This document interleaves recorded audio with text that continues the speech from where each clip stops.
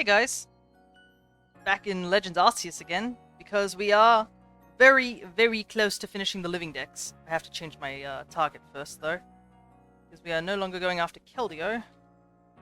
We're going after Shaymin and Enamorus, if I can remember how to spell Enamorus. But yeah, we're basically back here in Pokemon Legends Arceus in order to catch the last two forms that we need. Which, if I can figure out how to spell it. There we go. So, as you know, Enamorus and Shaymin both have extra forms, being Sky form and, I guess, the Incarnate form, and the Therian form for the Genies. So I think it's the Therian form is the one we're after. So, we are basically going to try and run through the game as fast as possible. This is a new file that is currently on our... I believe it's on our file that we were just doing for the Pokemon Sword and Shield. I also have to do something real quick because my dog is doing something. Sorry about the delay, I will be back in just a moment.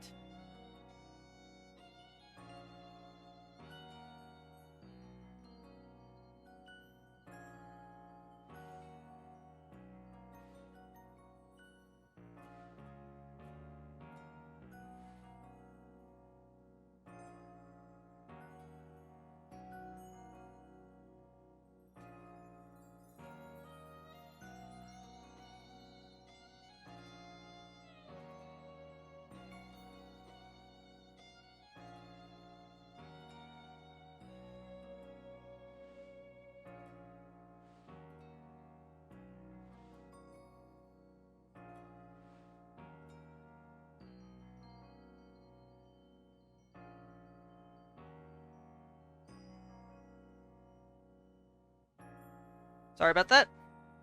Just a slight inconvenience. Whoops, I got my stream avatar thing. There we go. Alright, it's all good. As you can tell, I'm in a bit of a rush at the moment. I've been, I went for a quick walk to go deliver something at the post office. So, by the time I got back, it was pretty much like 10 minutes before stream. So I'm a little disorganized, but we should be fine. So, premise is, we're going to rush through the story mode as fast as possible. There are a few hiccups, which is when we get to the Coronet Highlands, the game expects to have completed like a good chunk of the Pokedex. I'll just start moving. I did skip most of the tutorial catching, so we're just at the part where, just before we get our partner Pokemon, I believe. So yeah. We've seen the lightning for the Cleavor, and we are going to go and try and get ourselves enlisted so we don't die in the wilderness. You know, casual stuff.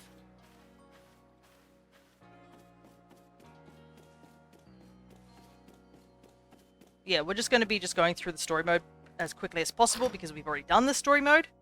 And we're going to see if we can get to the end of the game as fast as possible. It is going to be tough because, like I mentioned about the Coronet Highlands, the Highlands are actually locked behind Pokedex aggression.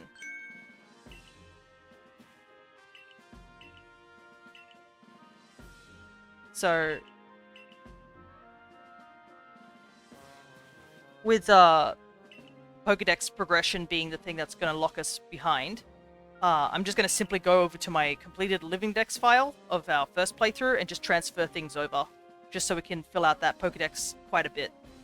I believe just seeing all the Pokemon that are available in the Pokedex, I'll exclude the legendaries, but seeing pretty much all the Pokemon should give us 3 to 4 stars, and I believe we need 5 to get into the Coronet Highlands. We are going to be catching other stuff, obviously. So, that would be regarding team members and stuff like that, just to get through the story. We are going to be choosing Cyndaquil, because we chose Rowlet in our first playthrough, Oshawott in our second playthrough. And now we'll be choosing Cyndaquil for our third playthrough.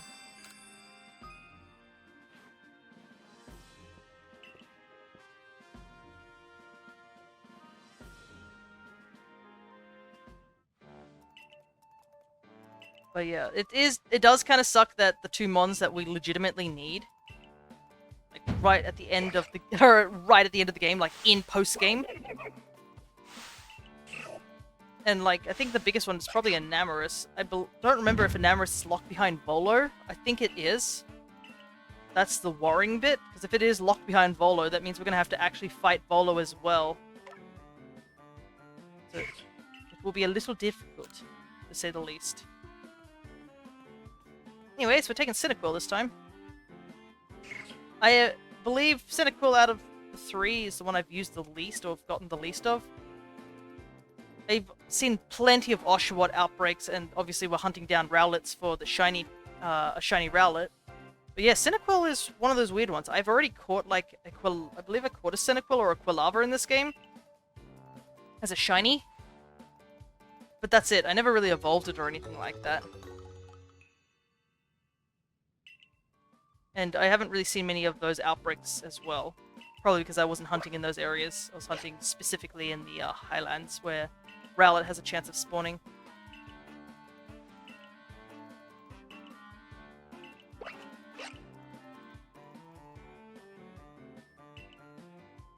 Alrighty. 20 Pokeballs. I don't think I can catch anything else besides these 3 Mons until I, you know, finish this trial. But yeah. Alrighty, 20 Pokeballs and a Cyndaquil. Let's see our boy. Speed is down, which kind of sucks. Special defense is up, though. Sassy nature.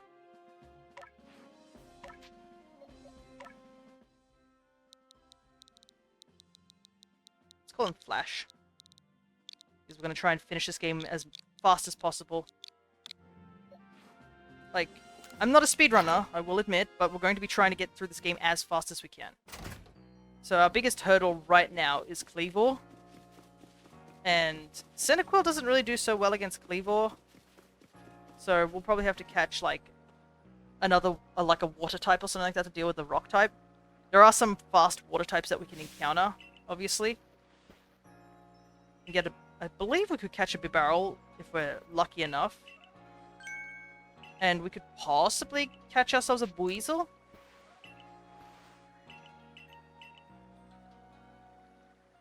But yeah.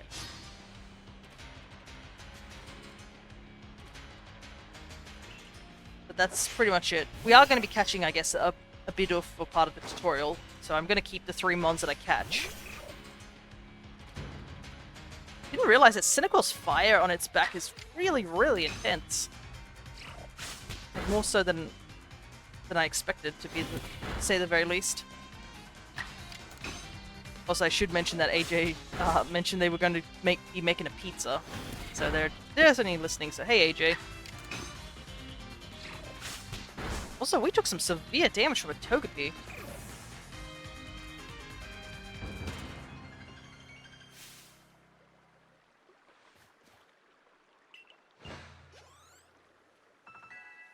Anyways, we got the level up, which is good.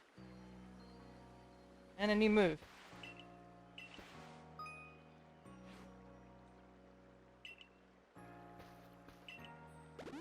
Thank goodness that Volo heals our team. I wonder if Volo at this point realized what was happening at this point. Like, he obviously knew about the whole people falling out of the sky, obviously from Ingo and stuff like that. But I guess when he saw us and somebody who's not only a competent fighter, but I assume has most of their memories? That's another thing too, it's really unclear. Like, our character has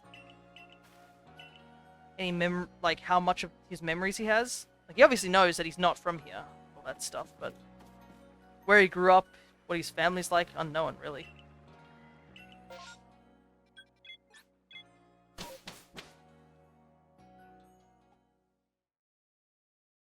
Alrighty.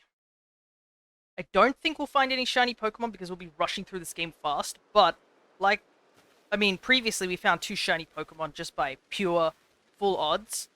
If there are outbreaks,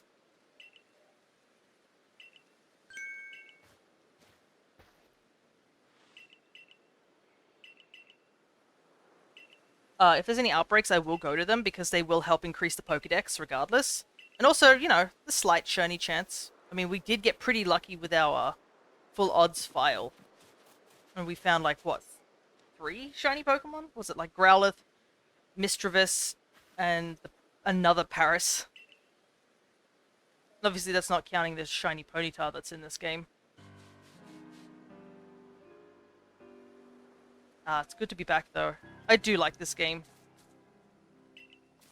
I don't know if it's about, like, just the art style and everything like that, or just, like, just the fun of just lobbing balls at Pokemon. There's something honestly fun of just doing that, just, like, going, hiya, and throwing things at things. It's like lizard brain mentality. That's probably what it is. Alrighty.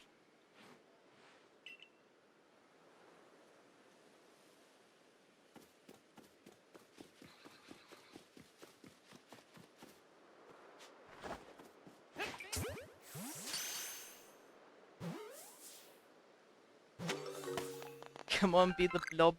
Oh, they're not lime. Are you the blob? Woo. I believe if you are, you can choose from the stream avatars. If you're not following, you have, I think, 5 choices, which is between the 4 baby Tamagotchis and the shopkeeper. But if you are following, you can get other blobs. But welcome. We are going to be proceeding through Legends Arceus as fast as possible.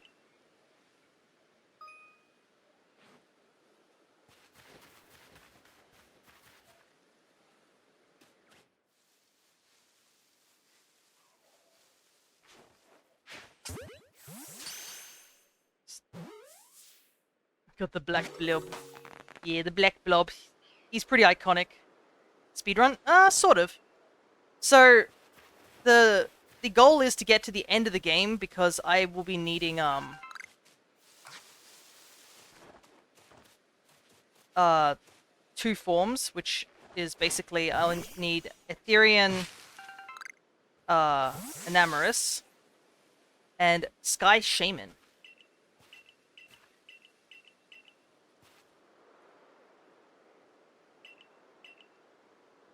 Speedrun, yeah. I guess it's sort of like a speedrun. I'm not... I will admit I'm not a speedrunner, but I'm going to be trying to get through this game as fast as possible. I still love how this game tries to make Shinx, like, super threatening. They're like, oh boy, here he is! Bam! The baby! It's still a speedrun, just as unskilled one. Yep. Speedrun unskilled percent.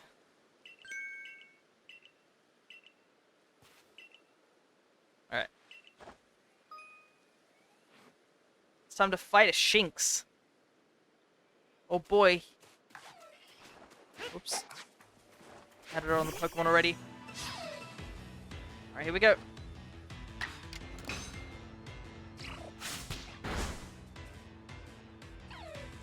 I'm just happy I'm a blob. Whoops. Nope, that's the wrong button. Here's this button. There are plenty of other blobs, so... But I'm glad you like that blob in particular.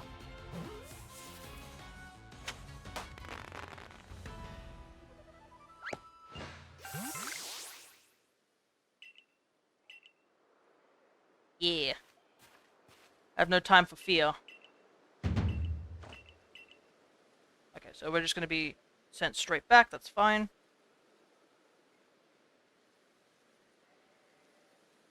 But yeah, I believe we need to get our star rankings and stuff like that up.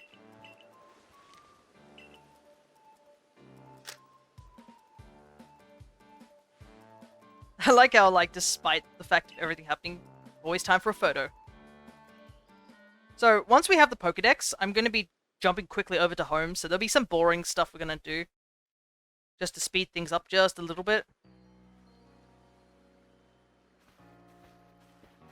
A lot of transferring. Unfortunately, I couldn't do this before stream. I wanted to, but apparently the game couldn't connect. Because I didn't have a Pokedex, essentially. But yeah, this will speed things up just a little bit in the long run. Obviously, it's not totally viable to do this, but it will help.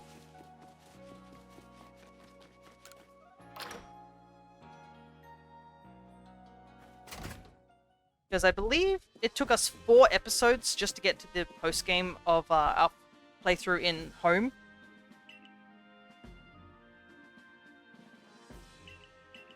And we're getting to a point where we want to get this done before the DLC for Violet. Because obviously there's going to be new Pokemon over in Violet, Violet's second DLC.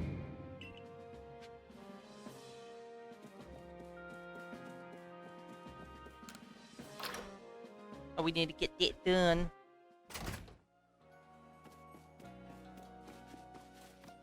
Because we'll have to play a blind playthrough of it through our main game, and then we have to play another playthrough of it with our secondary game. Let's get changed.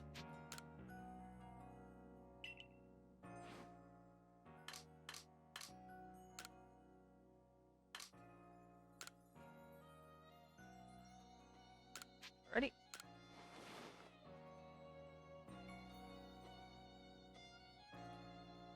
There you go, nice and snug. I do like the Survey Corps outfit. It's really nice, actually.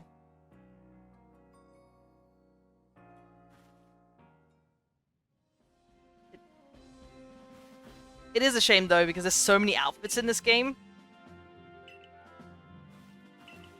that you're just like, oh, I want to try on all the outfits, that you don't get to really have the Survey Corps. I'm gonna head to bed. Normally I can last until 2, but I'm tired for some reason. No worries, Lime. Thank you so much for just dropping by and saying hi. You can always check the VOD later if you want to, but yeah, your sleep is far more important than my streaming schedule, so have a good night, dude.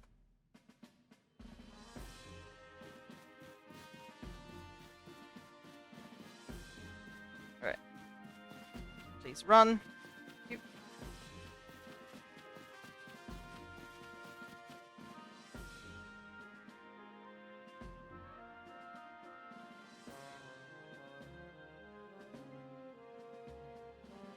Alright. Here we are, this guy.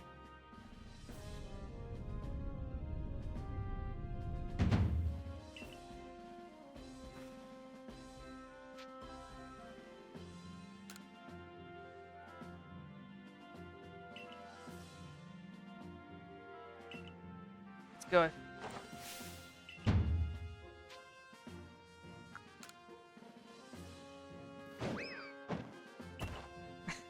I figured out a decent enough science fiction explanation for the guy that can turn into any material. Oh, that's always good. Because sometimes people will ask, like, hey, how does that work in your game's world? Like, as long as it makes sense in the world of the game or the story, sometimes it's best just to be like, you know, this is how it works, instead of just being like, magic, which we can't. I mean, a lot of science fiction things have like people turning into using all sorts of things, but like having having an actual explanation is always good. It can work in real life. Nice. It's always good.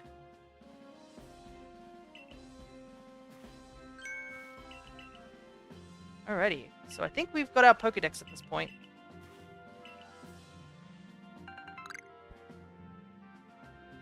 We've got the recipes for crafting the Pokeballs. Some monies.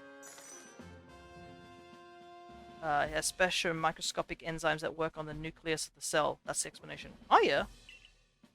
That could be a decent explanation. Alright. Let's... Unfortunately, this is all tutorial stuff. There's nothing we can really do about this.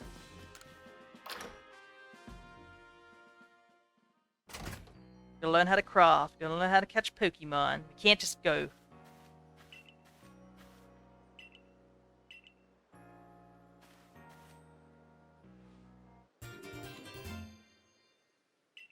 Right. Though unfortunately, I think we're gonna probably not be worrying too much about clothing this run.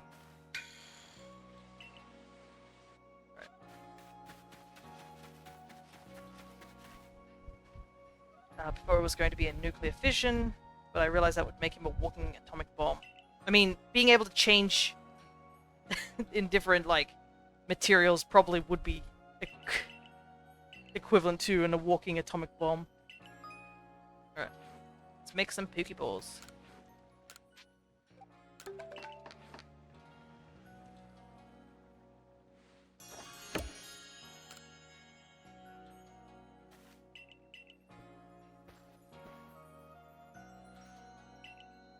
He'll inherently be a very heavy guy because he has all this extra materials in his cells.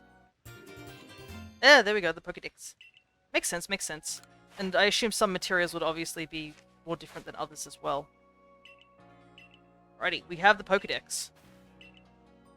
Finally. It's a good thing I did, like, the earlier stuff, to say the least. We're already 25 minutes in. We've only just got the Pokedex.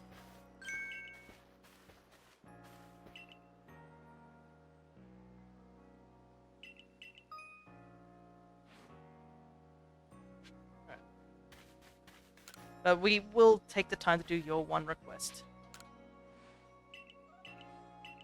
We'll get him a Wurmple, why not? Okay. So we do have the Pokedex. Now here's the boring part. So I hope you guys are ready.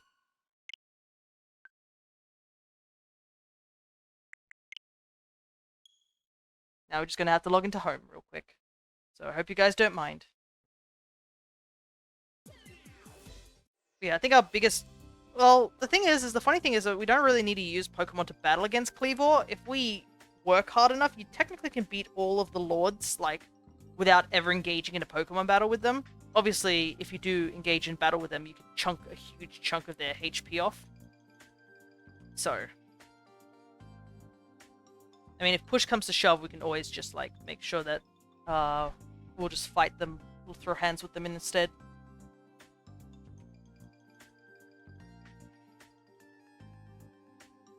Come on, home.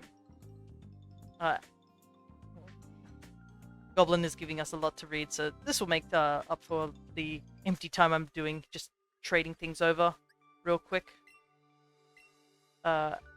As for how I can move while he is shifted, he isn't actually entirely made out of the materials he shifts into, and the connecting parts between the cells that allow them to identify each other are the same.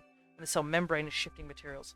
Okay, so like if he shifted into like something that isn't able to hold its own weight or something like that very well, it shouldn't have too much trouble. Look at all these Pokemon that I have.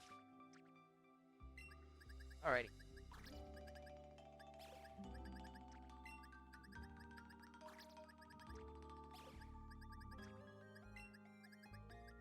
Always love a good living dex.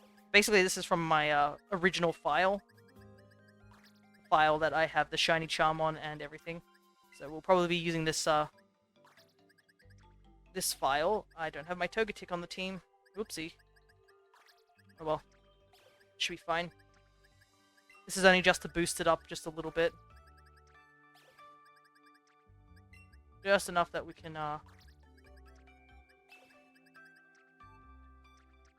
my Alpha Dex. Oh man, it's still quite patchy. I really wished I could finish it, but there's Togetic.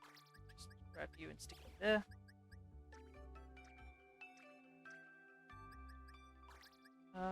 Sneaseless there. Yeah, I have some shinies I should transfer over at some point. I do have this Oshawott, but I want to keep him there because he's my alpha shiny Oshawott. It's pretty cool. Right, we'll leave the legendaries out for now.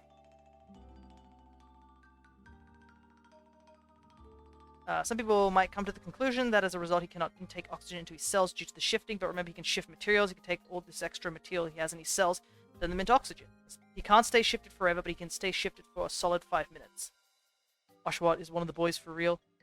Yeah, it's also, I feel like, the monkey paw thing happening again with me, where clearly the game is like, oh, you want shiny Rowlet? Well, we'll give you an alpha shiny Oshawott and a shiny Centiquil, because that's what you want, right? And I was just like, no, that's not what I want. Ooh, that was a very laggy transition, but it seems like everything's fine. Okay, so we'll transfer all these guys over.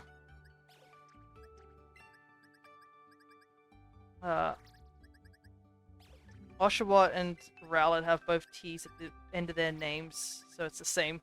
Ah, yes, I see. So the game got confused, thinking that I meant Oshawott, because it heard T. I was like, ah, right, Oshawott, not Rowlet. Ah, silly me, how could I have made such an simple error? I don't mind Oshawott. I think, though, I do like Duot a bit more in terms of design. That's just a personal preference of mine. Samurot's okay, but yeah, I've always liked Duot's design. I think it's a solid middle evolution, which a lot of mons don't have a very solid in-between evolution. Like Mudkip's line. Mudkip? Cute. Part of memes. Swampert? Pretty cool. Like, great typing. Great design. Marshtomp. He's a little weird. I mean, have you seen his 3D model where he just stares into the abyss and hopes that the abyss will blink back at him?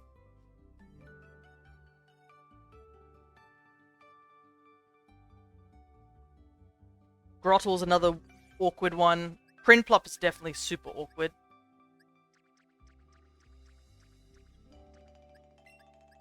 Combuskin's terrible in between. Yeah, which is a shame. I love Torchic. Torchic's my favorite. The Combuskin sort of sits a bit awkwardly. I guess I'm slightly biased to it, but yeah, Blaziken makes up for it, thankfully. The Trico line has just got solid. There's nothing you can improve of that line. All three of, like, the Hoenn grass, all good. And it also doesn't help, I guess, because if you played Mystery Dungeon, yes, you would like Grovyle a little bit more. But yeah, Grovyle's design's a solid middle evolution too, and then Sceptile's really cool as well. The neighbor's baby is crying again. Or toddler, I should say. I don't know when it started, maybe a couple of months ago, but I feel like it's the only thing that it's, like, knows now how to do is just cry. Like, I haven't heard any other communication come from it except crying. I'm just like, do you know how to do anything else? Not gonna lie, Ivysaur is yawn. Ivysaur I don't mind. But, I mean, Bulbasaur's pretty cool. Venusaur's a bit, I prefer Bulbasaur. Yet the bulb is the focus, but the rest of the body doesn't change enough. Yeah, I can see what you mean. Right. I believe that's all transferred over. So, Wartortle is good, though. I'd say, yeah, I do like Wartortle's design. I'm just sad that they lose the fluffy tail. The fluffy tail goes once it evolves into Blastoise. Charmeleon is just... yeah, is meh. It's another awkward middle evolution. And also, I guess the problem is it's clearly outranked by, like, Charizard's design. As much as how overrated it is, Charizard is still a pretty good design. The Johto's ones, I think Croconaw is probably the one that I think is the most awkward out of the three of them. Alright. There we go. Pokedex, 222 registered. I'm pretty good at this, aren't I? Alright. It's time to continue on with the story.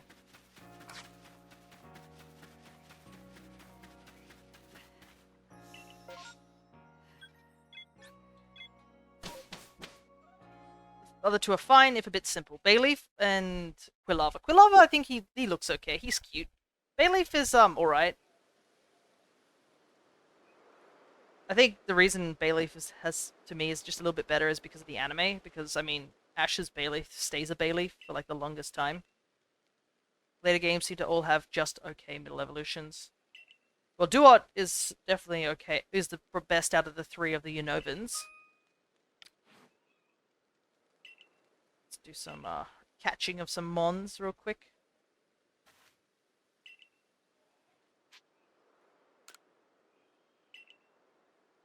I mean, like 7 and over. Okay, so 7 and over is like 6 is Kalos. Let's just go through all of them, I guess. Would probably be the best way for me to remember. Kalos's ones are pretty, they're okay, I think. All three of them seem to be okay. Quilladin is probably the one that I would say is the weirdest looking one. He's a bit too chunky. He looks a bit weird. Frogadier okay. I think the problem with Frogadier is he gets completely outclassed by Greninja's design. And then Braixen, I like Braixen's design. It's very cute.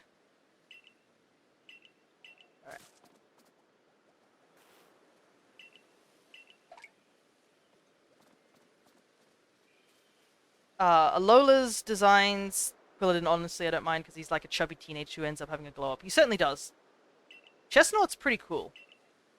Which is, I think, a bit of a shame because the problem is that Chestnut is not bad. It's just he's dealing with things like Greninja and like Delphox, which also are very solid designs. I think all three of them have pretty solid designs.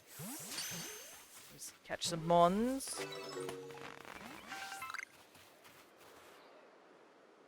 Chestnut is so slept on. Yeah, the thing is that I did the same thing where everybody was hoping to get Fennekin because everyone liked Fennekin first.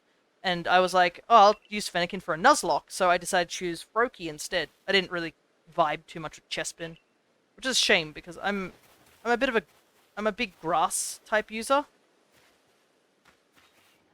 Love me some grass types, but like, yeah, Chespin really wasn't doing it for me.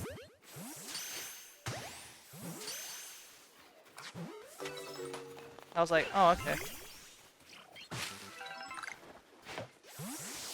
Nope.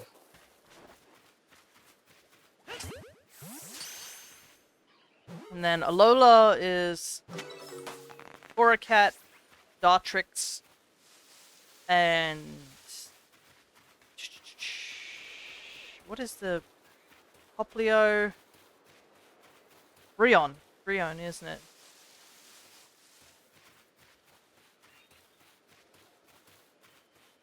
I think Rion is quite cute. I do like her design. Dartrix is okay, I guess. Yeah. I know some people like him because he looks a bit like Blathers. And Torracat's just a cat. I mean, the bell idea is very cool. I do like that part. Yeah, that's pretty much all I can really think of.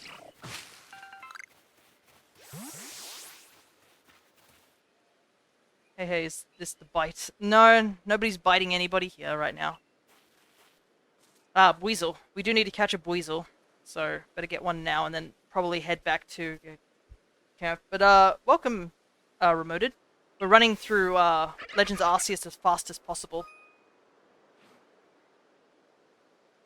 Alright. Let's go get ourselves a Buizel.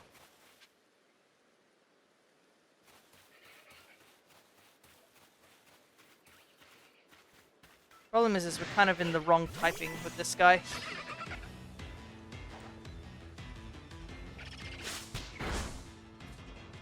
Yikes, how much damage does Cynical take? Cynical feels a bit frail. So how does the Pokedex work? So in this game, the idea of the Pokedex is that catching the Pokemon registers it to the Pokedex just like any other game, but tied to it is a bunch of, like, requests. I'll show you just really quickly now that we've caught this Buizel. So, because I just registered everything. So we'll just use Cyndaquil here. So Cyndaquil here has a bunch of research tasks, and as you do the research tasks, it gets points to level up the research level. I have the game, but I'm still not understanding it. No worries, no worries. I'll try my best to see if I can explain it. So, there's two different states you can really get. With the research level, your research level goes up as you do these tasks. As you can see, like catch a certain amount of them, see it use Ember, see it use Quick Attack, see it use Strong or Agile or Evolve it. If it has the arrows above it, as you can see those arrows to the left, it basically means that you'll get more research level points for completing those particular tasks. And to complete a Pokedex entry completely, you need to basically get an up to level 10. That will mean you've technically finished the Pokedex entry. So that's usually the baseline thing. If you complete every research task, so I want to do the arrow ones. Yeah, you want to do the arrow ones first to try and give you more points.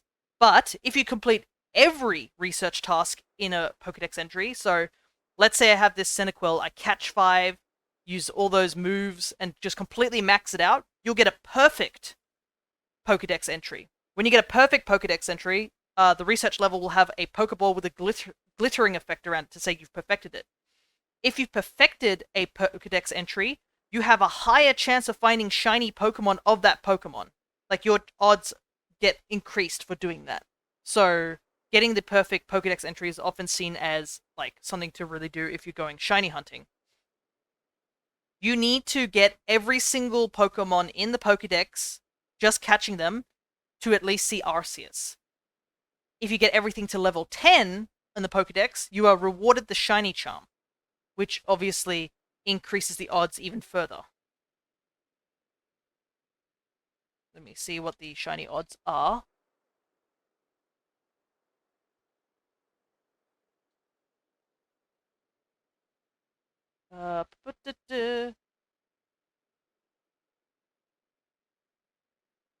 So, yeah, basically, if you have a perfect Pokedex entry without, like, I guess the shiny charm, it drops it to 1 in 1024. And then if it's in a massive outbreak, it goes down to 1 in 141. And on top of that, if you have the shiny charm, it also increases it.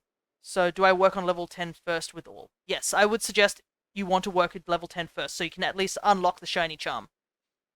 And then I would suggest working on the perfect Pokedex, because some of the entries on here are very, very hard to perfect. I will not deny it. Like, you're going to have to grind a lot. Some of them require you to do things like, let me see, like, use really powerful moves, use strong and agile styles over and over again. This means you're going to have to do a lot of battling. Some of them are like, you have to evolve them. Some of them is like, you have to defeat them with certain moves, or catch them in certain locations. So, yeah, I would focus probably getting level 10 on all of them first, and then work towards getting the perfect dex. And I would also suggest, like, if you're going for the perfect dex, probably do the Pokemon that you want shiny the most first. But yeah, go for the level 10, get the shiny charm, and then you can consider working on the perfect dex. And then you should have a game that is pretty much ready for shiny hunting altogether. I think that's as best as I can explain it. And obviously, when you're, you know, catching Pokemon and stuff like that, you can always check, like, what you need to do. And you can see here some of them, like for this one, Wurmple, you need to catch light species. How are you going to know a Pokemon's a light species? You just got to keep catching them. So yeah, it is a lot of work to get the perfect Pokedex, but if you are a dedicated shiny hunter, then yeah. Especially since there are some rare shinies you can get in this game, from starters to alpha Pokemon. Like, people really like shiny alpha Pokemon a lot. So I don't blame them for, like, trying to work very hard to get those mons.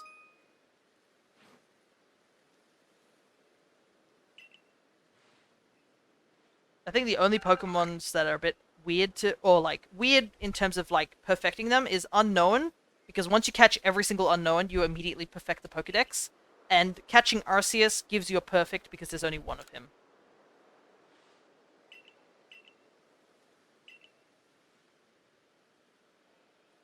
Alrighty.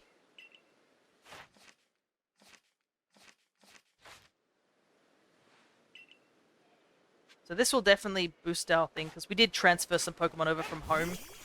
But, you know. I'm gonna just do some grabbing of things.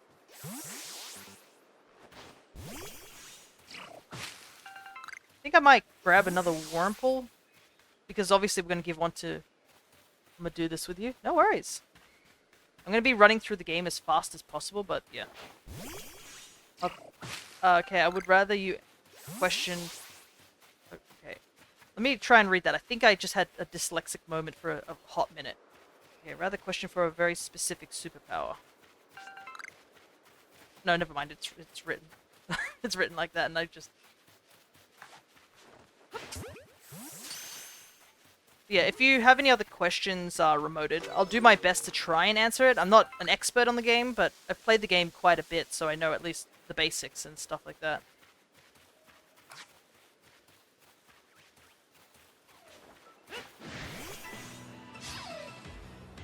Alright.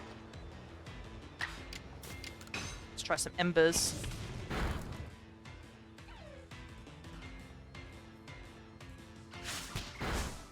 Need to get our Cyndaquil leveled up so that it can handle stuff.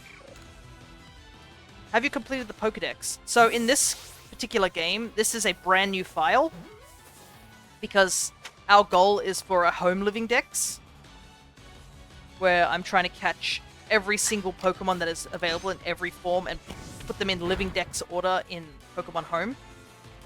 So I've already played through this game. I think this is my 3rd time I've played through this game.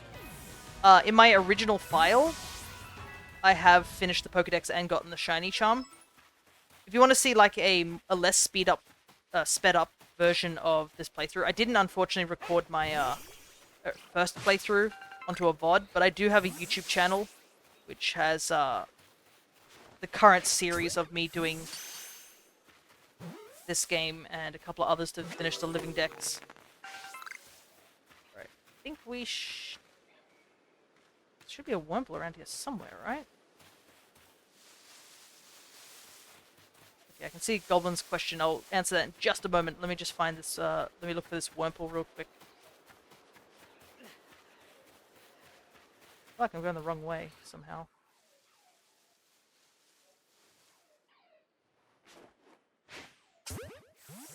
Would you rather have the ability to teleport in a direction after you point there for 10 seconds, or gain strength based on how loud the environment you are in? I think I definitely would prefer the second one. I think I've had this question very briefly about the teleportation one with, I think, someone else. In terms of just like, what if you mess up the path of your teleportation? And what would happen if you accidentally teleport yourself into a solid object? Would you just like get mushed inside the object depending on how your teleportation works? Would you suffocate like instantly, like in Minecraft when like sand falls on top of you, sort of thing? So yeah, I would definitely prefer the strength one. I'd be the strongest mofo alive. The shopping center.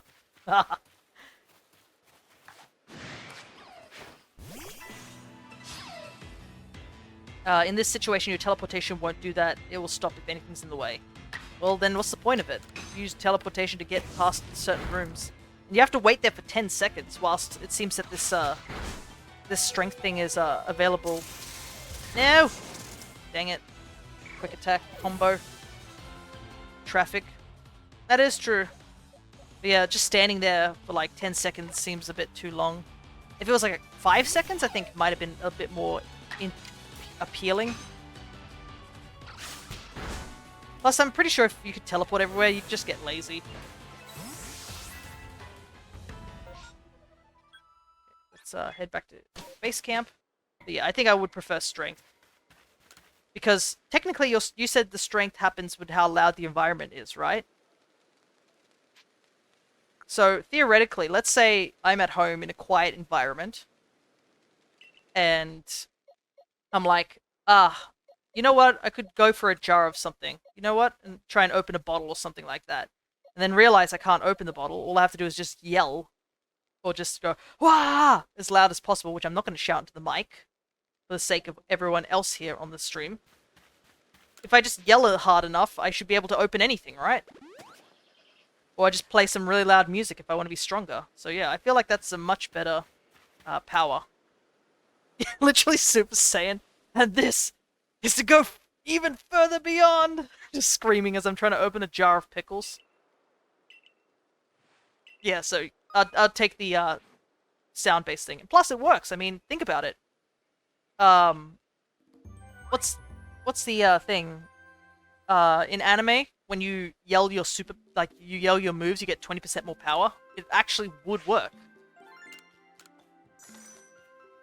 You'd be a crazy good construction worker? Yeah.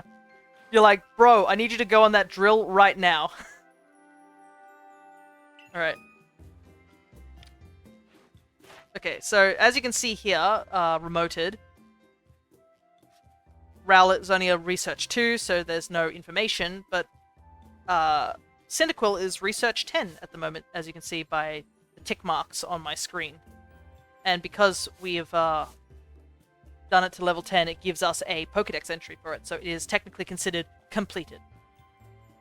But yeah, I just transferred all my Pokemon over from other games, so that they all should be at research level 2. But that should, like, boost up my odds quite a bit.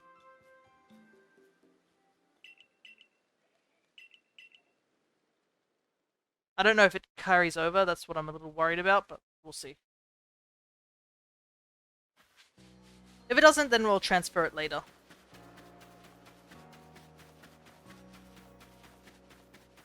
Alright. Unfortunately, we'll be skipping most of the side quests unless they're necessary. Except for this guy. We definitely have to give him the Wurmple. Very important.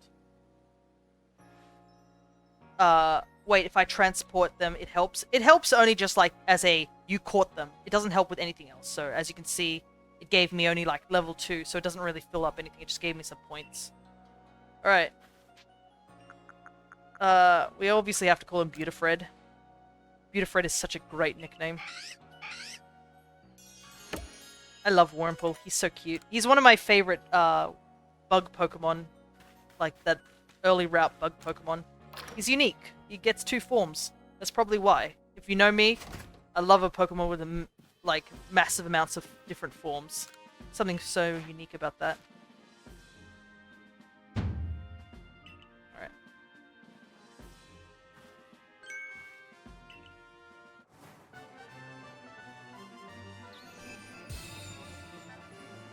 Got a star. Ooh. But yeah, it only counts as a caught thing. It doesn't really do anything else. I'm just doing it to see if I can, like, speed up the process of this thing. Wurmple has 3 forms. He only has 2. So he has Silcoon, which evolves into Beautifly, and he has Cascoon that evolves into Dustox. But, like, Wurmple's also just very cute. He's a very cute bugger. And I'm also very Hoenn biased. And he's got a good shiny, too. He goes purple. He has a nice purple color. Alrighty. I think we've gotten through most of the tutorial. But we'll see. Gonna eat a piece of apple right now.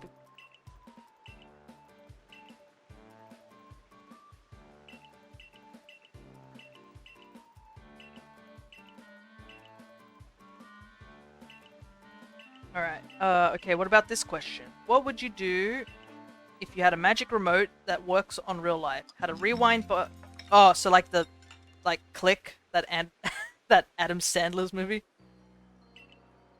The forbidden off button.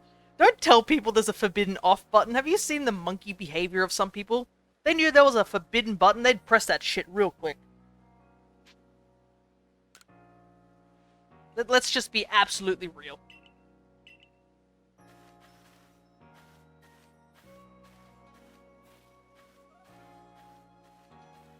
The off button just ends everything.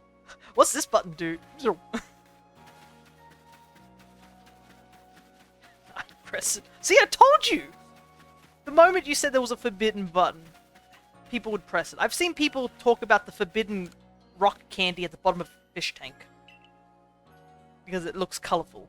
Like, you underestimate the intrusive thoughts of people.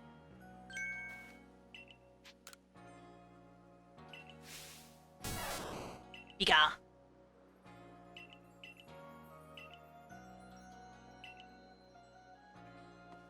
What would you do with the remote?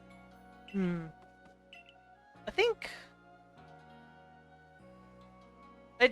if I use the remote, I'd definitely mute, like, other people's, especially children when they're crying or having a tantrum. Just turn that off real quick, you know? But, other than that, I think the only other function I'd probably use is the pause function. But that would be it, and I'd use it very, very sparingly. If you use it too much, you'd start relying on it too much.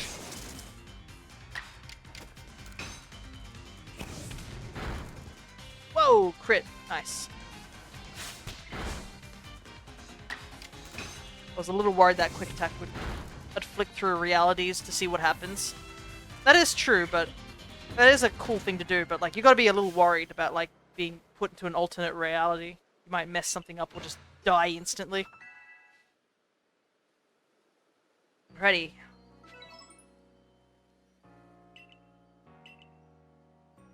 Worth the risk.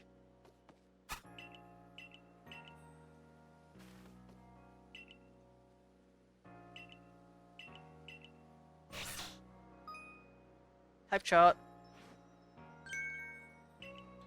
Click moment, yeah, pretty much.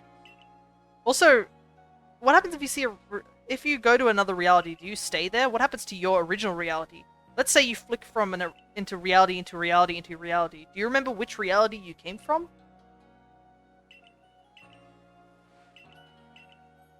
Does your friends and family just see you vanish and never appear ever again? Like, you remember the one you came from? Like, what happens if you, like, leave and just, like, oh, I don't want to come back, or, like, oh, I don't know how to get back? Like, that would be terrifying for your friends. You can always go back to the past reality you went from. That is true, I guess, because you have that rewind thing, but yeah. It'd basically be giving you godhood, which... either A, you're going to be using it a lot, or B, you're just going to get bored of it soon. I'm curious. If I talk to Silene again, does she give me... I would abuse it so much? Yeah.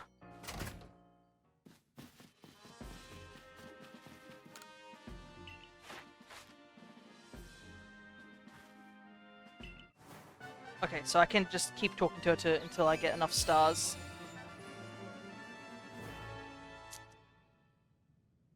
Nice.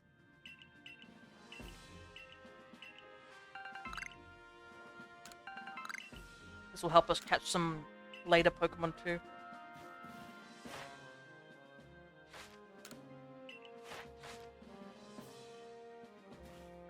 Yeah, I'm pretty sure that Click movie had some sort of moral dilemma. I haven't watched it, but I just remember seeing memes about it. Alright. Ah, here we go. The Pokemon question. The age-old famous Pokemon question, which would you bring to real life? I would bring Lucario to set all those people who are down bad straight. And Lucario also has, like, that aura checking thing, so you could be just, like, able to tell if somebody was, like, have ill intentions with you or not. Okay, wow. So we jumped quite a few ranks just putting in the decks. That's pretty good. We just keep catching. The Lucario. Well, I don't know. Depends on how you raise your Lucario. You just force palm them, paralyze them, just walk away. No need to waste time with those type of people. I think I did answer this question another stream. Somebody did ask me this question, and I think I said Alcremie because it would help with dessert making. Because I do tend to make a lot of baking goods and stuff like that. I don't know how the heck this guy snuck up on me with that big bag. Also, I love how he's like, hey, let me teach you how to backstab people. I totally won't do that with you later. Bye-bye.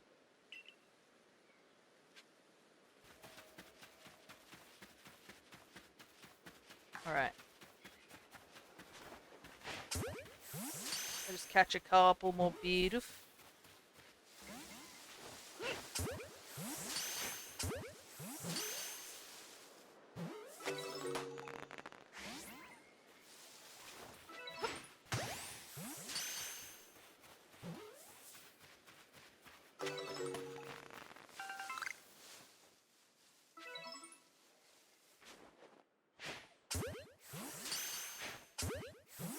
For real though, I would take Gardevoir because it has that companion thing and I just want to hug sometimes.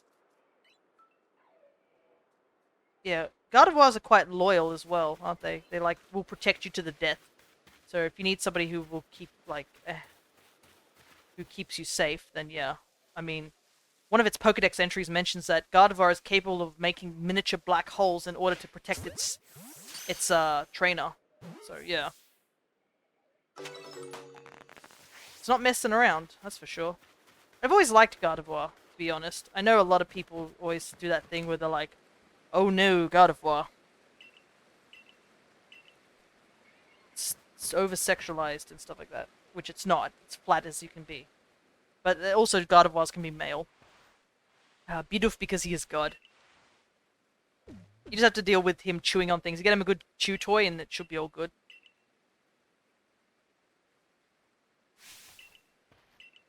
Yeah, there are some Pokemon that you just want to keep. Like, I know... what is it? Furret would be a nice one. People forget how big Furret is. Furret is massive. Give me a giant pillow. You wouldn't want a Munchlax, I would say. Munchlax eats far too much. That's the last mon you want. Unless you have like the biggest bulk build in the world.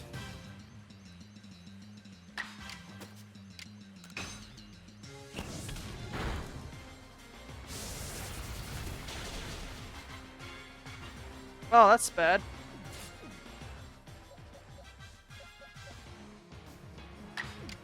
Didn't realize it was Arcanine for 2 reasons. Big Dog and Arson. We got the burn. That's good. Keep Vaporeon, no reason why. Leafeon would be a nice one after all. Leafeon is, you know,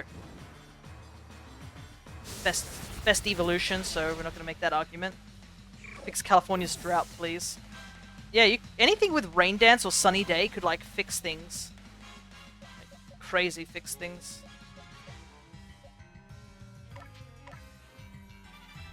Or just, like, have something use grassy terrain as well. Like, that's another thing that could really help with that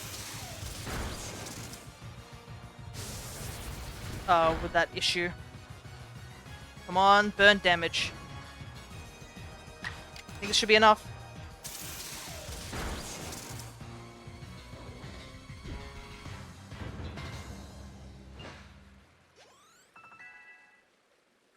No, I don't think I'd ban them over that particular thing. Time them out, no doubt about that. I just feel bad for Vaporeon. Vaporeon's got a nice shiny, it's a cool mon, and then people did that sort of nonsense because people can't, like, be decent humans in society or something like that, you know? Everything has to be weird.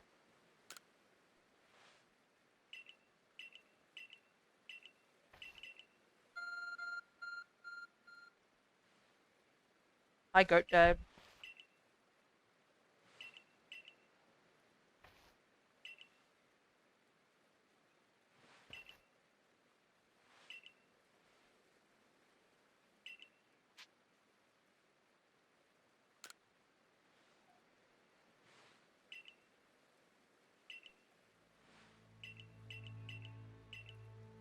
Yes, the almighty Sinnoh.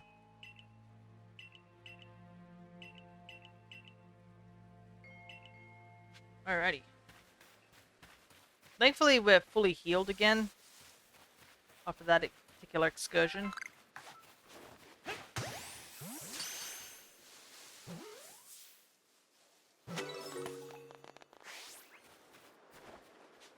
So...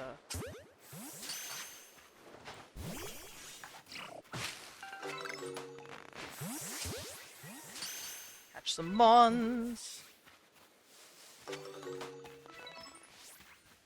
Machamp would be pretty good, I think, as a gym bro.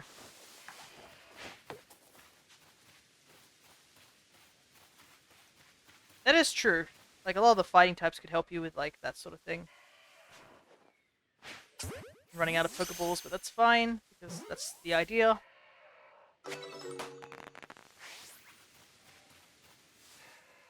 It's also helping level up our team. Centicore's a nice one, too. As long as you don't startle it, it should be fine.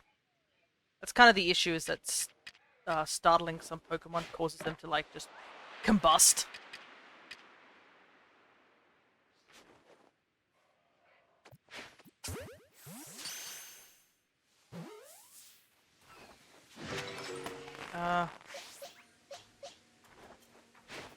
Switch over to Weasel. But yeah, there's a lot of Pokemon that'd be pretty cool to bring back. Abra would be good for teleport. That is true. I mean, that's what Silene uses it for. She has an Abra that teleports bug Pokemon out of the office. She's definitely afraid of bug Pokemon. Whoa! Another one spawned in. It's fine. We need Weasel to start leveling up anyways, so...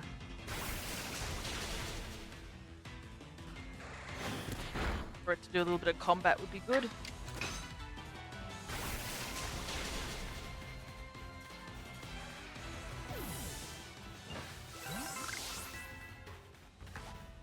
Alrighty.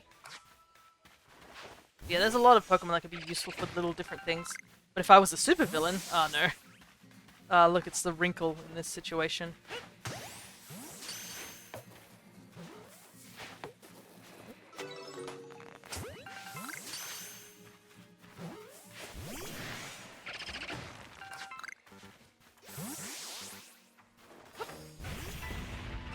Like I was truly evil. If you were truly evil, all you'd have to do is bring Makago. Makago will just destroy everything.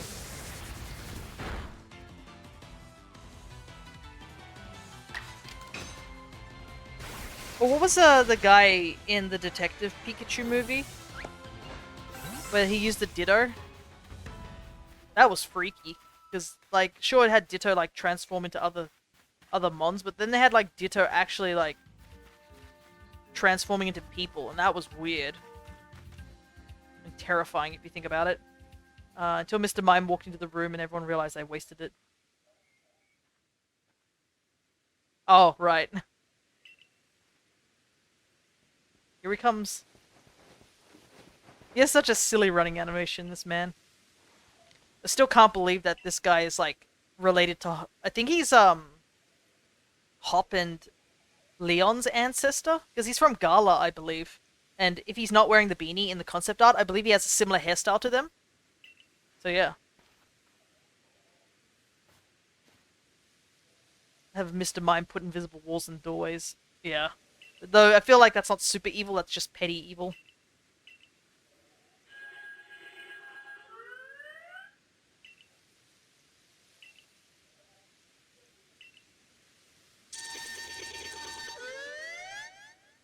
Whoop. Nice. Alrighty.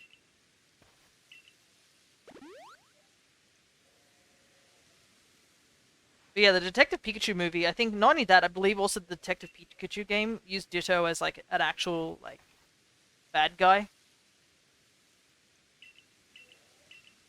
Which is kind of scary if you think about it, because obviously you can tell a Ditto just by looking at its eyes and stuff like that, but if you cover the eyes of a Ditto or the Pokemon doesn't have eyes, doesn't that make him, like...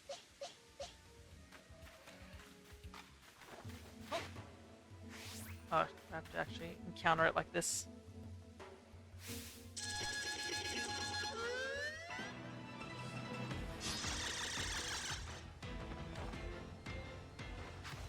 You don't get to toy with them. Right. Alright. I believe this is the first time we get to see action economy now. Yikes, that was a lot of damage, as they say.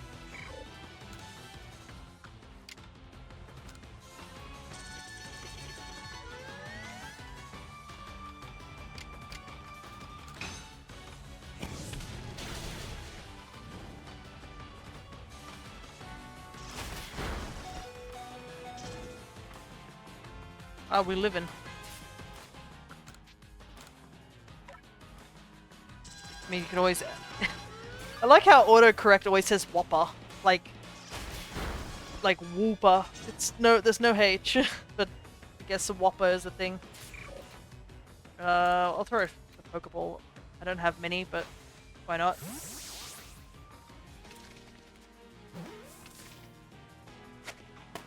There we go.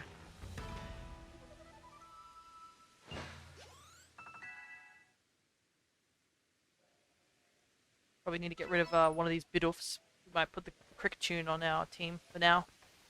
With something different.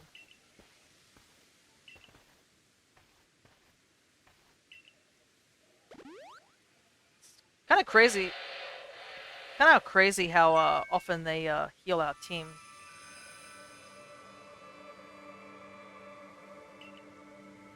Man, we're an hour in and we've only just seen Wordia. We gotta speed things up. Problem is, it's just dealing Cleavor. I don't think Buizel is ready for Cleavor. At least we have a little bit more, like, movability now that we have Wordia. Or we'll eventually get Wordia.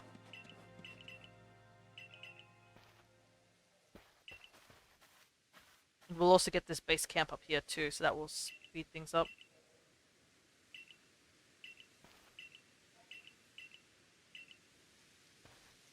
So hear me out, we give all babies swords. Is this like that one meme from Gravity Falls where it's just baby fights, where they just poke a baby and then two babies fight?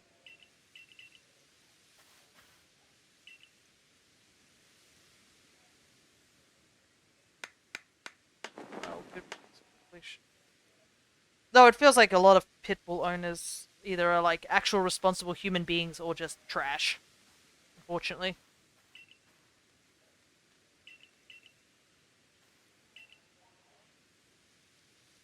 Though, to be honest, you don't even need to be like, let's do this and this.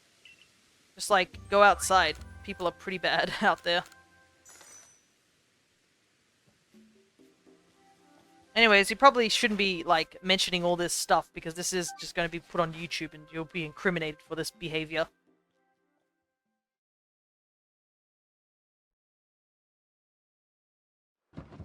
Alrighty. Another eating cutscene. I'm gonna try potato mochi one day.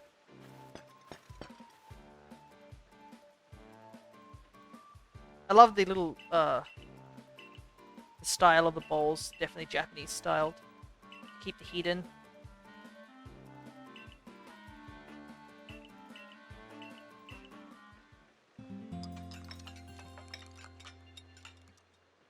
Oh, okay.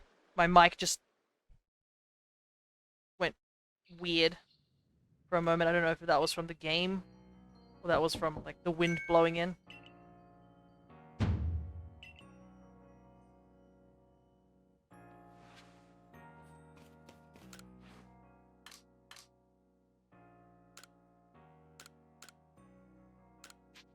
Okay.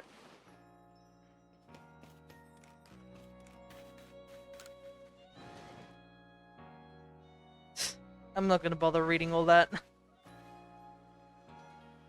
Gotta focus on what I need to do. Oh, that was weird. It was like the quest icon just showed up for a brief moment.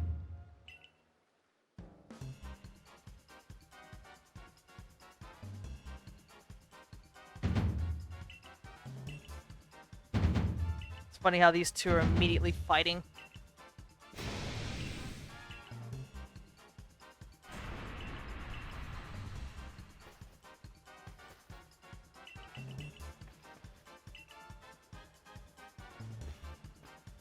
It's definitely funny when, like, they become a lot closer once you help them out and stuff like that.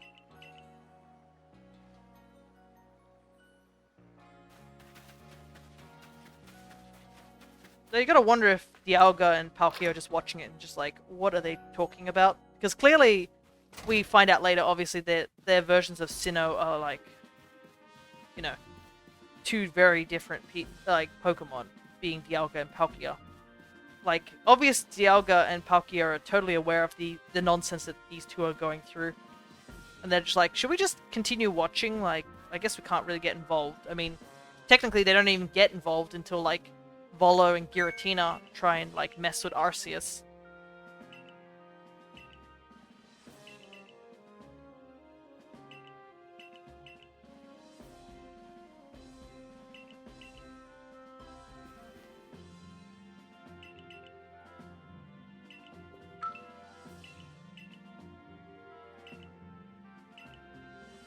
You will also ban children. What does that even mean?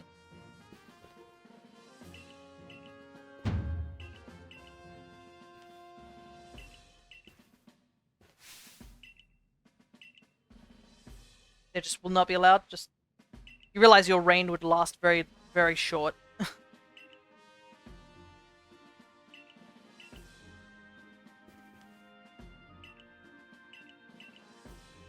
Also, there are a lot of adults that could be considered children with the way they behave. But they just disappear as well.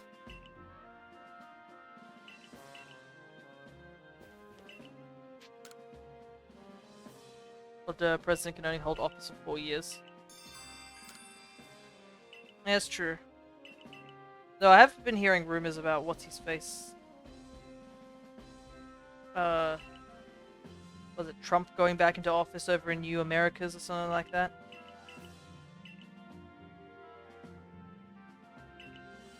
You can do 2 terms. Oh yeah.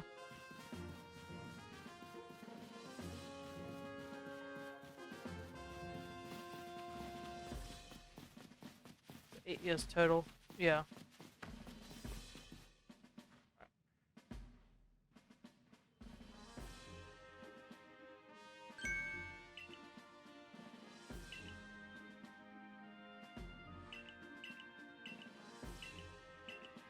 Do-do.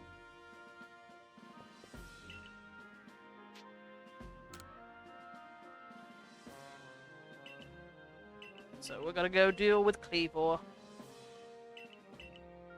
Cleavor is gonna be rough, to say the least. We technically do have better stars, so we could, like, catch higher level Pokemon, but, you know.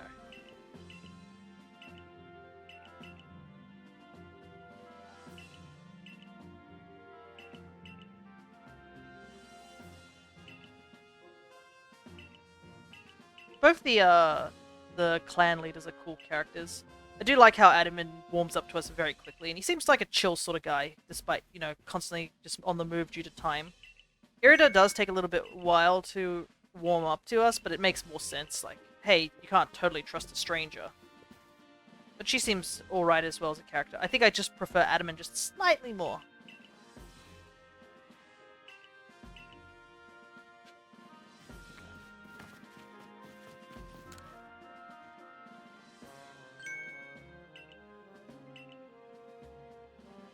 Mm-hmm. Alright, we'll talk to you, dude. Let's try and get as much of our bag opened up real quick. You know what else? I'll redirect all this funding to finding the One Piece. Finally. You do realize that you finding the One Piece just means you just gotta go to Oda and be like, so where is it? It's crazy to think. What was it like? Recently, Attack on Titan finished. I didn't really, like, wasn't invested in the series or anything like that, but it's kind of crazy that it's finally over. Like, I remember seeing, like, the first few episodes of that thing, like, show up. And, like, yeah, it's crazy that that series is over at this point. One Piece will end under my reign. I do worry a little bit about, like, how One Piece will end, like, considering just how big of a series it is at this point now.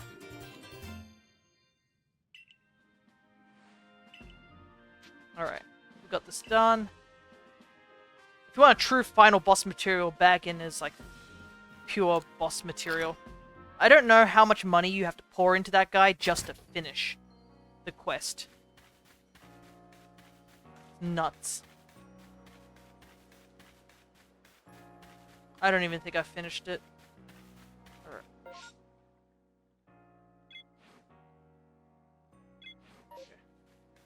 So it looks like we can immediately just go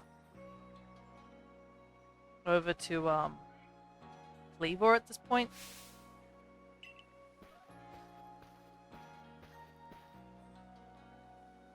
Yes, I have been, my guy. Another idea for your presidency. I like how you're making all these ideas, but you have to actually get step one first, is become president.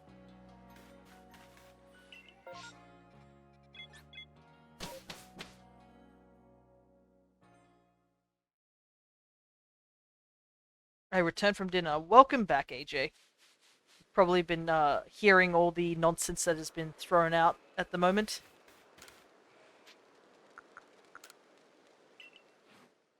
Could take a Geodude, right? This team's so boring.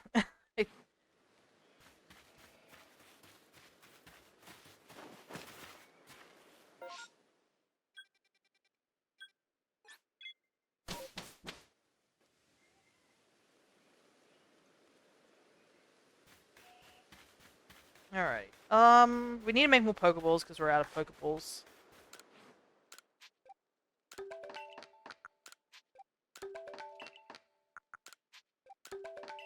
Some of those.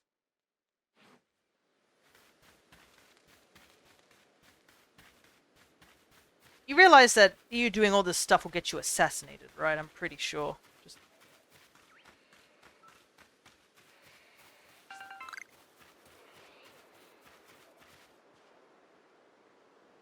head to the tree.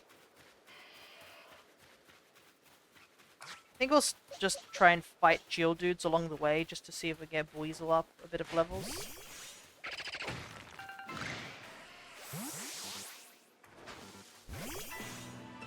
Diplomatic. Ism. It won't be an assassination because it won't be murder. Wait, I think you might have typed that sentence wrong. Also, it immediately becomes legal once it's done. Once you're gone, your rules end. So, like, technically the loophole is that take you out and all those rules vanish with you.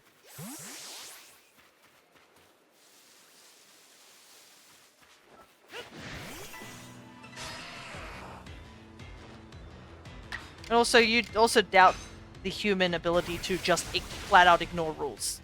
Like, haven't you seen in, ow. Haven't you seen in, like, basically the entire pandemic? We were told 2 simple rules. Stay indoors and wear a mask, sort of thing, when you're out. And did everybody listen? No, because some people didn't want to listen. So what makes you think people will listen to your rules? Nobody's gonna listen because nobody cares. If humanity wasn't so selfish, they would listen a bit more. So yeah, there's the end all of that situation. Anyways, this is about Pokemon. Why are we talking about politics? This is a boring subject. Got better things to discuss about.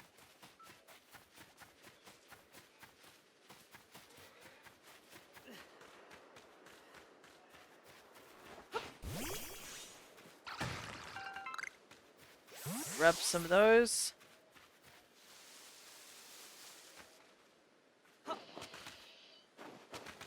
Okay. Thought I wasn't gonna make it, to be honest. Oh, actually we can fight all these Paris. They're aggressive as heck, these aggressive little mushrooms. Let's fight them. Cyndaquil would be easy to take these out. Get them levels.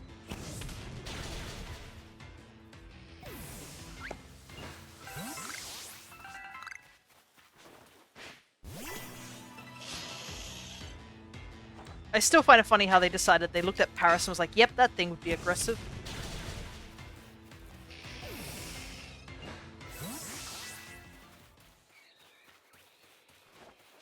I do also want to get the shaking tree real quick. I will make anime real. Whoops. Got distracted. Didn't press Ember. That's gonna cost me. Alakazam because of 5,000 IQ.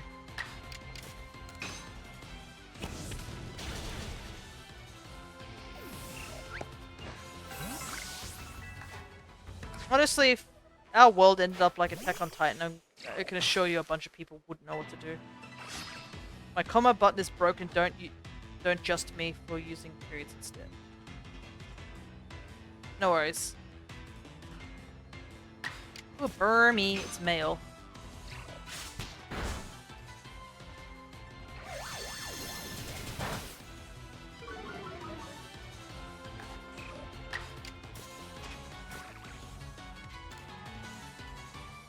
Is it just your comma button? Like the actual button isn't working at the moment?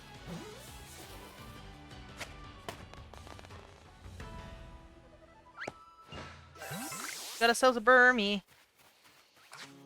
We got a Lumberry too, which is gonna be pretty useful. Just making our way downtown. We vote Wooper for president. Wooper hasn't got any hands. There's the Alpha Parasect. I don't know if we can catch him at the moment, but Wooper would be a good president. Yeah, my keyboard hasn't worked in months at this point. Oh, just the one button, huh?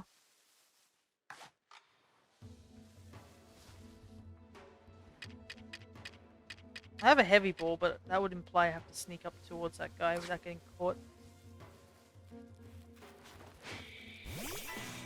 You know what? This might actually be good. So, use this opportunity to go into the grass here.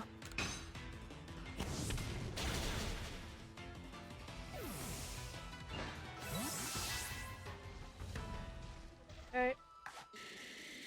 I don't know if I can catch this guy, but let's give it a go. Why not? What's the worst that could happen?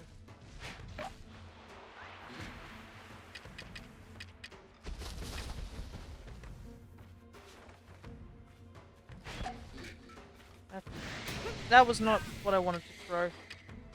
What level is he? 30. Dang it. He's a bit too strong. Yes, we got a run. I thought he was only level 20. I didn't realize he was level 30. We're almost ready to evolve. Let's keep grinding his Paris for just a little while and then run up and deal with the guy. Which Pokemon belongs in jail? Unless they've committed a crime, they have no reason to be there.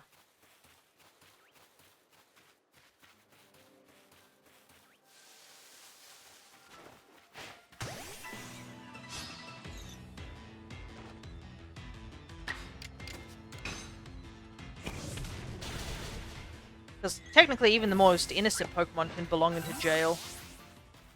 You think Jinx belongs in jail for existing? Isn't that speciesism?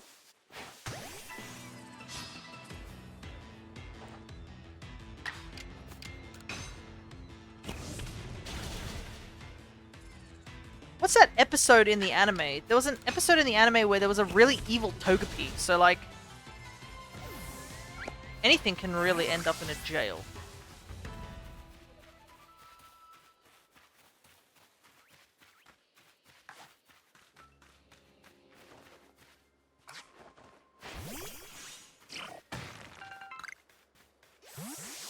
But I don't like how Jinx looks.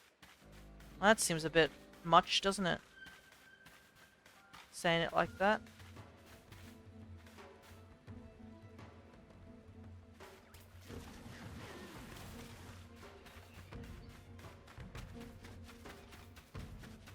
Thankfully that Bibarel was not hostile.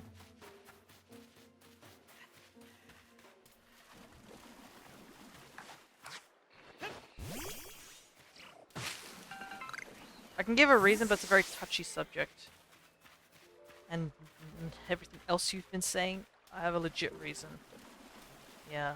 If it's too touchy, just leave it at that.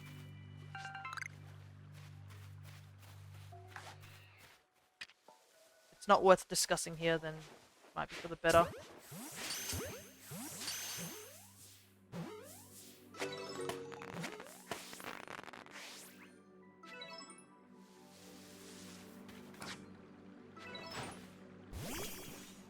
Nary. Yeah, I'd have to get some ugly history lessons. Yeah, I probably can sort of guess that there were some actual color changes to Jinx from the originals to now. To be honest, I don't know if it was like... Whoop. Didn't realize that thing's level 16. Everything here's tougher. Yep, has to do with that? Yeah. The funny thing is, it's like a thing that Japan, like, I think they did it as a sort of like, hey, we like these sort of like things, but like, obviously the rest of the world was like, yeah, Japan, you can't do that. Which is totally understandable. Yeah, it wasn't intentional, but like, it can't fly as of today, sort of thing.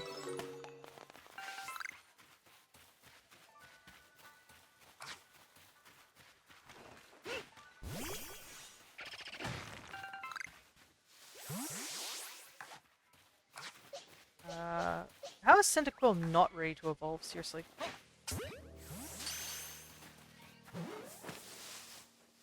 Oh, I caught it. Nice. Okay, so those two can evolve, but Cyndaquil can't evolve still? What is this? Japan doesn't know how to portray certain groups of people without being offensive. Yeah, I think they've done it before as well for another thing. I guess without proper education, people just don't understand certain things. It'd be the same for, like, other people. Like, hey, what you're doing is offensive, sort of thing. If they learn that sort of thing, the world would be a much better place, honestly. Dragon Ball Z had a character that was pretty bad, too. Yeah, there are some questionable things in Dragon Ball Z. Like, way back in the day, when they could get away with that sort of stuff. I know this is technically wasting a little bit of time, but we do need to get the Pokédex up to a certain level. and whatnot. Alright, I think we're good.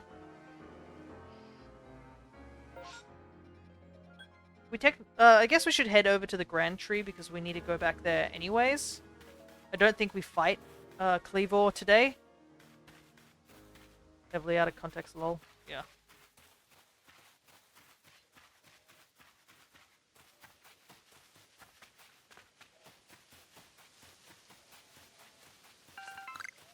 Dazzling honey. I'd like to catch you guys, but I don't have any Pokeballs left.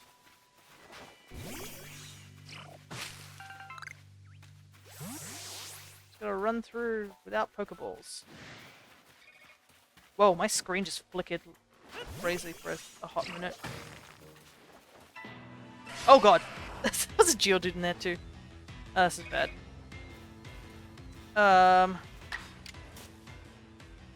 Let's get rid of you first. But yeah, the original Dragon Ball had some pretty, like, questionable scenes. Like, this is just a very unfortunate naming and very unfortunate thing for a policeman to be saying. Right. But, I don't know if people remember, like, the original Dragon Ball had, like, a whole thing where, when, I'm trying to remember the name. I think we should just run from this Geodude. Don't really have any Pokemon that can deal with it. Thank goodness you can run very easily in this game. Like, the one good thing. But yeah, I think in the original Dragon Ball, like, when Bulma and Goku first meet, like, for the very, very first time they first meet, I'm pretty sure the first thing Bulma does is literally pull out a gun and shoot him. Like, she, like, freaks out and then attacks immediately. No questions asked, sort of thing.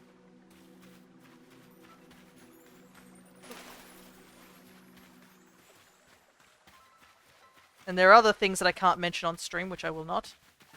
But yeah, there were a couple of questionable things. But there were also some interesting things, like, did you guys remember there was a whole thing where Goku had to deal with, like, these bunny people that were turning people into carrots?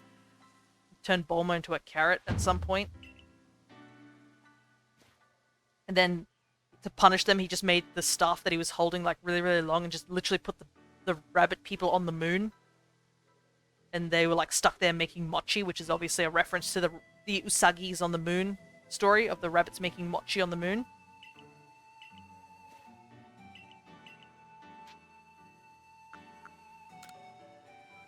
And then you remember that, like, at some point the moon's been destroyed in the universe of Dragon Ball Z multiple times, so there's a good chance that those guys are up there and just got obliterated when the moon got obliterated.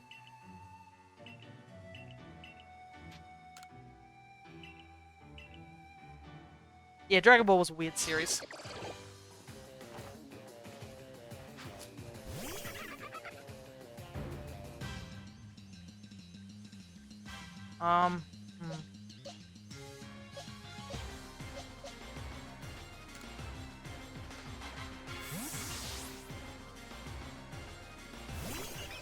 So Goblin, remember how we were talking about timing out people earlier on in the chat?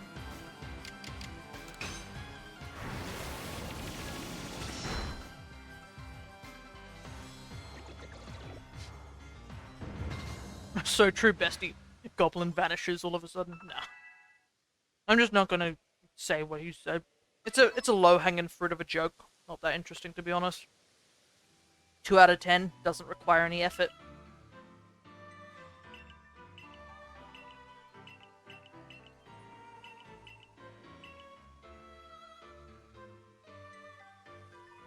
It is, but so is correcting me. Exactly. I'm giving you the effort that it requires for the effort for you to make that joke.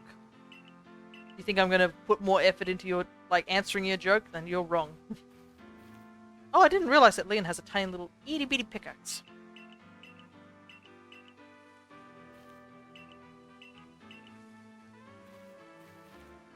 No, I meant the super comment. Ah, okay.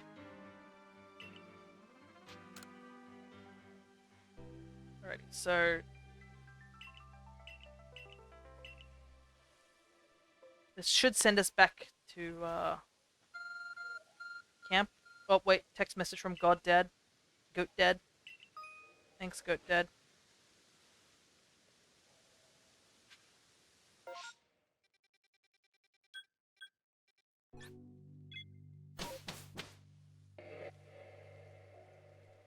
Right,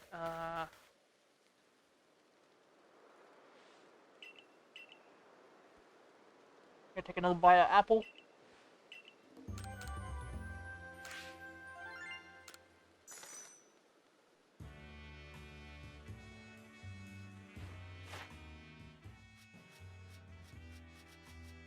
Not bad. You know what? I might put the Banary on my team.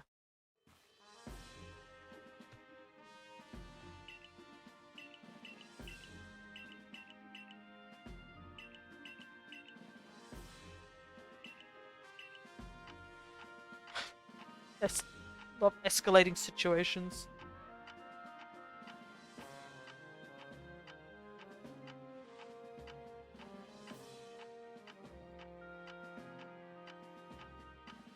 Certainly do. Oh my god. Wait, I wonder how old that video is, that particular one you're mentioning, Goblin. Like, how old is that video now? I feel like it's been around for quite a while.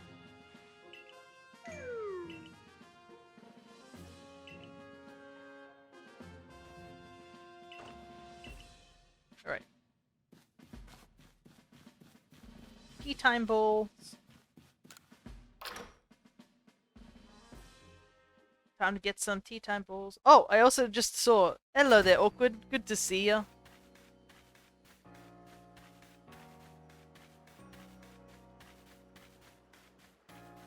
We are trying to get through the main story of this game as quickly as possible, but I think we're going to get to a point where I think we might get most of the story done today, and then we'll have to do another session. Let's see. Actually, first things first, we can evolve our mons. Let's evolve them first. So we're ready for the fight.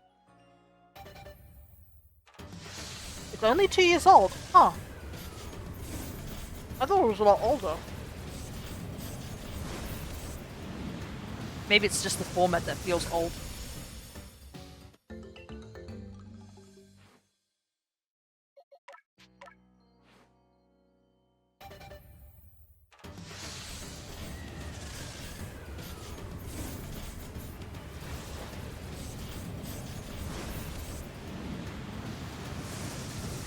Hopefully you guys can't really hear me munching. It wouldn't be very terribly entertaining or nice to hear. I never understand people who like do those ASMR food eating things. It just makes me feel icky.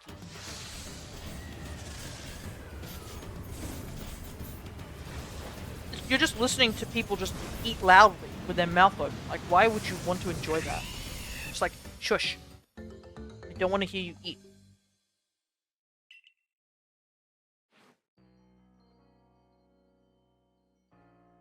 The video is just so low quality. That's probably why I thought it was so old, because it's like, you can see the pixels.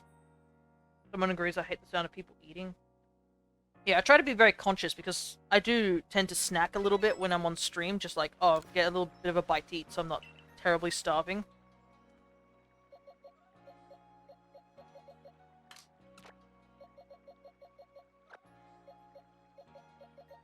Nothing interesting really on my team. Especially puddings and vods? I don't know what that word is, to be honest. Yeah, lip smacking, that's another thing where I'm not going to replicate it. Because I don't like the sound of it either. So I'm not going to do something like that. Oh, that was a keyboard smash. Okay, so it's not... I thought it was an actual food for a second because he said pudding. And I was like, oh, okay, yes, there's another one. Yeah. The tongue smacking is really annoying. I remember seeing a video of some kid doing that where it felt like he was doing it on purpose. I was like, you can't be seriously eating like that. Like, just, ugh.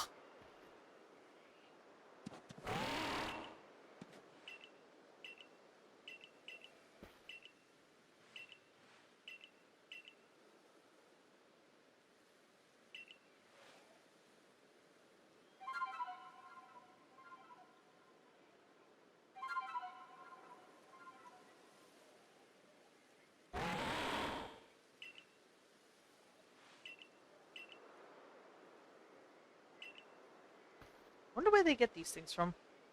Also like how the humor of my chat has devolved into just going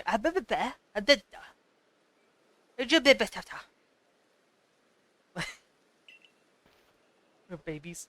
You're like Banjo-Kazooie characters where they have dialogue and they're blah blah blah blah blah blah blah blah in the background.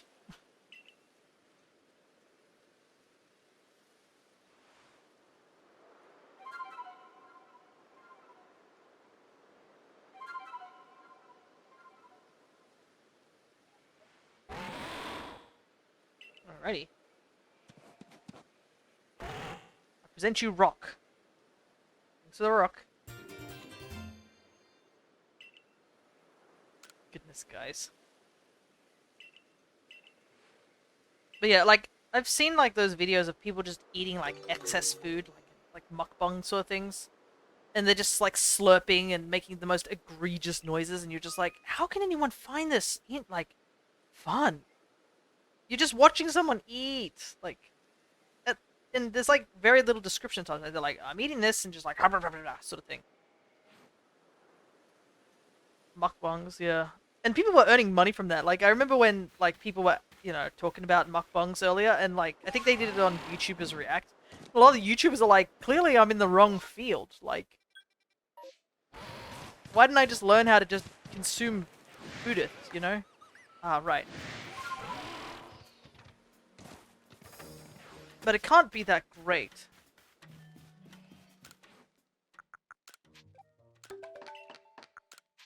Okay, made a lot of balls. Just real quick. I saw a college paper on the psychology of it. Interesting. I mean, I guess so, because I know my sister told me about a particular woman who was, you know, who did that sort of thing. But to be fair, mukbangs originally were supposed to be a chat while eating, so it was like having a convo with a friend, but it morphed into an ASMR thing. Yeah, I can understand too, because like, if they don't have like a chat or anything like that, how do you like communicate with each other, you know? Reorganize this.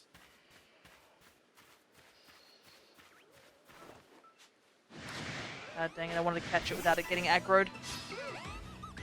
I do want to catch a Drifloon. All three of them are attacking me. Fun. Yeah, that's kind of crazy that they would do vlogging while eating. Yeah. There was, there's a channel I do watch from time to time. I think they're called, like, Dancing Bacon, and they do eat a bunch of different foods and whatnots. But they also explain where the food's from and stuff like that, as well as just, like, explaining the textures and stuff like that. They don't talk about it, they just have, like, text. And I prefer that so much more than someone just, like, lip smacking and poking at things. You know what I mean? Okay, we got one Drifloon. I'm gonna switch into Luxio real quick.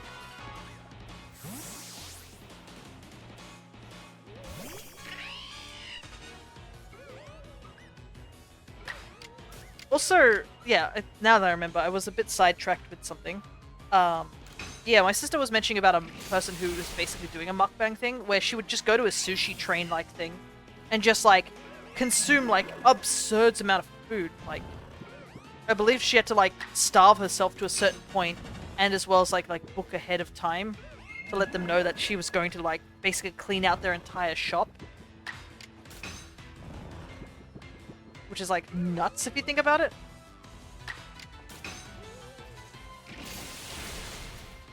Alrighty. I'm gonna go back and heal real quick.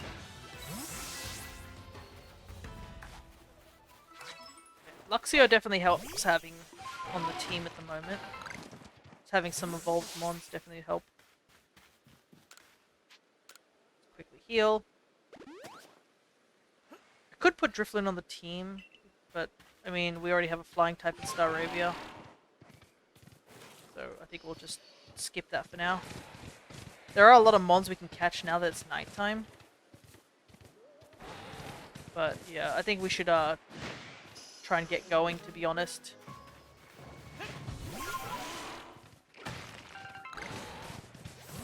Because if we get access to the next area, that will give us a lot more things to do.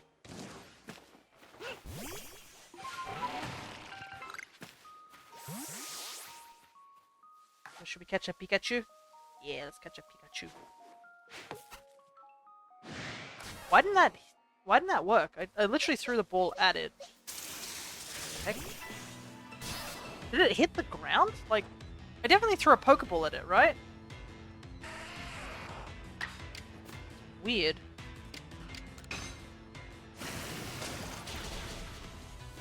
Oh, Pikachu's dead now. Didn't want to be caught. Yeah, that's weird. I clearly, like, thought that I threw the ball at it to catch it. So I don't know what happened there.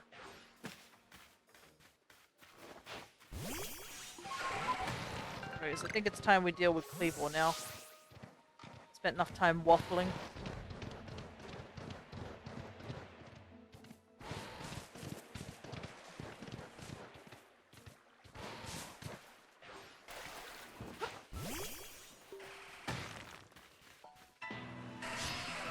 It is a Pikachu after all, yeah.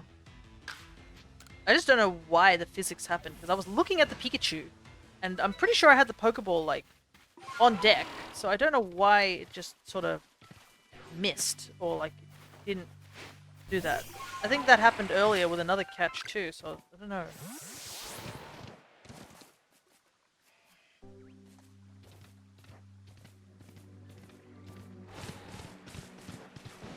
this way.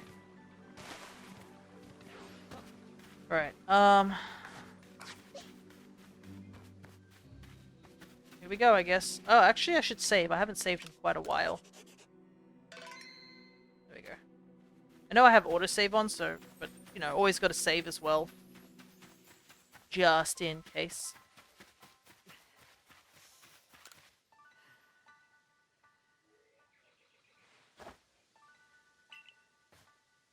I'm gonna throw stuff at it.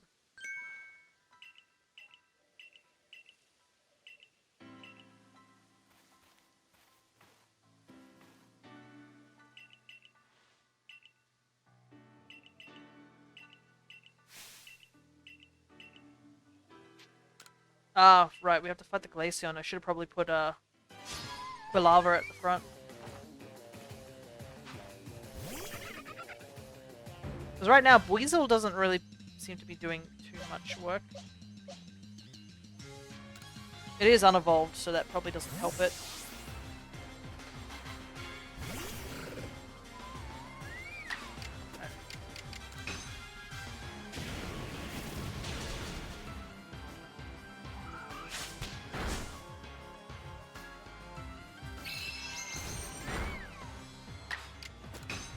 Man, for us having plus special defense, we don't seem to have much special defense, it feels.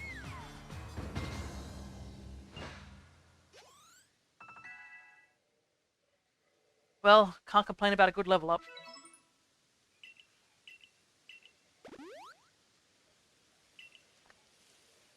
Almost finished this apple I'm eating.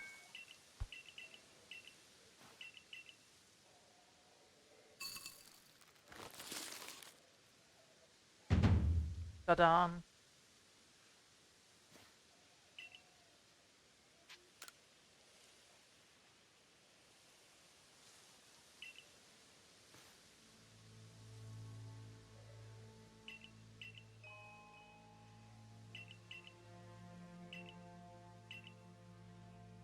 Alright. Actually, I didn't check in the settings if there was a way for me to skip cutscenes. Oh well. I guess you guys get to enjoy this cutscene. Oh wait, we can skip it. Never mind. I'll see you on the other side.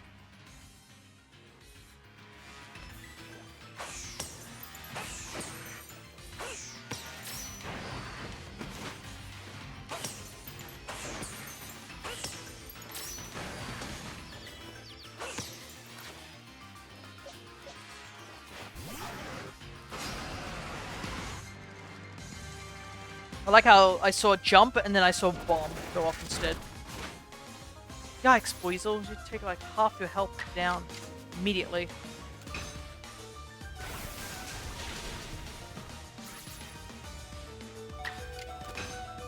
Man, Stealth Rock does so much damage. Good job, Weasel. You did most of the work. nothing after that though.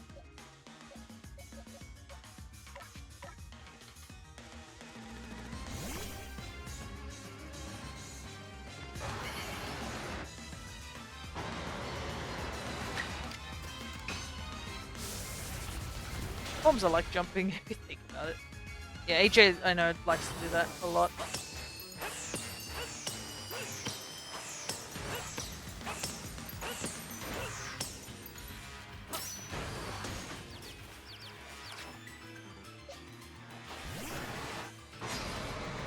Thankfully this one's pretty easy as long as you just stand like in a location where it'll just constantly hit the walls and tree. You can pretty much just whittle it down.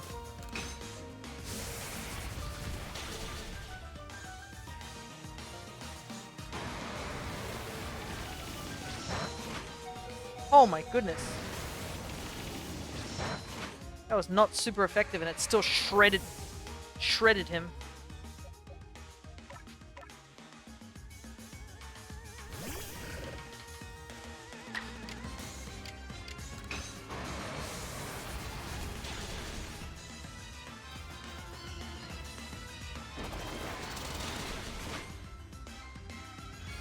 Man, our team is like collapsing.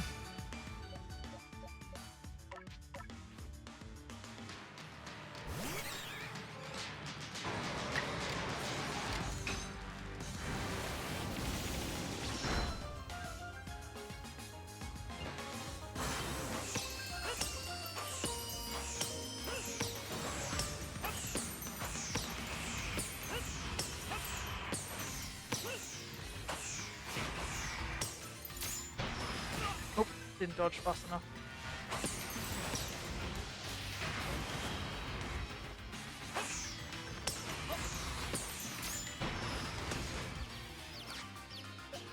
Yeah, we can try it one more time. Everything is fine, yeah. Hopefully it is.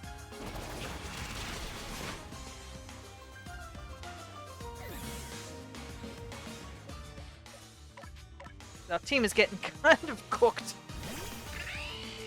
Our team is literally babies. At least we get attacked twice here. Ooh, a crit! This might be it. That crit was so needed.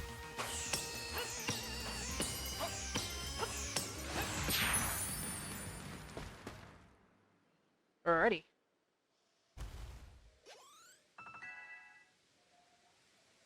Well, only 2 people get level ups that time because everyone else is KO'd. Alrighty. Everything is eventually fine. Took a while, but we got it done. Still can't believe I was like, yeah, we need Buizel, and Buizel did nothing. Buizel did like 2 attacks and died instantly. Good job, Buizel.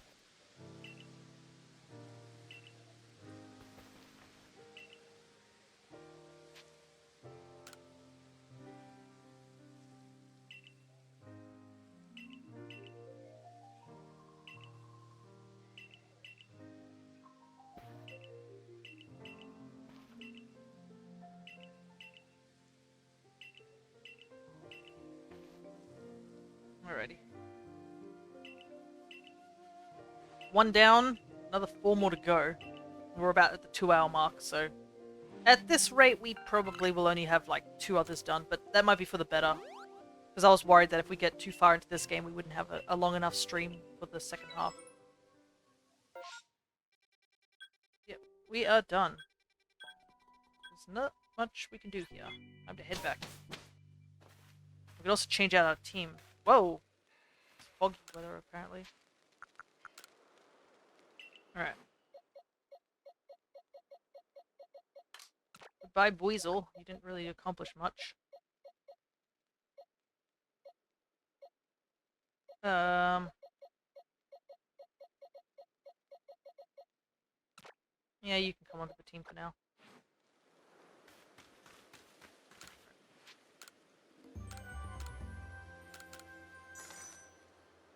Fortunately, because we're not really catching anything, kind of not getting much money. Unless we, like, spend some time and do that.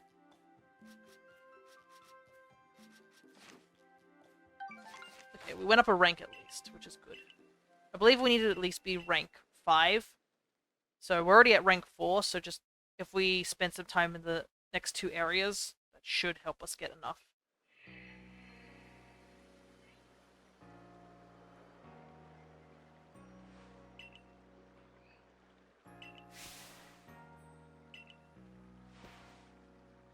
I wonder if, yeah, Volo was like, oh yeah, I guess another one fell out of the sky, and then at this point when he saw we had, like, gotten these, like, the stone plates, he was like, oh my goodness, wait a second, this guy actually might be what I'm looking for.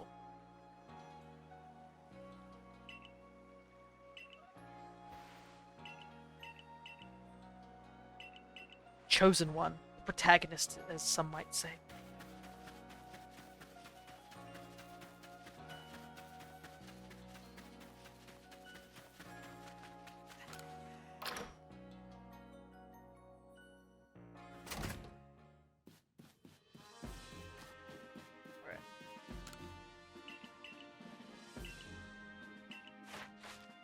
Get this done. I was actually supposed to see Kamado first, wasn't I? Oh well.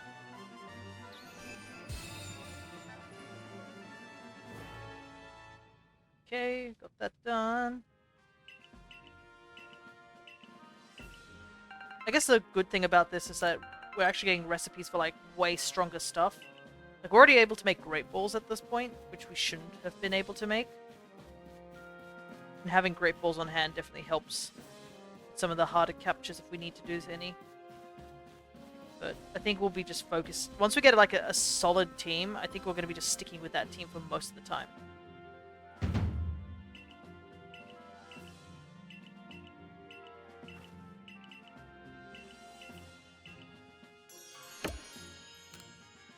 Alright.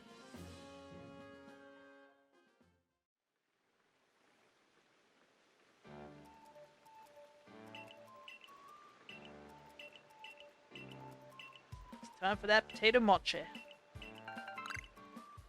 Also, yeah, you'd realize that, like, Benny is the one who gives you smoke bombs, and if you know who Benny truly is, it's like, oh, wait a second.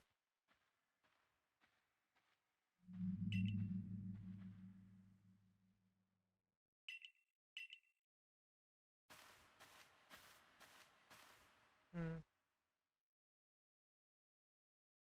Vesa quest. Well, we technically don't need to do it, thankfully.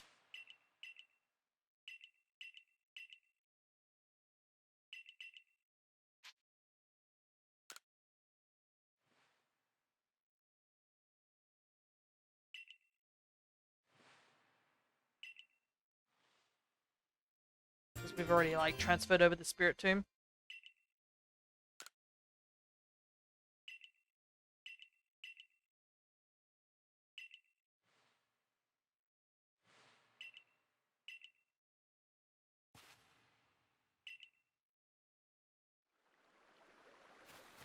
But yeah, this would have been an important quest had we not had the Spirit Tomb. I believe I did collect all the wisps off stream in my previous playthrough, which, if you guys want to go check it out, just !YouTube and you can go check out the VODs and stuff like that. I have recently uploaded a bunch of stuff recently, so all the VODs that are currently on YouTube at the moment are, like, up to date of the latest episodes for the Pokemon Home series as well as our Stardew Valley series.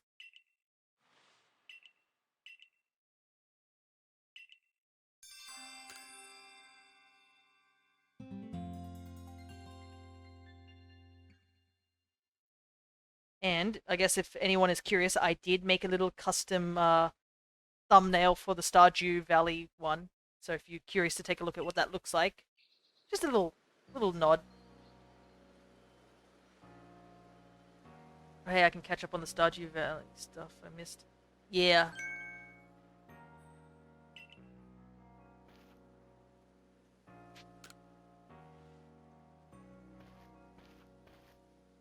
And considering we're just about to finish year 1, it's probably best to have all catched up with that. Always love the cute thumbnails. Ah, thank you so much. I try my best. I know for the Pokemon ones, I just try and find, like, very quick pictures for them, and as well, or use the Pokedex entries from Pokemon Scarlet and Violet, because the Pokedex entries are, like, just the perfect size, and they're really nice. I do like the picture Pokedex that's in Scarlet and Violet. change my quest. This. But yeah, for the Dragon Quest one and for the Stardew Valley one, I did draw a very quick thumbnail for them.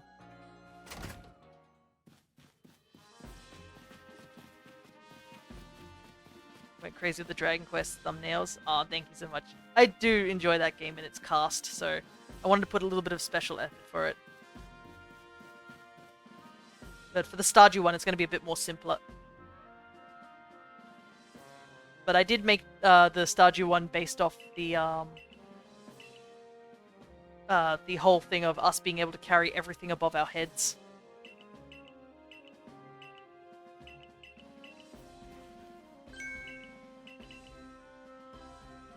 I wish if I had a little bit more time, I would draw more thumbnails and stuff like that. But yeah.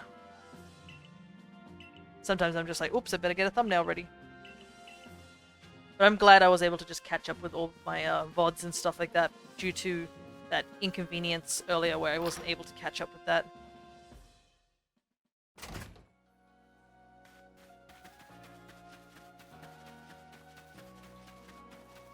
Yeah, now that I think about it, the home series, this one, we're coming to a close at this point. Like, there's only 2 Pokemon that well, there's technically 4 Pokemon I'm missing, though I have to get the other 2 on the Reddit rather than in-game because they're event Pokemon. Which obviously is Zarude and Hoopa, which I have to find some way of getting them. Yeah, like the 2 current targets we have at the bottom of our screen, that's it. And then I'll have the entire living form decks done, and then I can just focus on the shiny decks eventually. It's kind of nuts to think.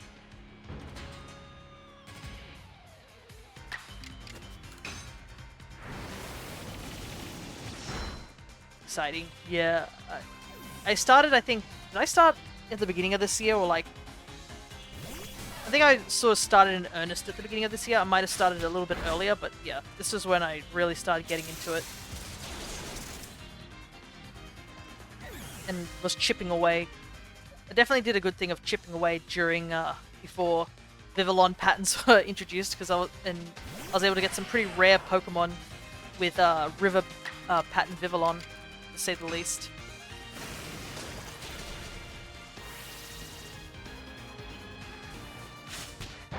Yeah, the exhausting sprint of last session, if you guys probably have seen the VOD maybe, where I basically spent almost 8 hours trying to clear out Gala.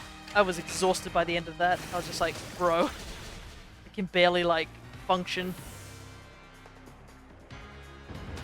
But all is done.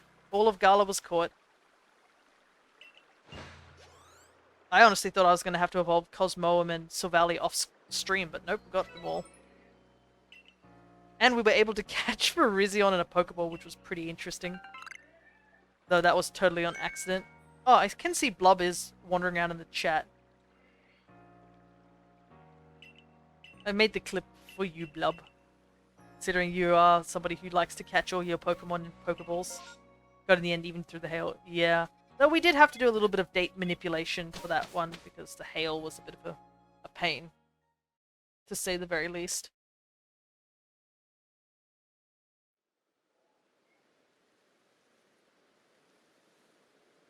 Alrighty, Crimson Mirelands. I don't think there's anything really interesting for us to catch for our team. Our team's mostly solid.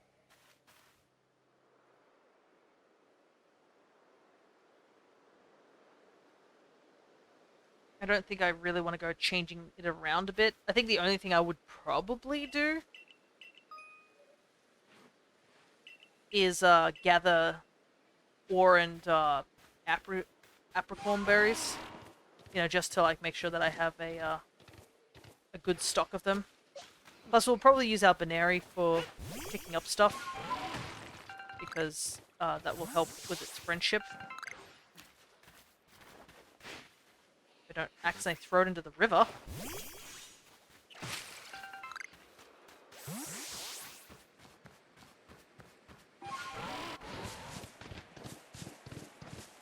I realize I also have to be coming to these ruins at some point to catch a shiny unknown.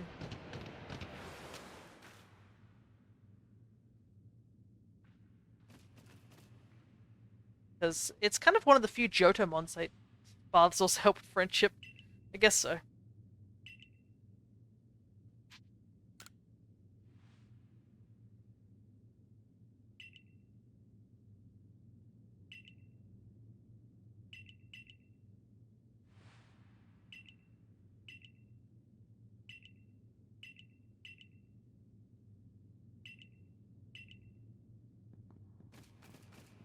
That was a good conversation. Yeah, isn't this the only way to catch all the unknown shiny? Well, you could technically go back to the old games and just do that, but yeah, this is like one of the like few areas that you can or have the highest rate of catching unknown. Heck, like when I needed to get all the forms of unknown, I just went to this game and was like, run in, throw balls, run out, leave the area, come back, run in, throw balls, leave the area, come back. And it was just rinse and repeat, I think 7 times, because boy did my RNG not like me that day. I was like, please game, just give it to me. But yeah, I caught all the unknowns, well, most of the unknown forms in this game. I thought old games you could only get 2 versions shiny. Oh, really? I thought you could get any form shiny. But... Let me just quickly change this to Geodude. Let me take a look. I'm curious.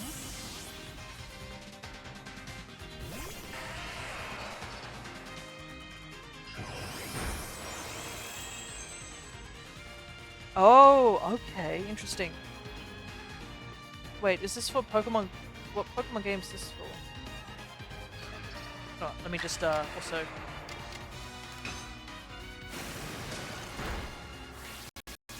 Oh god, the website is causing my stream to freak out. Of course it is. Okay, so basically what happens is that the odds of the shiny are affected by your trainer and secret ID. And because unknown forms are also affected by that, it basically means, yeah, certain forms will just not be shiny or have a higher chance of being shiny depending on trainer ID and secret ID.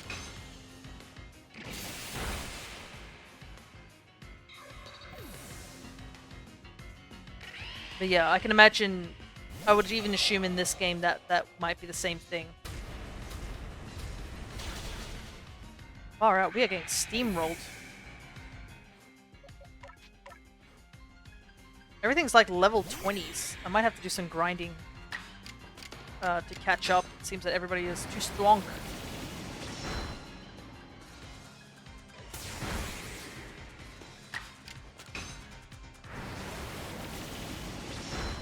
But yeah, I assume we have... I think we have a trainer ID in this game. I don't know.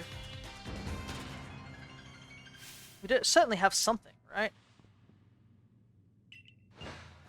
So, I'd assume there's a trainer ID of some sorts in this game. Maybe that also affects the unknown chances as well. Well, regardless, maybe like... If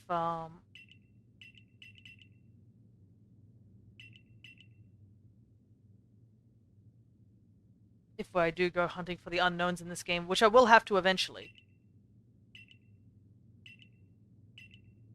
Yeah, we're gonna have to fight the sisters, so... We'll fight them a little bit later, when we're a bit more stronger.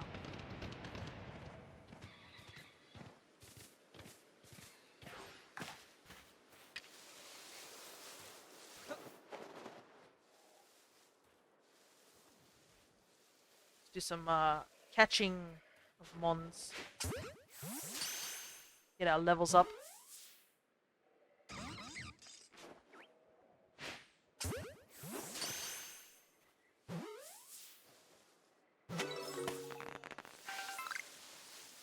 I think we all will need all our mons to be in the maybe in the 25s, just for safety.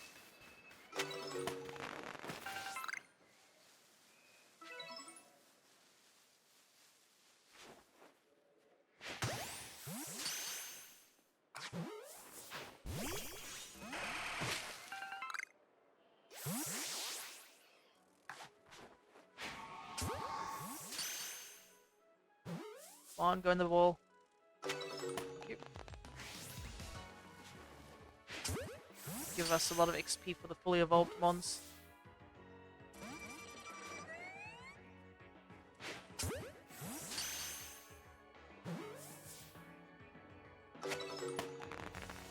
Alright. It's also good because it allows everybody to get EXP.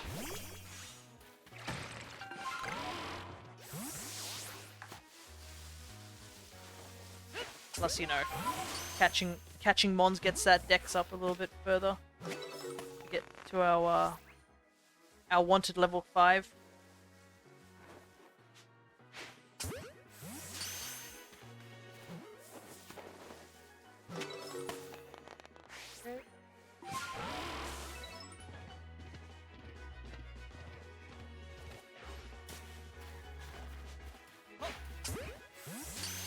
Do that.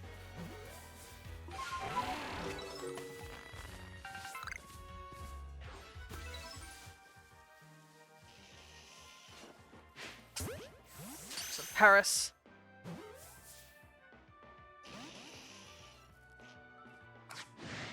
Never mind, fight some Paris.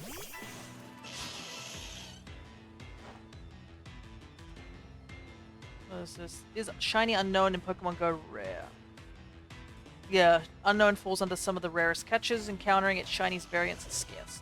Yeah, because I don't know if there's been an unknown. I only go on Pokemon Go like very like infrequently.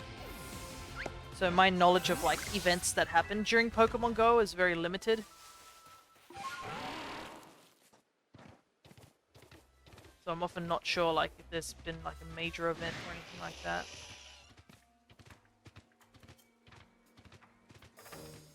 But yeah, like there are some really like dedicated shiny hunters who are currently shiny hunting like every unknown form. You often see like people requesting for certain unknown forms. And I'm just like, bro, that's gonna be a very hard task. Heck, I'd be happy if I just get one at the moment. Because I feel like if I say to myself, alrighty, I'm gonna catch every single unknown form, you know? I think once I open that can of worms, it opens up the fact of like, oh, I should catch every form of Alcremie or every form of like Vivillon and Furfuro sort of thing. And yeah, I don't think I'm at that level of shiny hunting. I'd be fine just getting one of everything. If there's gender differences I can acquire because of my platinum cute charm file, I'll obviously add them to my decks, my shiny decks, but I'm not going to go out of my way at the moment to, you know, go for every single form at the current given time.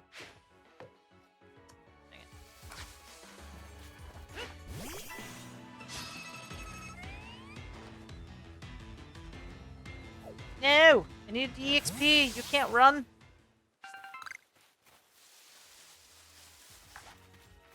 And I do not have many Pokeballs, so...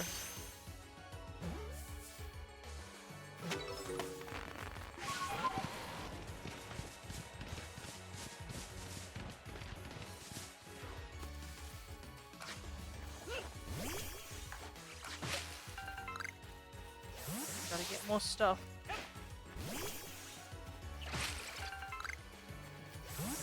Might as well, like, head down this way. I also realize another thing is that if we're just sort of speeding along, we're not going to have a chance to, like, upgrade a lot of our campsites. Because, obviously, we'll be just, you know, speeding through.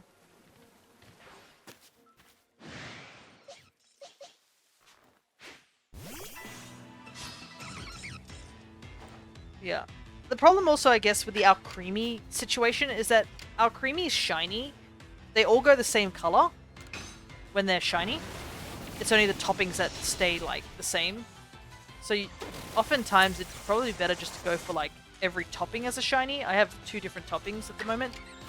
But that also means you'd have to catch a bunch of Milcery because you can't, like, rely on, say, Dynamax Adventures. Because Dynamax Adventures always have the same Alcremie topping. There was an event back in Sword and Shield ages ago for Milcery. Like, it was like a bunch of raids showed up and you could like catch a bunch of Milcery. and there was a higher chance of them being shiny. I think I got 4 of them out of all those shinies. I traded away 2 of them because somebody wanted mythicals, and I was like, bro, I need mythicals. I'll give you the Alcremies. I can always hunt for another, you know, I can always hunt for another Milcery at some point, but the mythicals I cannot do that. Another male Burmy. Yeah, I mean, Alcremie is coming back to Violet and Scarlet, I believe. So, I'm not thinking about, at the moment, like, shiny hunting anything in Sword and Shield except for the legendaries in the Dynamax adventures. If I catch other Pokemon in there shiny, okay, I'll take it, sort of thing.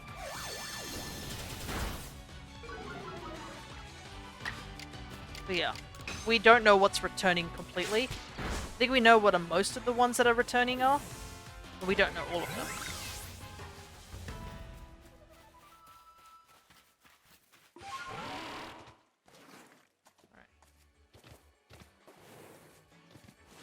See a sparkly rock. Everything in this area is out to attack you.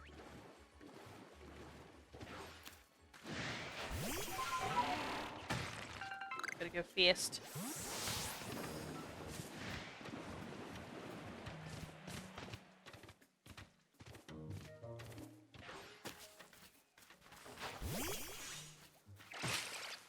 Oh, it's a Pachi. It's a pretty strong Pachi too, it's level 21.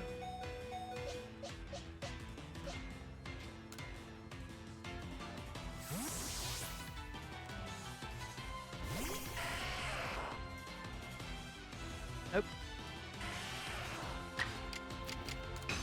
Yeah. I think one more and then we can try catching it.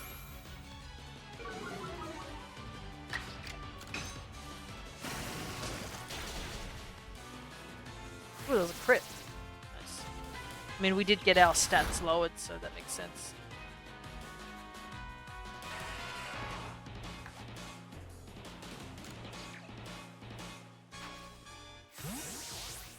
Ready? Perfect. More important part is that nobody got KO'd. This place is really difficult to walk around once you don't have any means of like jumping over rivers. Alright, quick heal.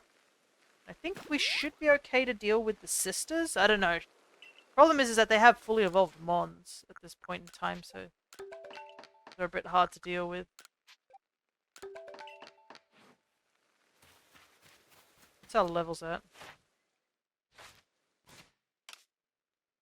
22, 20, 21, 22, 21, 19. Well, let's hand these in real quick. Technically, we could send some Mons off, actually, now that I think about it. If we send some Mons off through for the grit, we can boost up our team's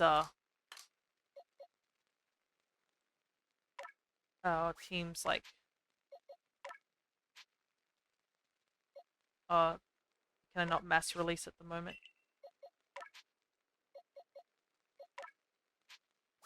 Yeah, looks like I can't right now.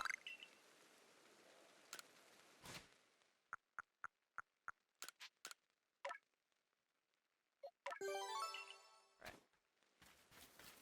Plus it's raining. I want to switch the weather. I don't want to deal with this rain. It's gonna make my fire type weaker, but I'm not gonna keep it. Also, it would nerf Geodude. Alright. I think we'll put Luxio at the front of the party for now.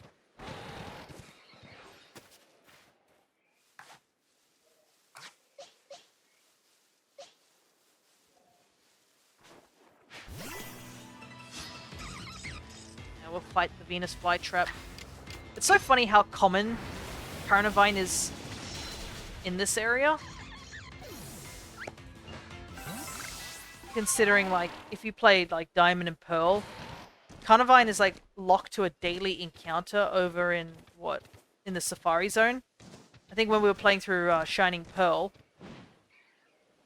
we only found, like... come on! Come on! Okay. To the level 40.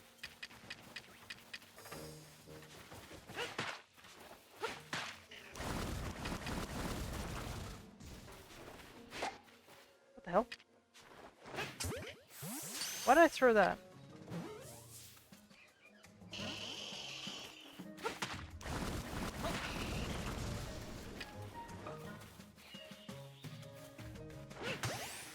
There we go. Hey! There we go. Nice good chunk of level up. Level you. You're just 20, I can deal with you.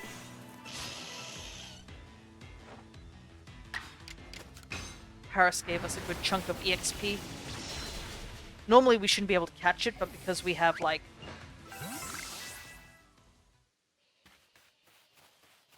we have the whole thing regarding the star ranking, we could.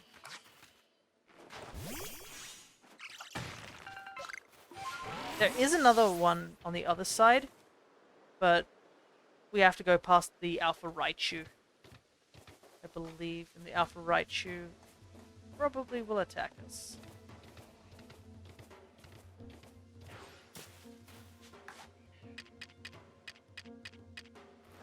I can't believe this Paris didn't attack us.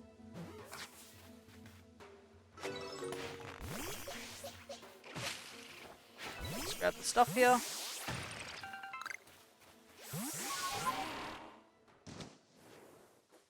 Do I seriously not have enough room? Dang it. I could use this grit, I guess. You can have...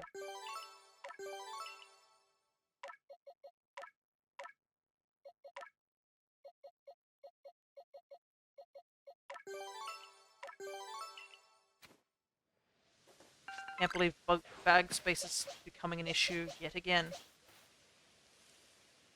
Alrighty, time to deal with these sisters. I also like how there's like 4 tree stumps just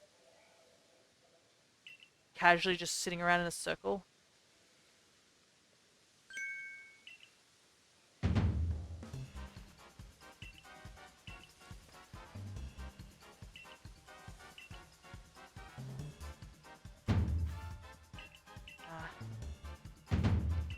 The bandits.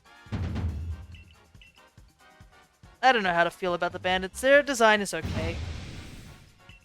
But like, at some point you're like, guys, please.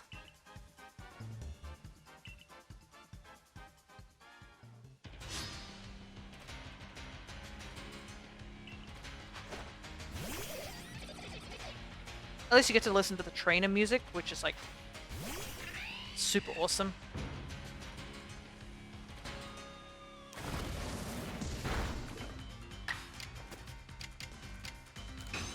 Yikes, that hit us hard.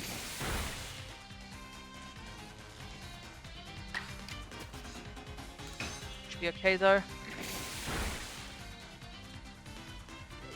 And I think unlike Charm, the other two only have 1 mon. I think Charm has like 2.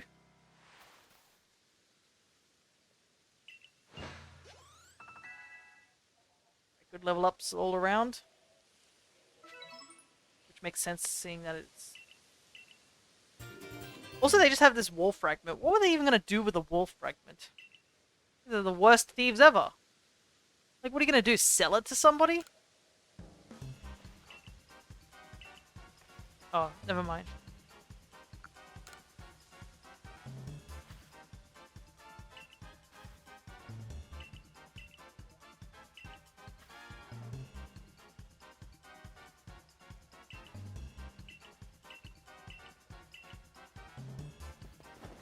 Also, I think this is the only instant of them just, like, running away from us. As opposed to just walking... Oh, was it smoke bombing away? that? I could catch this Pikachu.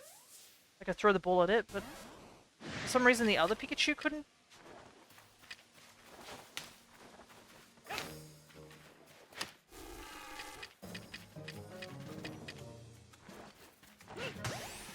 Heavy ball to the back of the neck. Hello there, Chris. Good to see ya. We're trying to go through Legends Arceus at a decent pace. So I think I've slowed down a little bit, trying to get a bit of levels and stuff like that. I'm no speedrunner, unfortunately. But yeah, we're basically on the final game of our Home Living Decks series. All we have left is to get Enamorus and get Shaymin, which are both locked to post-game.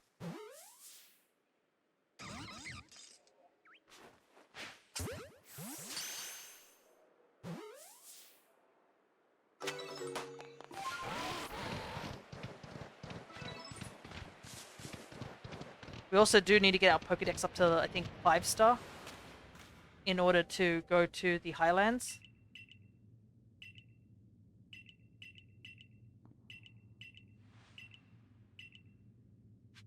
Right. But I think we're at 4-star, so I did transfer Pokemon over to from my other game where I've caught all the Pokemon. I transferred most of them over.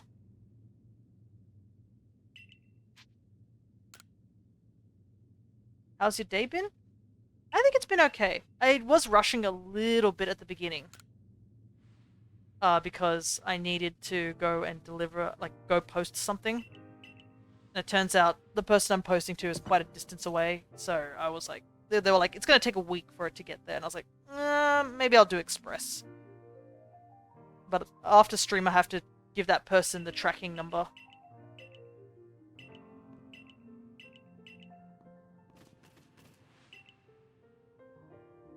Because that's what they asked for, because I'm doing this eBay thing for them by sending something over to them and getting it back. When it comes back, I will let you guys know what it is.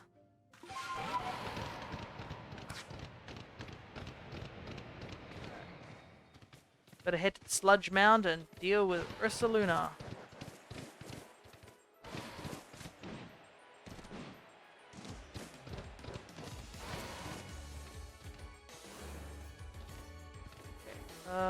Problem is I can't see anything right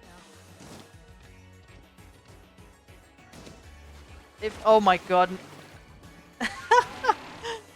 Well, Chris, funnily enough, about an hour ago, that very same question was asked earlier in stream. So the answer has already been given.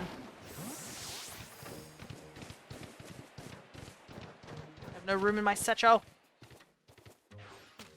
I think I even joked about how I was like, oh, everyone always asks that question. Need some more interesting questions. Really? Yeah, I'm not kidding. Like, if you go back into the VOD, you'll see that this question was asked and answered about an hour ago.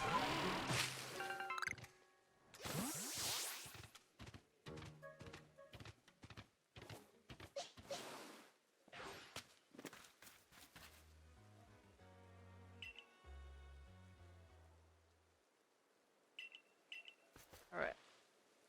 Ursaluna time.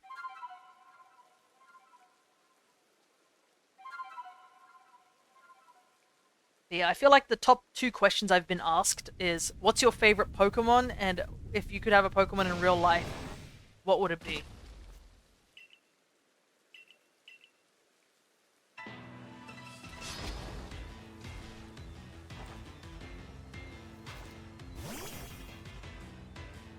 The Pokemon asking for favorite thing got so, like... This side off just went down in one hit.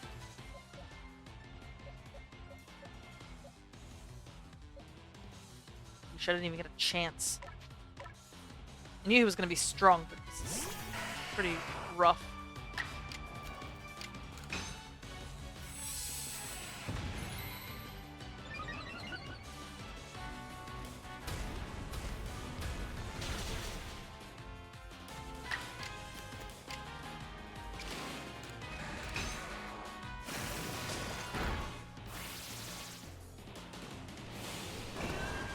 Yep, he definitely hit us. Oh no. What Pokemon game do you like? Are you kidding me? I didn't even get to do anything on that. I definitely like Legends Arceus. I think it's such a like unique take on the Pokemon series. So it's definitely up there. And plus, if you're a shiny hunter, it's a great game to shiny hunt in. Because there's some really unique things you can catch in them being like the starters and stuff like that, and you can get them shiny. There's also just like the ease of it all. I know some people will complain like, oh, but it's too easy. Well, if it is, just go back to the old games. Nobody's judging you on that one. So yeah, I would say Legends Arceus is up there for one of my favorite games. My other favorite game I would say is Omega Ruby. Because I am a Gen 3er, and I felt like Omega Ruby and Alpha Sapphire, or ORAS, just did such an amazing job of like getting a good game and then adding so much more. Like Delta episodes, the Dex Nav. They fleshed out competition, like the contests if you're interested in that. And also Dex Nav opened up more Pokemon to catch and stuff like that. Is it because there isn't any version exclusive? I don't mind version exclusives. Like, I understand what the incentive is of it. I think the only downside is usually, for me, is just like a lot of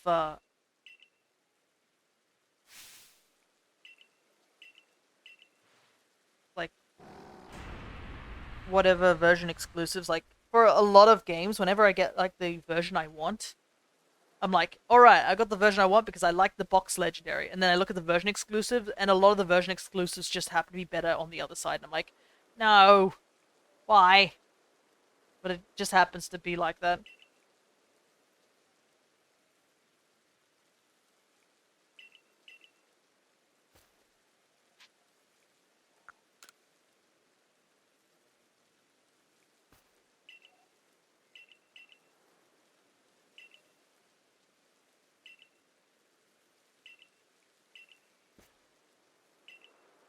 Ready. Time to get Ursaluna. Look how muddy my scarf looks in the rain.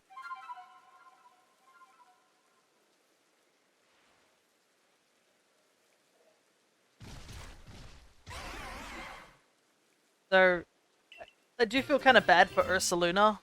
Because, I mean, a lot of people say Ursaluna is like really, really strong in competitive.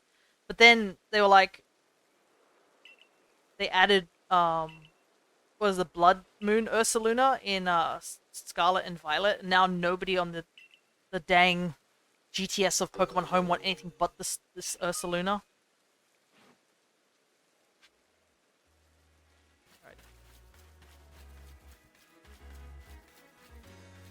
Guess we just head back now. The storm in the background, yeah. It's be raining.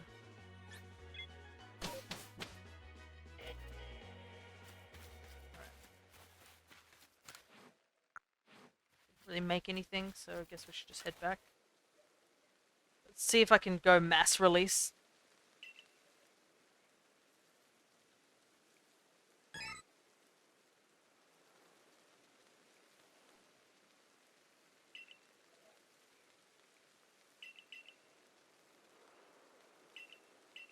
Ah, yes, unknown.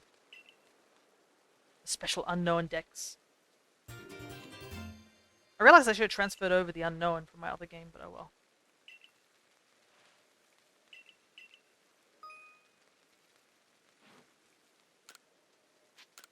Alrighty. Look at that level 40 Parasect. Just casually, everything's in the 20s and then there's just level 41. Fun fact, people say unknown when it's unknown. Yeah, I know. I say unknown too. I think it's from the movies. So that's probably why it happens.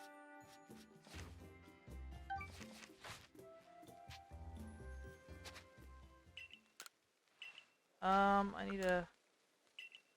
think I need to head back. Is that what the plan is? It is cool that they created those Pokemon because of the glitch in the original games. Oh, the missing no thing. Yeah, Unknown is a very interesting Pokemon. I just kind of wish they went a bit more with it for some reason. I don't know. I feel like Unknown's potential could be just a little bit more. Like, they obviously showed they can do some crazy stuff in terms of, like, the anime and stuff like that, but there hasn't really been a big showing of it in the games. Like, there is some sort of relation between them and Arceus at some point. I think if you do the... If you had the event Arceus from back in Heart Gold and Soul Silver, not sure if you guys totally remember it or anything like that, but there was an event where you could bring an Arceus you got from an event and bring it over to Heart Gold and Soul Silver, and when you went to the Ruins of Alps,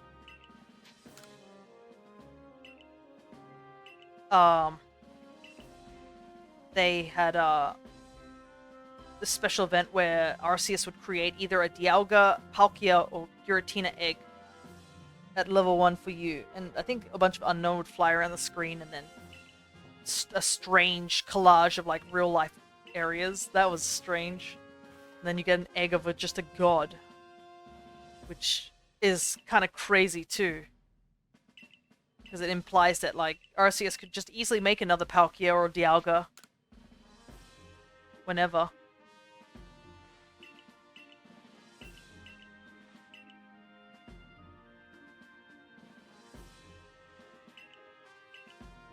Alrighty.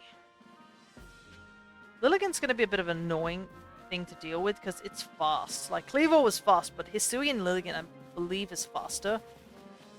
So dealing with that will be a bit of a pain, to say the least. Now, team is... We are slowly, like, drifting in the levels, like, downwards.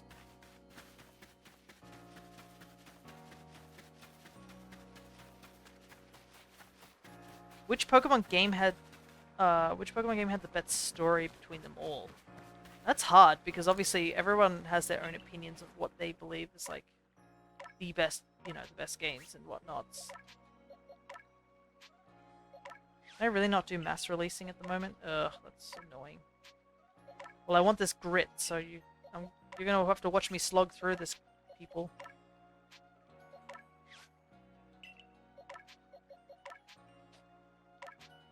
I don't know. Legendaries come from eggs, then I always figured they would have always existed.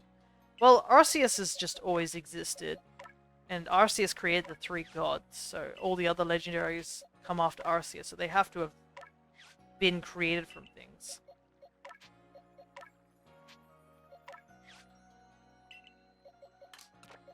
So that's at least my thoughts on it. I'm not sure if that's the correct thoughts or anything like that, but yeah, that's at least my thoughts on it. If the eggs need to be walked, then who walked them? I mean, Arceus probably could have just warped around.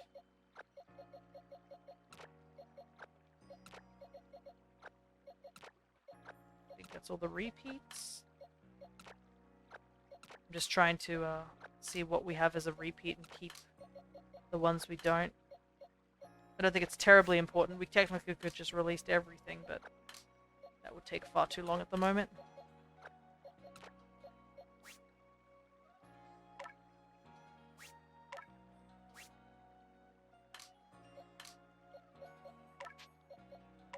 Wouldn't Arceus be an egg to begin with? Well, we don't know what Arceus is. I mean, Arceus, we don't even know what type of form it takes. We don't even know what the true form of Arceus is. Heck, they say Arceus has 1,000 arms. And it sort of implied that the Arceus we get at the end of this game is just a single piece of the Arceus that we came across. So the Arceus we see, like, standing in front of us during the final battle is one Arceus. The Arceus that meets us at the beginning of the game is the main Arceus. And the Arceus we get as a reward for beating Arceus is another piece of Arceus. So yeah, it's a bit confusing of what Arceus truly is, and I don't think we'll ever really get a true form of it. I mean, it is technically the god of that realm. Why would we know everything about a god of the realm?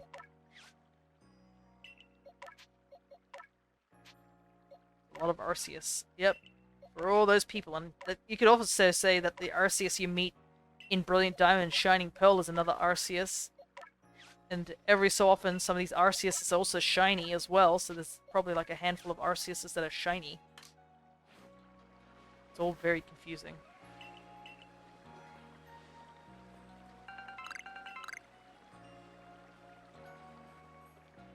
let's empty out our... Yeah, let's empty out our satchel. Thank goodness that the game at least lets us keep the stuff.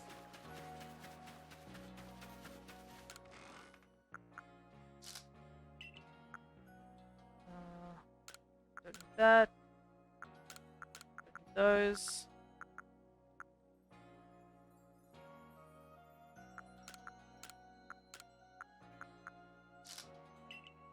Right. What's crazier is the 10-year-old kid can have a god of Pokemon. Well, he can have the finger of the god of Pokemon. Which I think is a good compromise of just like, it makes no sense if you just somehow caught Arceus of all things.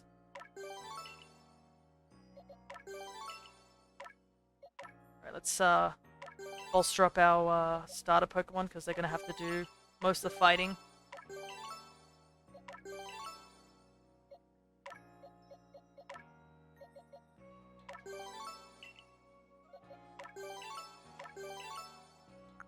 Unfortunately, we didn't get too much grit, but it's better than nothing.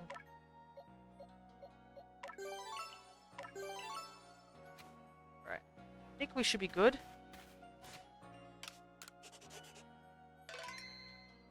Right.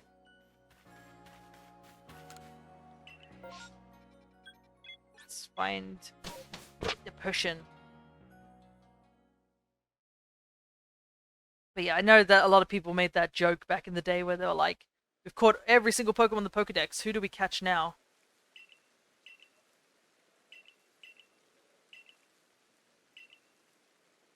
And it's like, we shall catch God, and then the other character's like, no, we already caught God. Alright.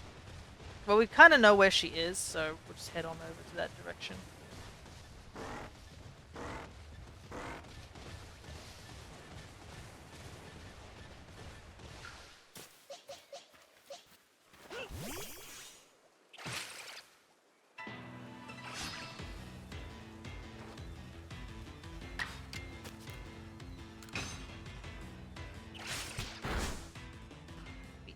Burmese.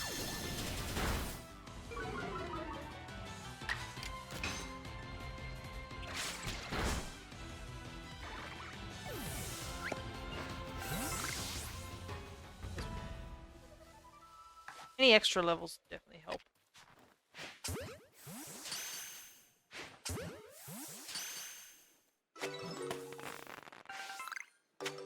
Yeah, it's crazy how easy it is to catch Pokemon in this game, which also makes it a good game if you need to finish your collection.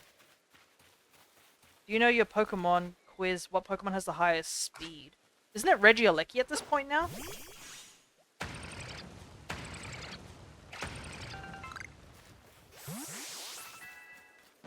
Pretty sure Regieleki is currently the one with the highest speed. Correct. Yeah. It used to be Deoxys speed, I believe, but then they got beaten by Regieleki.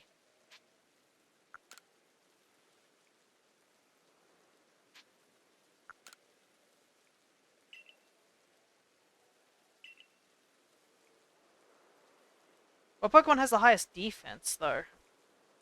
The thing is, I only know speed, I don't really know defense, but I'll give it a try. Highest defense. Trying to think. I don't really use many defensive Pokemon, to be honest. It'd have to be a rock or steel type. I'll just quickly click through the dialogue while I try and overthink. I almost said Aggron for some reason, but I don't think Aggron has the highest defense. That doesn't make sense. Do you give up? No, I'm gonna at least give it a go. Even if I get it wrong, might as well have a go, right? Heck, other people could have a go if they really wanted to. It's not just me. A shaking tree in the background. Lol. There's something with a really high defense, but also I don't know if any of the newer Pokemon have beaten it, like... Because I only remember from, like, Gala and before, not really adding Paldea on the list of, like, Mons that have the highest stats or anything like that. Alright, let's deal with this tree real quick.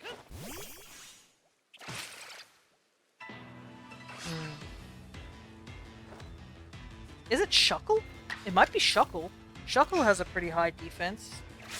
I totally forgot about Shuckle. But yeah, that's probably going to be my final answer. Is that I think it's either Aggron or Shuckle.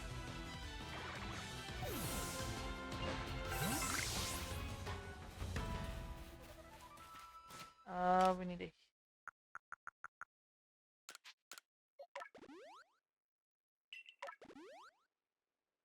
Alright, so we just can go straight to the locale? Yes, we can. Both Shuckle and Mega Aggron have the highest defense. Oh, so I was right! I didn't guess Mega Aggron, but I guessed Shuckle. That's funny. I guessed regular Aggron. Okay, so Mega Aggron has the highest defense. I have a feeling you're gonna now ask me what's got the other high abilities of all the other ones. Actually, how do I get up there? To go through the Diamond Settlement.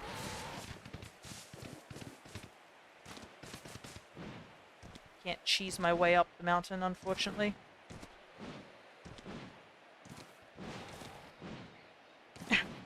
Come on, I want the mineral. Okay. Whoop. Come on, Wordia. Come on, Wordia. Okay. What has the lowest speed?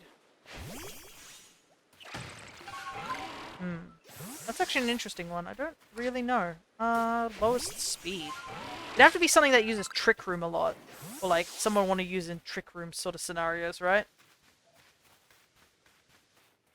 What would have the lowest speed?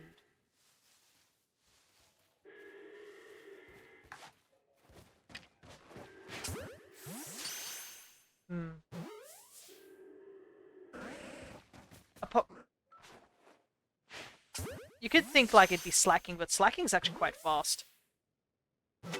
I would know that from a Nuzlocke because Slacking was one of my fastest mons on my team. Just, you know, kind of nuts when you think about it.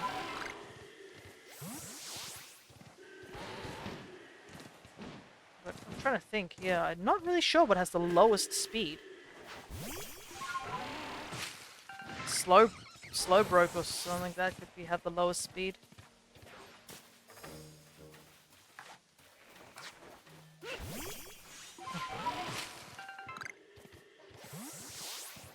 Okay. Diamond Settlement. Bypass that.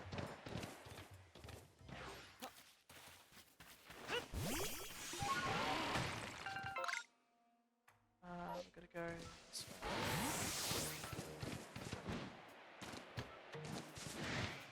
Fortunately, I'm gonna sort of focus on getting to the destination real quick because I am not too familiar with this part.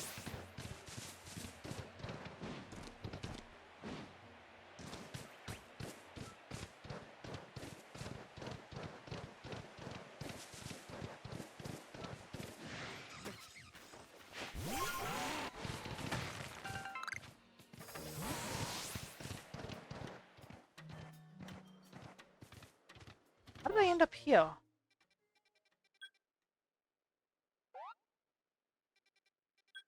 Was I supposed to go that way?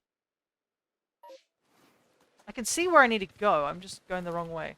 Did you choose a Pokemon because my phone lagged? No, I couldn't really think of anything with the lowest speed, to be honest. I did a quick thought about it, but nothing really came to mind.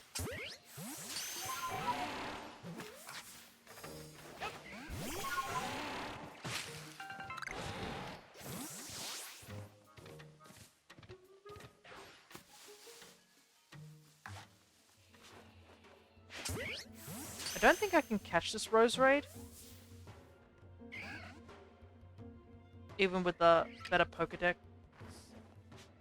Doesn't matter because that Rose Raid just vanished because it became nighttime. It's Shuckle? Okay. The Shuckle has the highest defense and the lowest speed.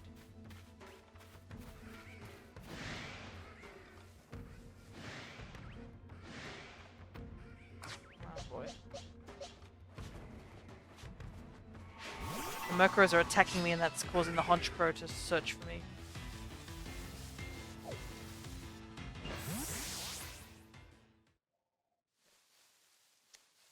I want to see if I can catch this Honchkrow.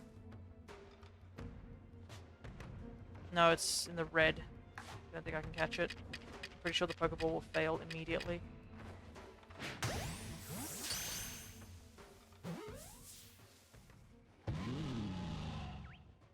Oh no, it at least shook, but don't know if that's enough.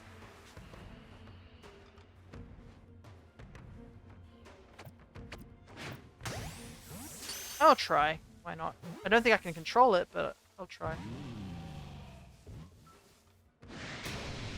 Okay, it is angry. It's time to flee.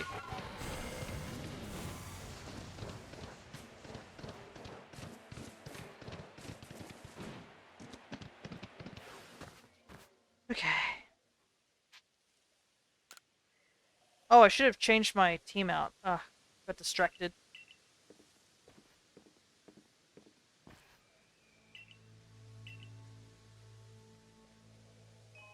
Alright, let's focus on the Lilligant fight. I think I did okay with the Lilligant fight last time. It was a little bit fickle.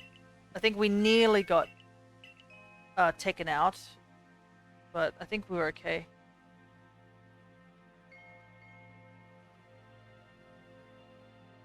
Alright.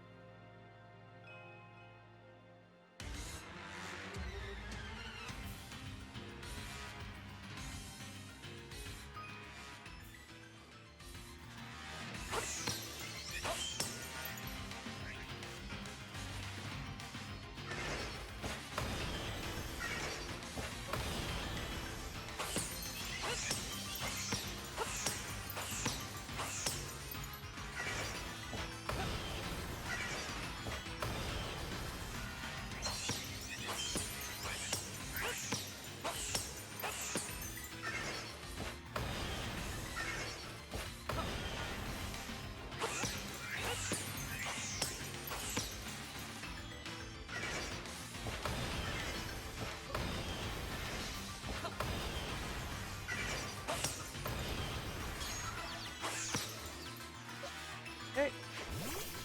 The Ultimate Dancer. Yeah. I do like Lilligant as well. I liked regular Lilligant, so for Lilligant to get another form, I was so excited. I was like, oh, there's a new Lilligant form. I still do have to catch Lilligant as a shiny, the Hisuian form. I do have a regular and Patilli as a shiny.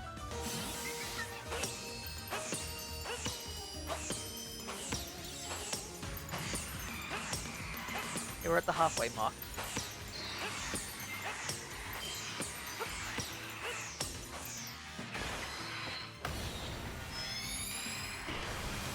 Oops. Forgot about that part.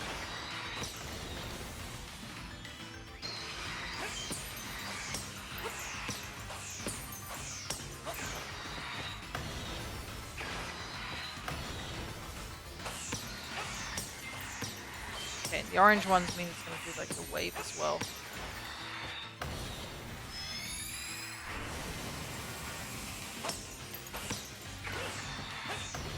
Almost done. We probably could take it out before it gets a chance to attack us again with the Pokeball. Yeah, perfect.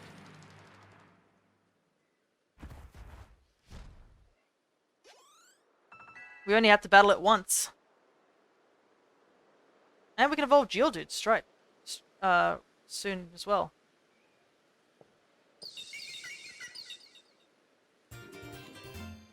It would be nice to use Lilligant on at the moment, but I don't think we have enough points to get a Sunstone, unfortunately.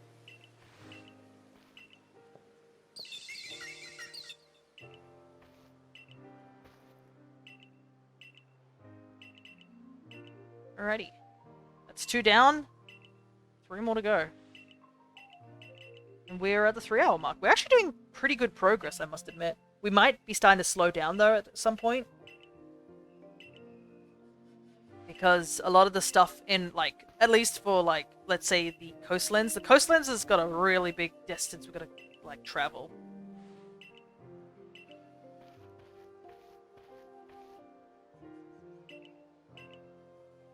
One of the, I think, the big issues we're going to have to deal with is, like, is getting Enamorus. Enamorus is going to be rough to get because you need to catch, the other 3 genies, and their fights are just so annoying to deal with. Like, if you've looked through my old videos, you'll probably see me just getting so annoyed by them. I think we actually whited out on one of them, too. It was, like, Thunderous or something like that. So, we have to deal with that, which will be awful to deal with. But we are trying to catch Enamorus. We'll be able to catch Shaymin, I think, first.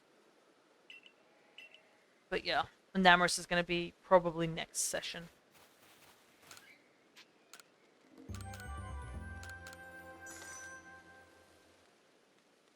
As much as I'd like our team to be ready for, like, those Enamorus sort of thing, it's not just that. We also have to deal with, like, the fact we don't have enough money because we're not doing any of the side quests to get money to get enough balls. I believe in you. I believe in myself too. Like, I'm not going to give up to not do those things. I do have to do those, like, those quests.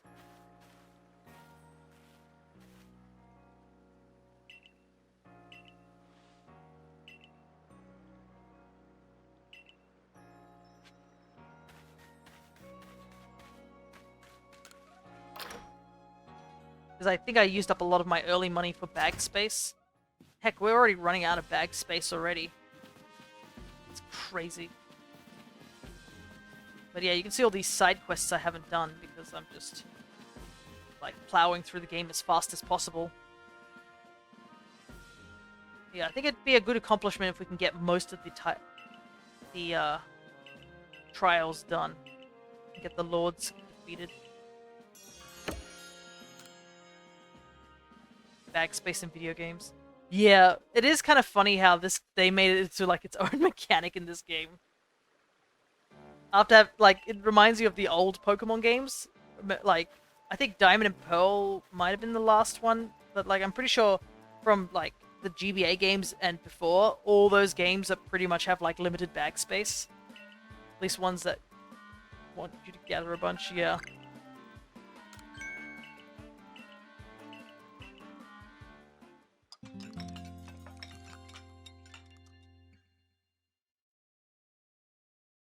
Alrighty. Amount of space you can have in Breath of the Wild is crazy because you can have frozen meat on you and it doesn't melt.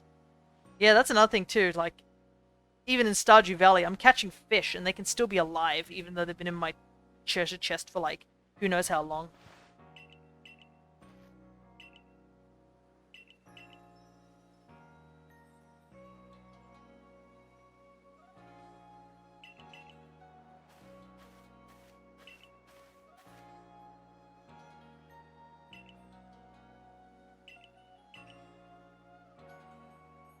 Still don't like how he accepts her so quickly. Me, I've got to, like, work my butt off.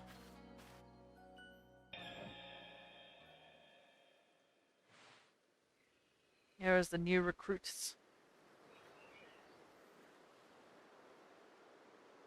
But yeah, even Breath of the Wild and Tears of the Kingdom have the bag space thing where you gotta, like, talk to Koroks to get more bag space for your weapons, bows, and, like, and shields.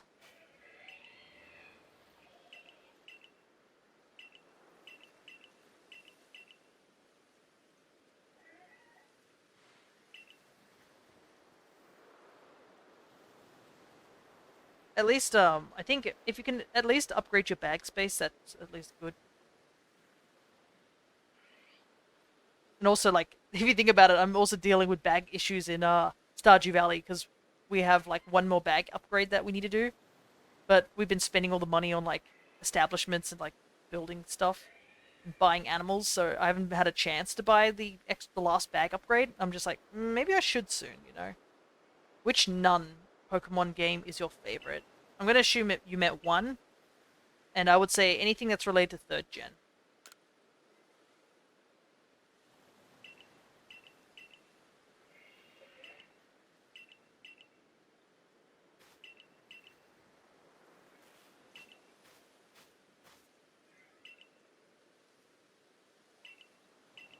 There's only the 24 max bag, right? Oh, non. So no E. No E. None and non are two different words, Chris. So there's only 24 bag space? I believe so, yeah. There's only, like, 2 bag upgrades. Unless Concerned Ape's like, haha, extra bag upgrades, you know? If he gives us extra bag upgrades, that'd be pretty cool. But yeah, it's only the 24, I believe, is the final upgrade.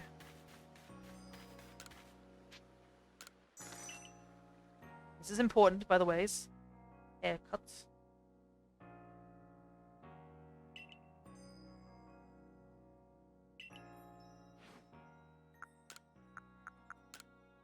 Unfortunately, I don't think we've got much options at the moment.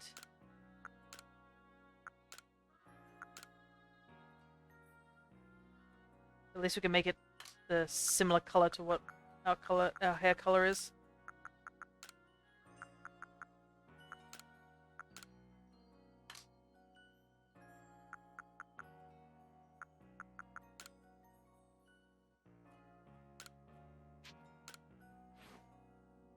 Non-Pokemon game. That's my favorite. I do have quite a few favorites out there.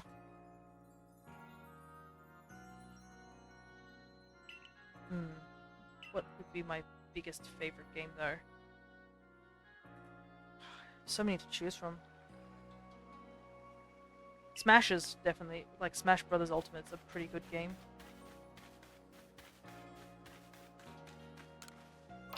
On the 3DS, a non-Pokemon game that I played a lot was Kid Icarus Uprising. And I really, really wish there was, like, either a HD remake of it or, like, a sequel. Sakurai's like, sort of thing. It has Pokemon in it? Okay. Mystery Dungeon's also another one I would have said if it was a non-Pokemon game. It's a spin-off game that I'm a big fan of. Xenoblade is a big series that I'm a big fan of.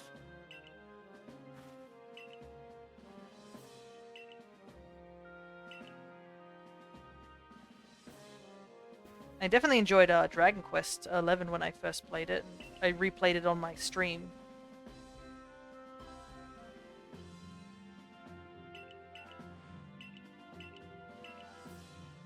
I'm trying to think what other games I've put like a lot of hours in to the moment.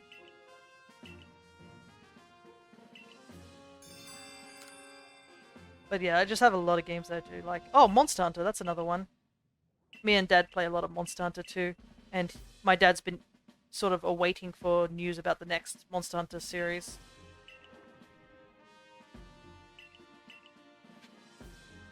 Right, off to the coastlands.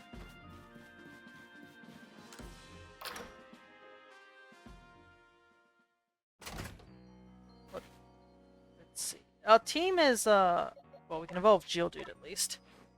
We might actually have to start looking for,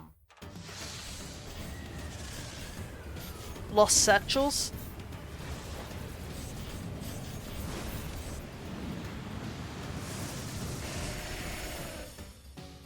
So that we can get ourselves a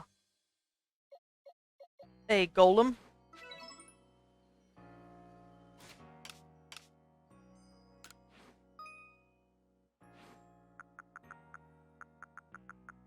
There's a good mix of things here. What did they use to dye their hair in Pokemon Legends Arceus? Well, anything, I guess. I mean, dyeing people's hairs back in the day were just using various materials that give you the colors. How they do it in Pokemon? Not entirely sure. They'll find some way.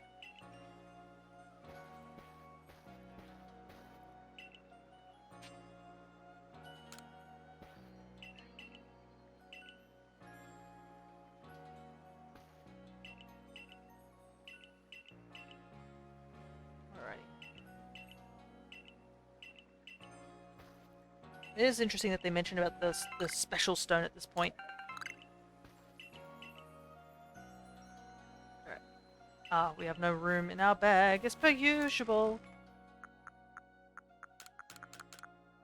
It's like catching any Pokemon basically fills up your bag space. They're casually trying to force me to go back over to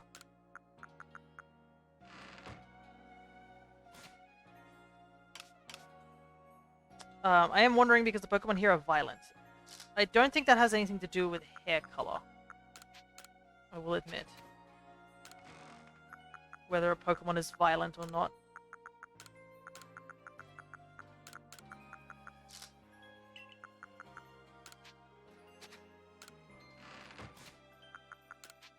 Heck, they could just get Pokemon furs or chemicals from like plant Pokemon to make hair colors.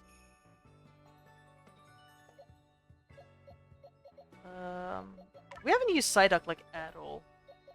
I can see why. It's because they have to find the colors to dye the hair. Yeah? You don't have to fight any of these Pokemon. Like, heck, you could just run past them if you're fast enough.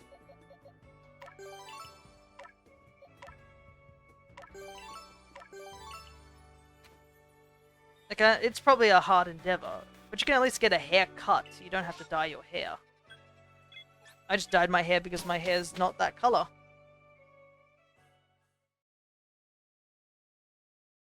The one thing I do wish this game had was that they changed the profile picture, because the profile picture for your character stays the same as the one you see at the beginning of the game. But I wonder if I don't know if it's intentional they did that or not, because it could be like a, hey, that's what you used to look like, and now look at what you are now, sort of thing. But yeah, it's kind of a missed opportunity that the trainer card doesn't take a new photo. Because clearly, yeah, Lavington has a camera.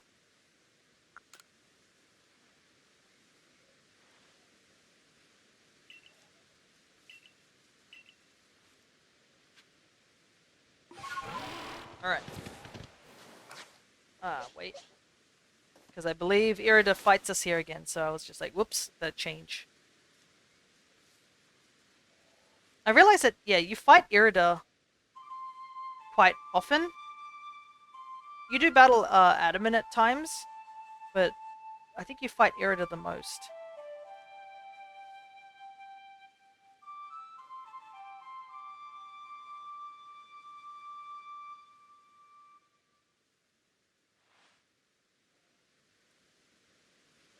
I wonder if... That's another question too. Is Irida and Adamant's hairstyles, are there natural hair colors?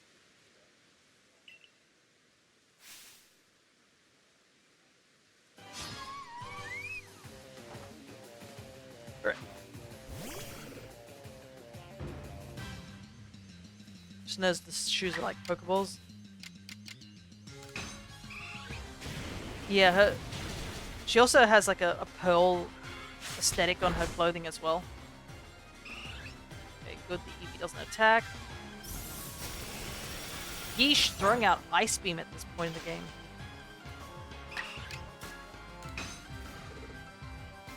Right.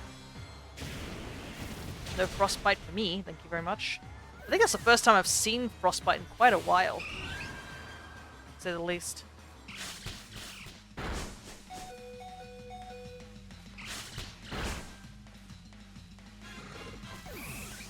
Right. Just use Psyduck.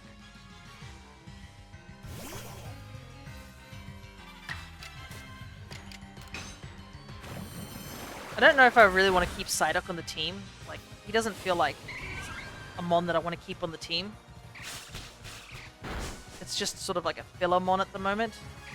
We could catch a nice water type here, seeing that the area is like pretty much all water based. So we could catch another water type here.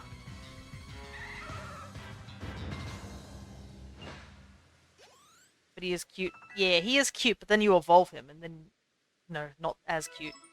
Which is, in the words of my mother, because my mum is a huge Psyduck fan. She doesn't ever play any Pokemon games. She's only seen it from the anime. And also, like, from the anime, just the very bare minimum of it. But all she knows is that she likes Psyduck. And she has a lot of Psyduck plushies and figurines. Heck, whenever I try to give her a gift, I try to have at least some Psyduck-related thing to it. I think it was the last Christmas, I drew some Psyducks and turned them into Christmas ornaments, as paper ornaments.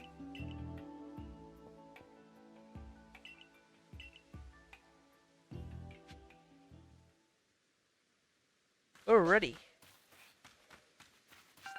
We're gonna trek all the way up the hill, unfortunately.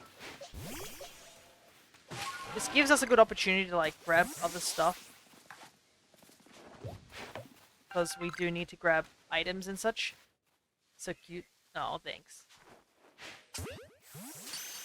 Yeah, she's a huge fan of Psyduck.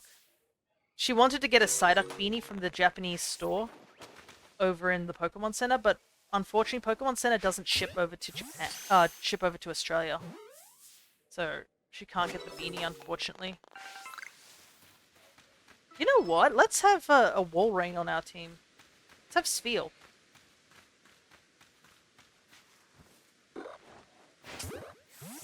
Change Dusk to Basculegion. Basculegion is also another pretty good choice as well.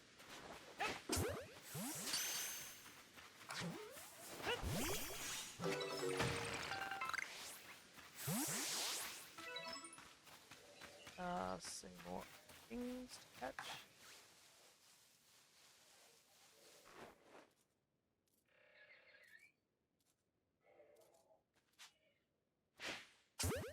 Ooh. Honestly, didn't think I was going to hit that. I think we need to at least level up to level 30 before we really progress onto the story. I think can we catch Basculegion at this point? Like, I don't know if we can catch Basculegion at this point, can we? I don't know where Basculin is. Anyways, let's quickly make some more Pokeballs before we progress.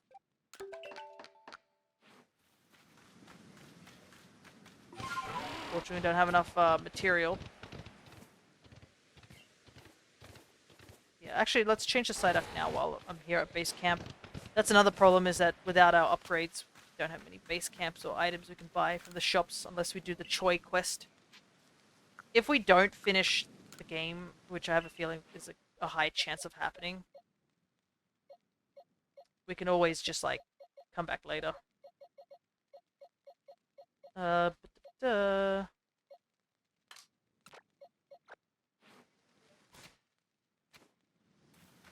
Yeah, I don't remember if you can catch Basculin over in this area. I think you need to head back to another area to catch Basculin, but I might be wrong.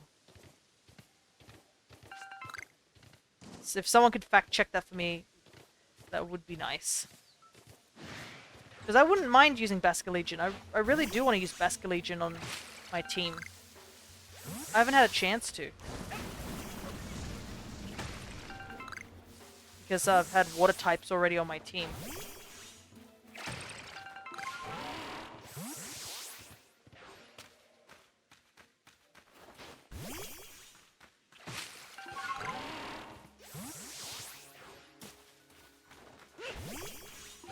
At least the climb has a lot of goodies to grab while we're climbing.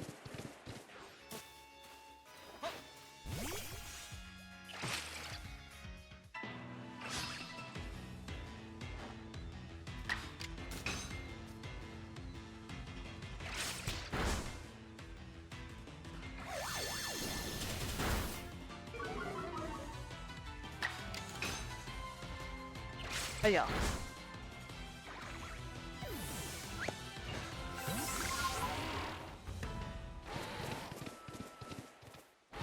Restock on all our goodies, because we have to be frugal with our money at the moment. We just don't have the funds, we're poor.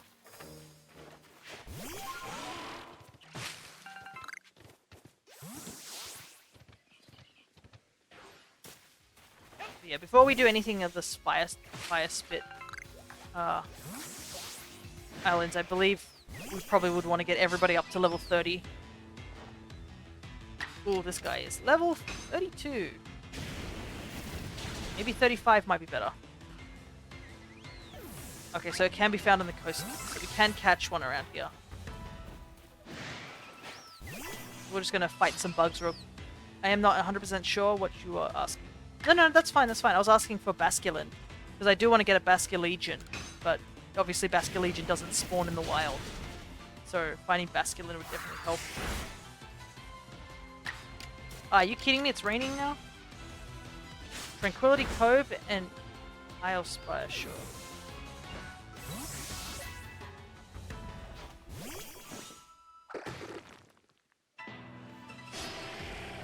Right, I'll have to get the Basculegion.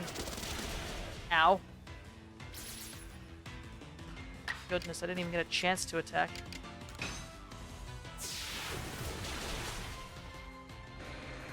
If you do get a Basculin, transfer it to Scarlet to get potions or Scarf to evolve it.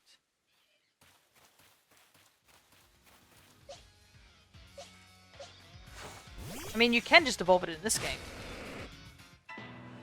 Probably is faster in this game.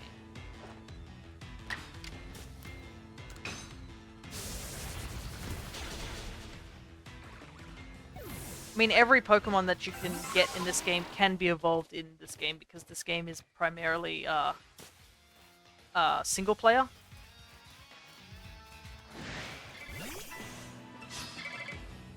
So we should be able to easily get Basculin.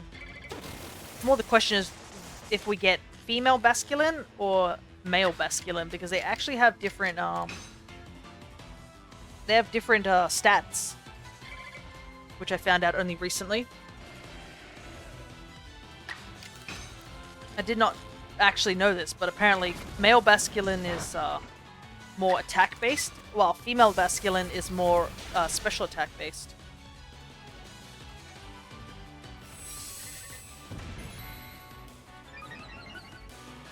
There's your fun fact of the day sort of thing.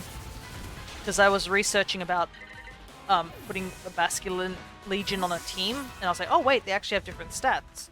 Because I was wondering why this person was like, use Hydro Pump or something like that for this Basculin, but use like Wave Crash for this one. And I was like, oh, okay.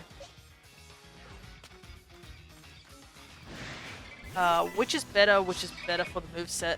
I don't know. I believe people stated that if we're going off Scarlet and Violet's like competitive, they probably said female is better for like multiple reasons. The first reason is there's more like physical attackers out there, so you're getting more special attackers would be nice. But the biggest reason, funnily enough, is because Enamorus exists. That's literally it. When Enamorus got released into Scarlet and Violet, female Pokemon actually went up in tiers immediately. Because Enamorus has a move that actually inflicts attraction. And in high competitive like combat, attraction is like one of the worst status abilities you can get because there's no way of curing it except like switching out sort of thing. So a lot of people started using female version mons just to like combat against I guess against the whole thing. That was a weird interaction. I'm pretty sure I aimed at the Beautifly that's stuck in the tree. Let's get him out of its prison. Yeah, that's at least what I saw, was that female Basculegion is higher up than its male counterpart.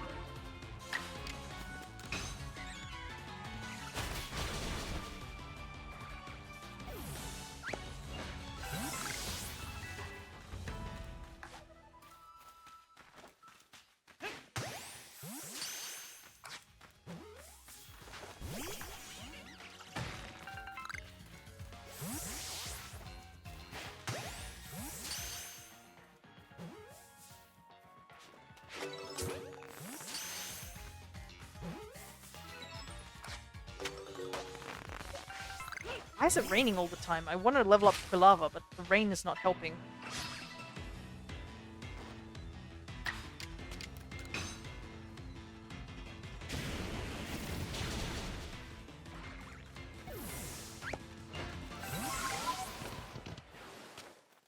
Alright, we made it.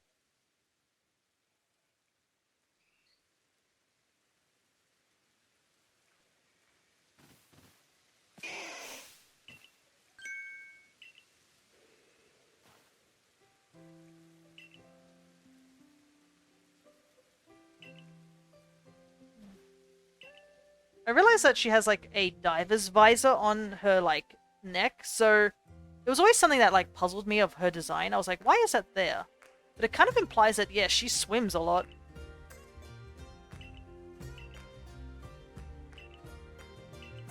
Maybe that's she learned how to swim a lot more when the previous lord no. passed away. Swims in that dress. Well, it's actually a pair of shorts. It's not really a dress. I think it's... The dress part is just an apron at the front. And this is the old times. Honestly, you could just swim naked if you really wanted to.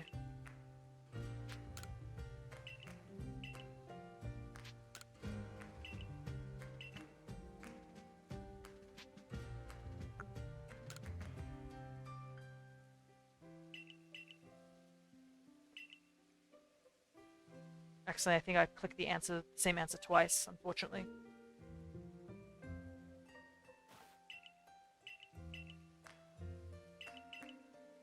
Yes, my bed. Yeah, you can see here, it's like a one suit.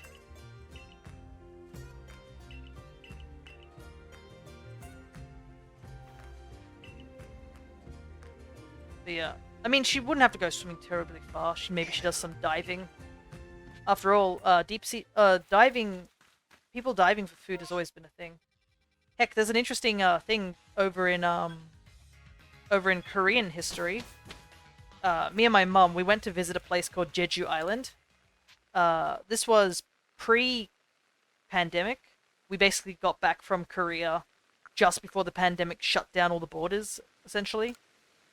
But we visited this little island called Jeju Island, which are known for their oranges and their deep sea creatures. Well, not really deep sea, like diving.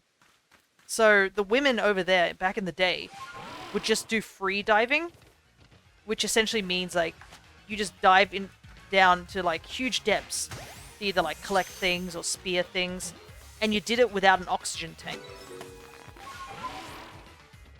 So like these women who look like they're in their 30s, 40s, some of them are even look like they could be grandparents. These women are just holding their breath and just diving these absurd depths to catch like food for their village back in the day. And that sort of thing just blows my mind, honestly. Like, I can't even imagine holding my breath that long. Damn, that's insane. Yeah. Apparently they could say that some could dive, like hold their breath for like minutes on end. Not only would you have to hold your breath going down, you'd have to grab the stuff and then come back up. So like, you'd have to hold your breath for like insane amounts of time. I guess over time you just get used to it, so you'd be able to like hold your breath for longer periods of time. I can do it for maybe a minute. This is the part of the stream I tell everyone to hold their breath. No. That would be funny. Let's all hold our breath at the beginning of the cutscene when I talk to Iskan and see how long we can go for.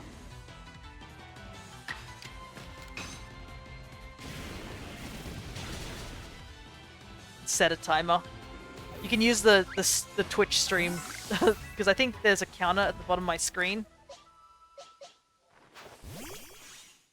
That should give you a time limit. Oh, another follow. Thank you so much. Primordial Lilith. Thank you so much for the follow. Now that you're following, you should be slowly accumulating stream avatar points, so you should be able to get more access to more of the stream avatars. And I believe you also bring us closer to us doing a shiny month where we'll be just shiny hunting a bunch of Pokemon from the 3 Switch games.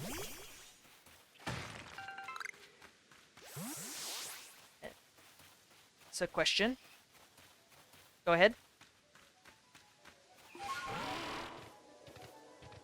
I'll just continue collecting ore while the question's being typed.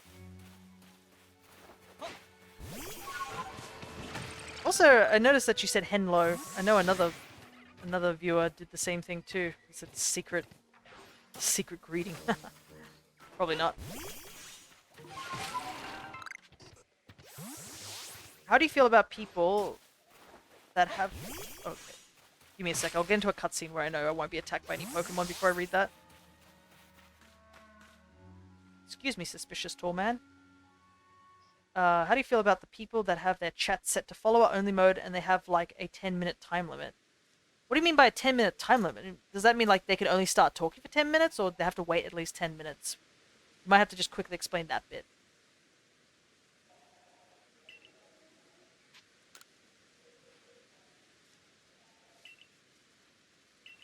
They have to wait 10 minutes after following to talk. Ah, okay, gotcha. It's not for me, that's to say for certain. Unless I've accidentally said that, I hope I haven't. I don't think I have. I've had people just talk to me randomly. Is it to stop bots? It makes sense it would to stop bots, I would believe, because bots don't follow you, they just sit in your chat. Like, even I have trouble, like, trying to take out bots where I have to just check in the stream chat, be like, that person hasn't talked for a while, I'd need to double check, or they have a very suspicious, like, very, very suspicious username. But, yeah, it's not for me. I like talking to random people, and if you have to, like, follow, just to be sure, because sometimes you don't know if the content that you're watching is, like, you know, what you want.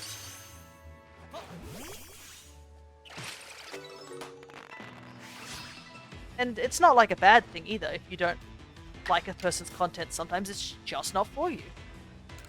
Like, I'm not going to go out of my way to watch makeup tutorials or something like that. I'm just like, yeah. I am a professional lurker. Nice. Well, there is a command for lurking as well. I believe it just gives you a tiny little comment. Nightbot just lets you know that you're lurking. But yeah, I'm totally fine with people lurking. It's understandable. Sometimes you just have to say, oh my goodness, I found a firestone. Sometimes you're just like, hey, just came here to watch your content, just do something in the background, because I've done that for a friend's stream as well, where I've just talked very on and off and then just spent most of the time just drawing something in the background. So I totally understand the lurking and stuff like that. Heck, I know there is somebody who drops by stream very often and they're just a total lurker, and I'm totally fine with that. I'm like, thanks for sticking around and, like, viewing my content. I definitely appreciate lurkers and followers and just people who just show up for no reason, say hi, and leave. Yeah, just the reason I asked is because I followed someone and they had a 2-hour limit. Goodness gracious. That's a bit too much, I think. And it would basically mean that you'd have to watch their content at least once and then just, like, come back later to be able to even talk to them. 2 hours is a bit too much. 10 minutes also feels a bit long, but, like, you know, I guess people are people. Yeah, 2 hours is, though, is just a bit too much for me. Anyways, we were joking about being able to hold our breath for very long, because I think before you came in, Lilith, we were talking about, the people who can dive underwater for very, very long periods of time while holding their breath, like free diving, essentially. Alright, let's see how long we can hold our breath. Here we go.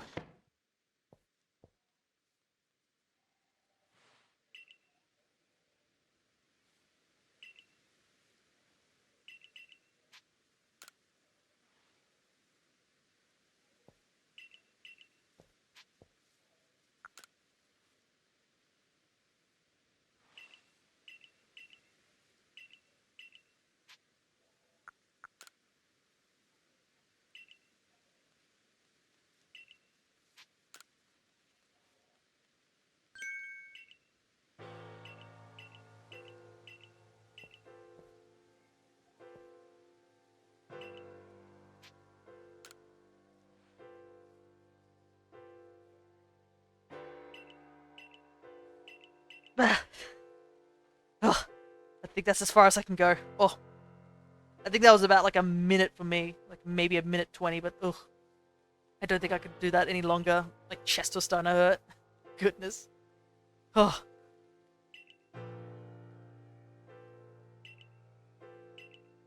Whew, that was tough.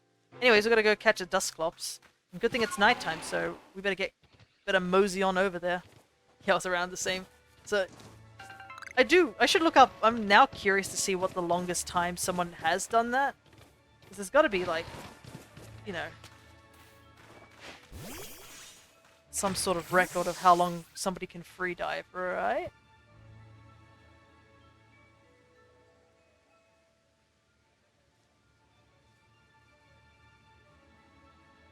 Oh my god!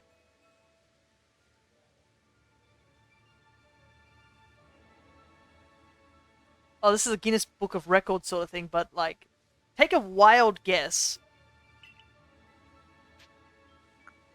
of, like, what's the longest time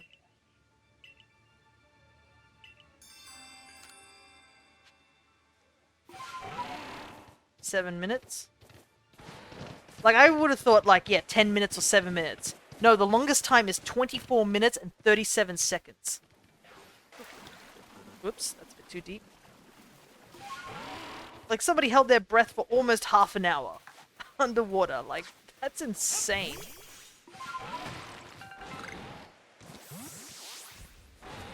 Gotta avoid you. This. Like, I can't even imagine how, like, what type of training you'd have to do to be able to hold your breath for 24 minutes.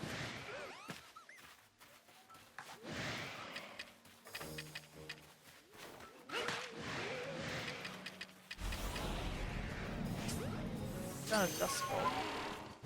Dust pops.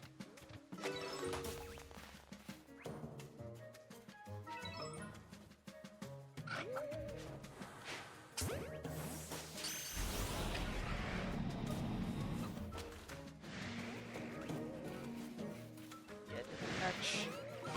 Ow. I'm gonna run away for a little while. Try and get the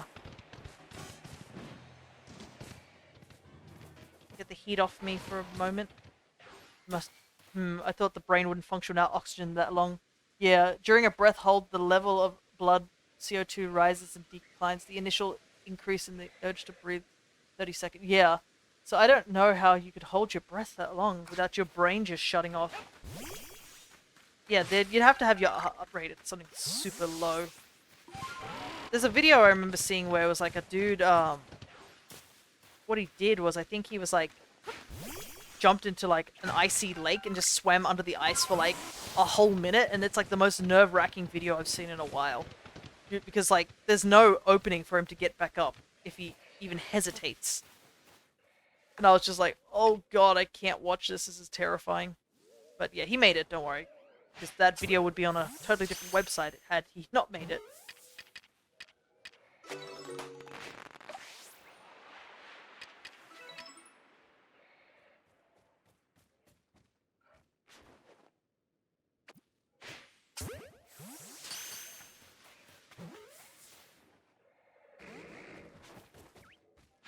Go in the ball, I need you.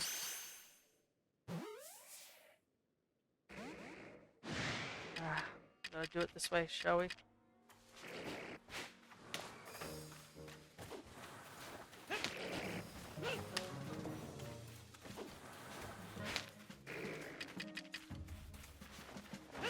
In you go, please. But yeah, the anxiety would be on the roof. Like, a part of you would be like, yeah, I know he's gonna be okay, right? Ooh, we can evolve again. Like, a part of you is like, yeah, it's gonna be okay because it's on YouTube, right? They would not, like, put a video where, like, somebody dies on stream. And he also had a rope on him, so if something went wrong, they could pull him out quickly. So they had the safety precautions, but didn't make it any more, like, less nerve-wracking, to say the very least. Alrighty, Luxray is on our team. I think our team's getting pretty solid, but I do want them probably in a slightly higher level at the moment. I think I'll set up this base camp because it's pretty easy. I'm pretty sure I just gotta go over here somewhere. Like, there's a dude who's getting attacked by a chatot or something like that. I don't know which finger he's on, but he's on one of these fingers. Pretty sure that's what the case is. But we have the Doxclop, so we have to go back to base camp anyways. To go hand it in. Is he not here? I would have thought he was.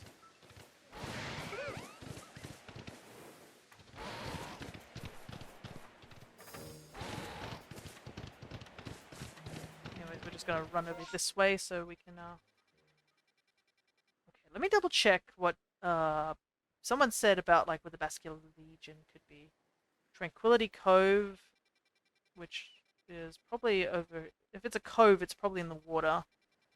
And then the shore. Probably one of these things. Right, so we do have to get Bascular Legion regardless, if we're going to go catch our own.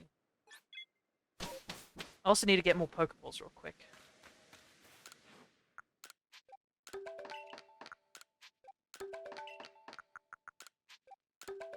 Couple of those. Heal up.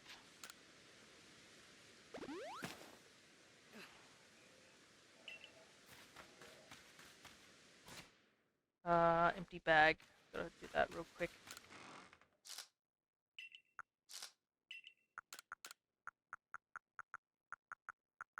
Uh-oh.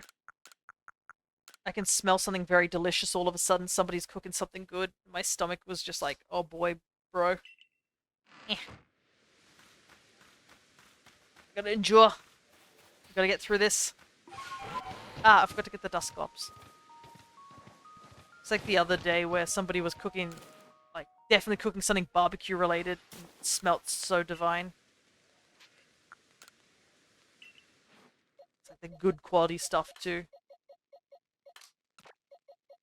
Let's put Dusclops here because we don't really... Probably aren't keeping Celio. We'll talk to Professor later.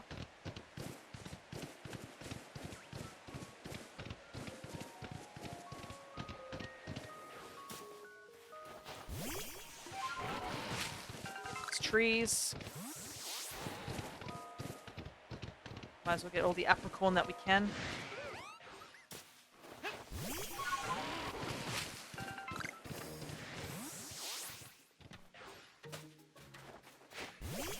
Probably be using Veneri to do this. Veneri still hasn't evolved yet. So we gotta get Veneri's friendship up. Which the only way to do that is by battling and by hitting stuff in this game. Alright. I also realized us holding our breath during the Iskan, like, quest also makes this a lot funnier because of the whole thing. I think last time we did this, we, I accidentally muted my mic, so the entire conversation was, like, silent. Oh, is that how you get Lopunny? Yeah, Lopunny is friendship-based, but the issue with Lopunny and Benary is,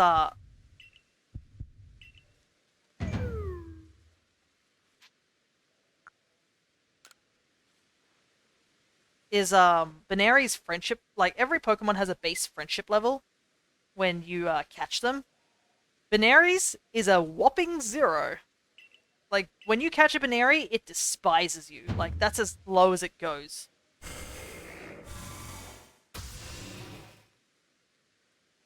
So it often takes a long time to get Benary.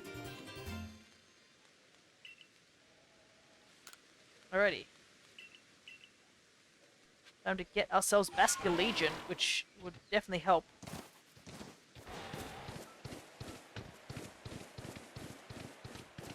We go. Oh, wait. Is that? Yes, it is. Grab that satchel now. Because we've got to start working towards getting points to buy ourselves a link cable so we can evolve our Graveler into Golem. Honestly, this game is like one of the best games to evolve some of the trade Pokemon. Just because, like, the whole trade cable basically means any trade evolutions can be easily evolved. Plus, you can pretty much catch all the trade Evo Mons like Golem and Alakazam in the wild.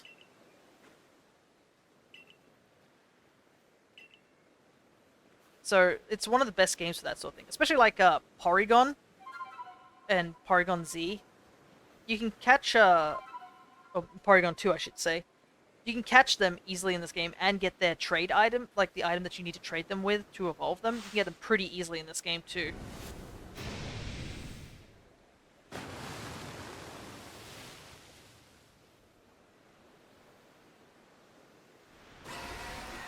Does that mean people release them after they traded? Lore-wise, that is. Well, I just assume they evolved without the trading. Because they've got to exist at, like, before trading was a thing.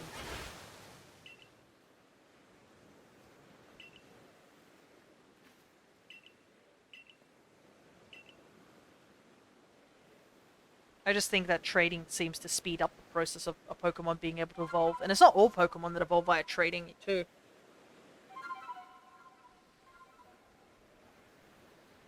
Because trading isn't even technically a thing in this world. there's not really any lore-wise of you being able to trade. Because the trading is just like sort of tucked away, never talked about or anything like that. Nobody ever mentions about trading Pokemon. So you have to sort of think of it as a thing that trading doesn't really exist. It's not canon to this game. So yeah, these Pokemon must have evolved without trading and stuff like that.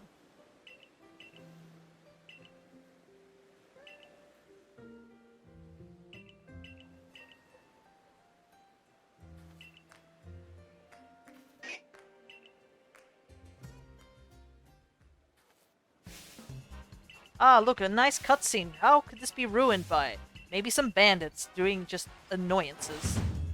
Like, this is so out of the ordinary. Well, not really out of the ordinary, it's just like an annoyance.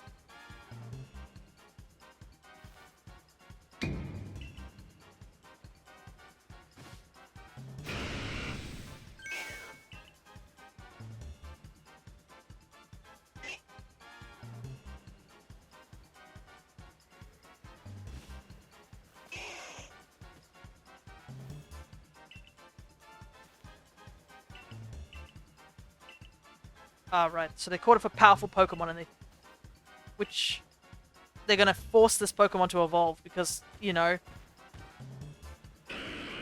forced evolution definitely hasn't done a really bad thing to Pokemon before. I mean, remember, like, in the anime when Magikarp was forced to evolve into Gyarados and immediately, like, rampaged?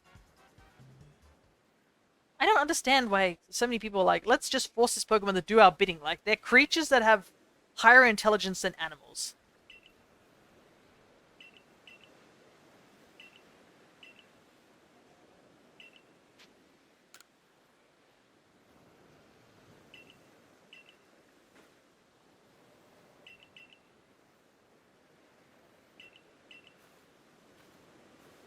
Alright.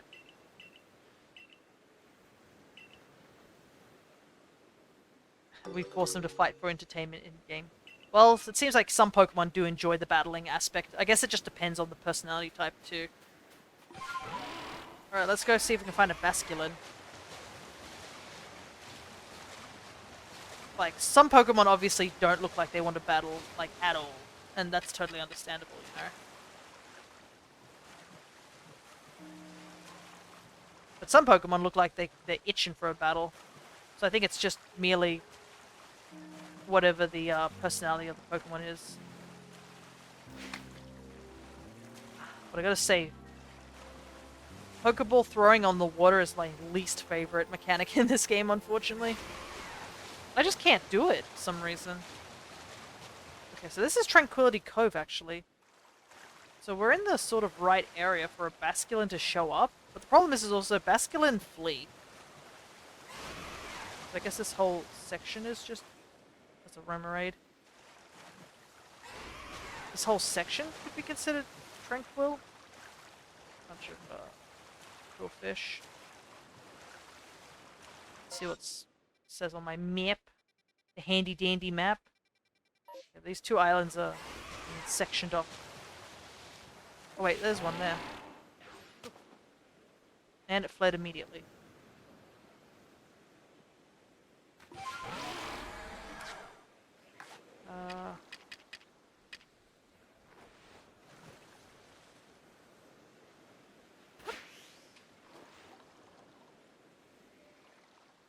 I didn't even get anywhere, and they're all gone.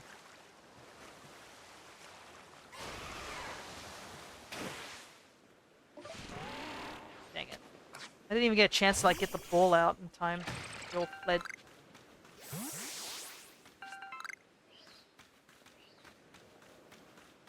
I'm pretty sure they're gone for good too, unless I leave and reset.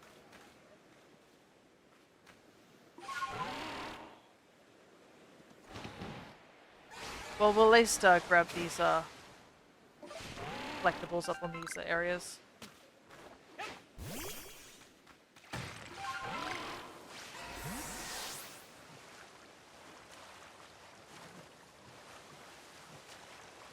Just gotta keep an eye out and see if we can find any more Basculins.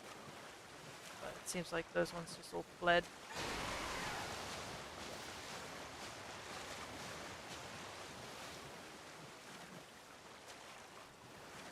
how far would I have to go to respawn them?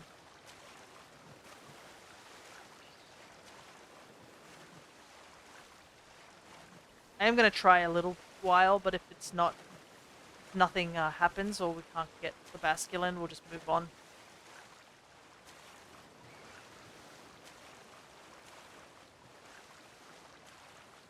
Yeah, they're gone.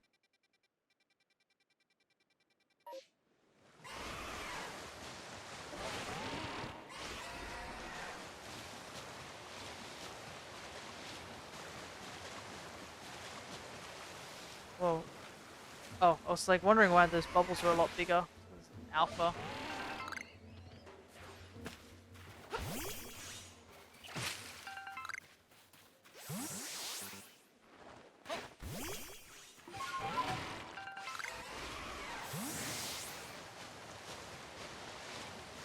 Avoid that real quick.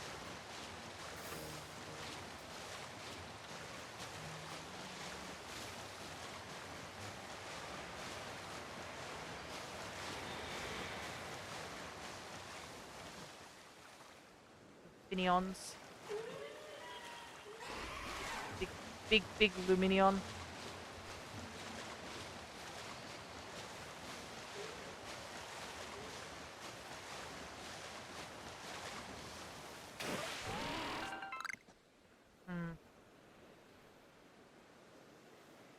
Not seeing anything here.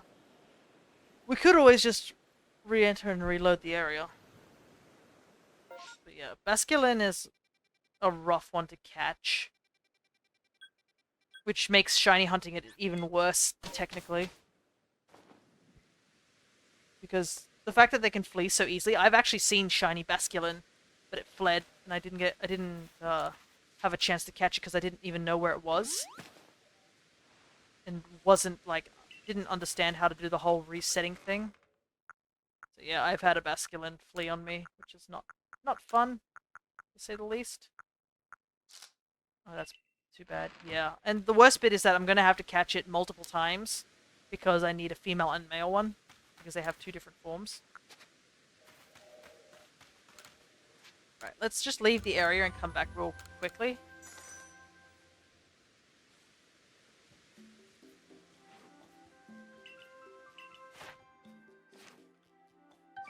The rank is going up pretty well. Yeah, we still need to get to rank 5, but we're getting very close. I think we might be able to get to rank 5 soon. Oh, there's a mass outbreak. Dang it, it's 2 Pokemon that I already have shinies of, so there's no point.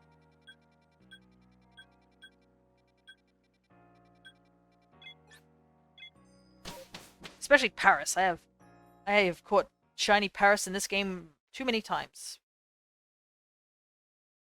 And I have a shiny Budew in my other game. Alright, let's try again with the Basculins and see if we can catch one. At least also resetting the area means all the materials come back, so we can at least grind up some of those materials.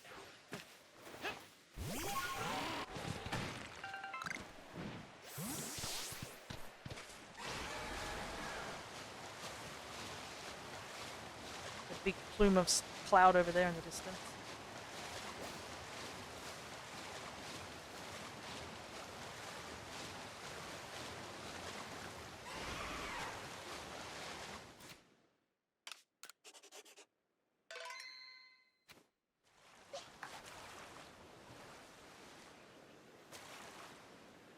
Quillfish were on the wrong side.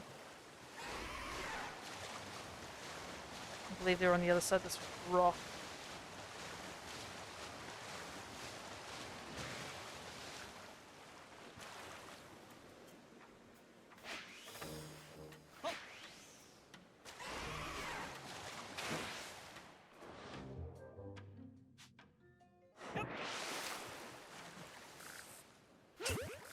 See, like...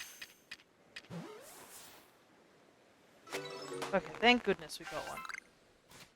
You will do. Alright, let's head back to, It's like, I guess the only way you can really catch these guys is you just gotta go run up to them instead of just catching them from afar. At least they're giving us decent levels. Alright. Let's go back. And see if we can evolve this Basculin. Because we technically can, like, evolve it straight away.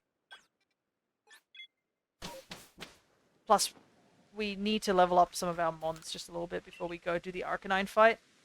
We need a solid water type. Alright, what genders are you? Both female.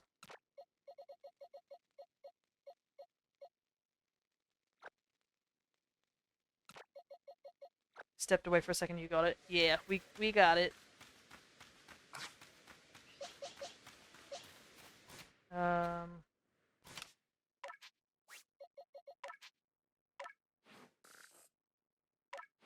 Let's just double check the moves. If I can remember which button to press.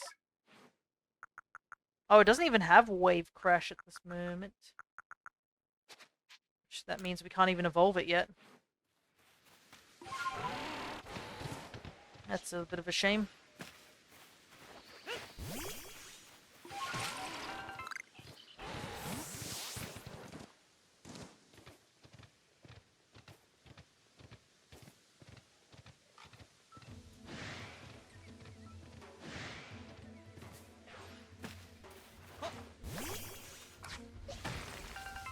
Oop.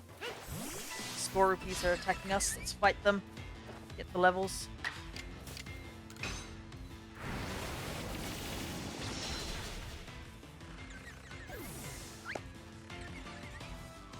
I don't know what level the Basculin needs to be to get a recoil move. Yikes, that did a lot of damage.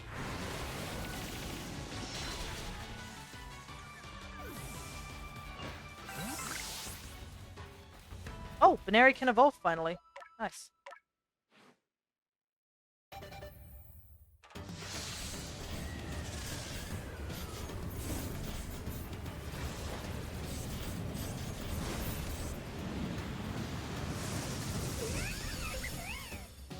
There we go.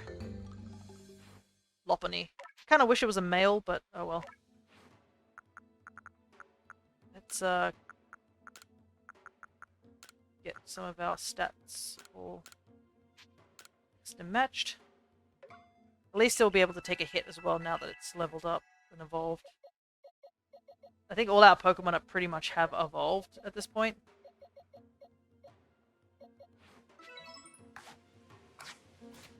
And also, it evolving Pokemon adds a huge chunk to your Pokedex. Alright. Apparently my dog has also started barking in his sleep. That's how I know he's fully asleep. I can hear him woofing.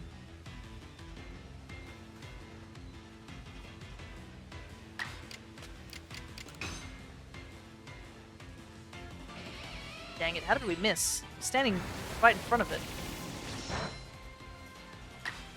But yeah, I think I want to get everyone up to maybe level 32 before we go fight head to the island and fight, because we have to also battle the bandits before we even get a chance to do the actual fight for the Arcanine, which in of itself is not an easy battle, to say the least.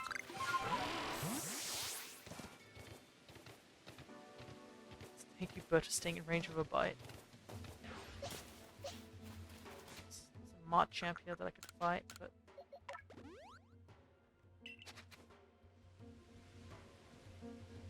oh, so what's that noise?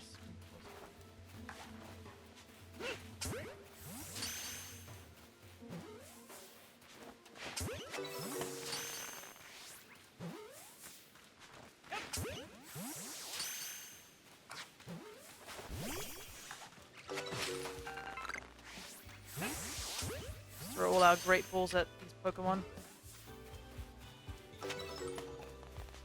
Catching also gives you EXP. Oh yeah, definitely. A pretty solid way of getting EXP actually, because I believe it gives an even amount to everyone. And with how freely you can catch Pokemon, it's always good.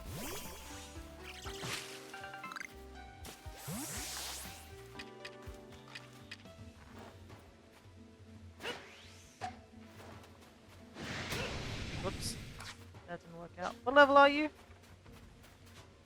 46.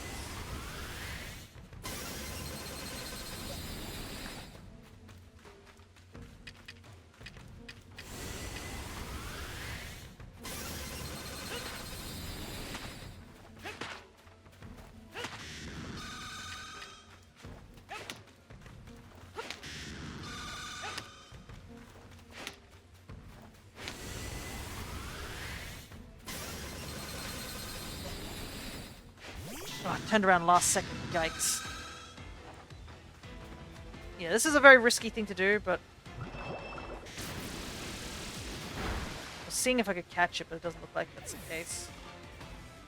Let's just run.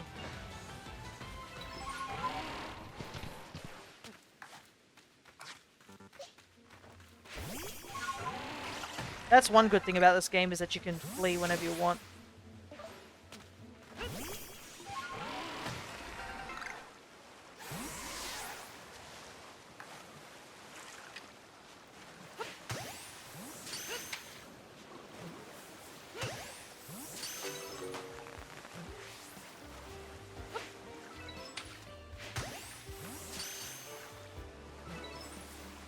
Actual battling in the environment is a good choice.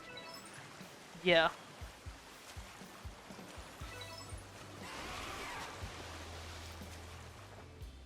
Not loading a new scene to battles. That's something I think is really good with Scarlet and Violet as well.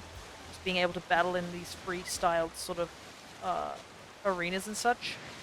The only downside is that Scarlet and Violet's graphics are not the best. If it was more polished and stuff like that, I think it would have made battles so much more cooler. Yeah, I do like the whole battling in the environment that you're standing in, as opposed to just battling in, you know... Just makes no sense to be battling in, like, the random space in between certain areas, you know?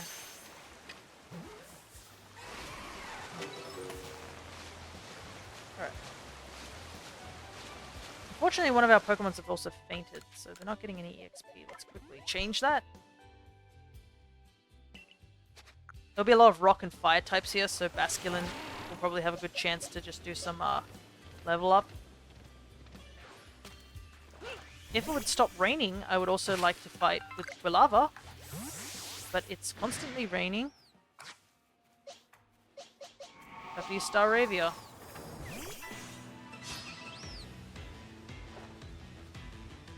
Something shaking in that tree too, we'll have to go battle it as well.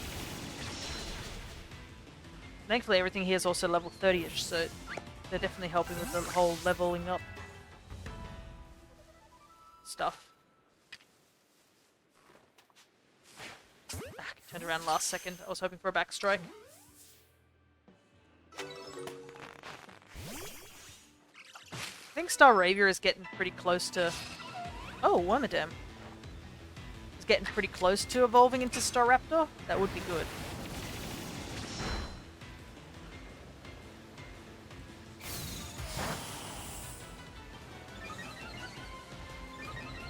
Ah, cool.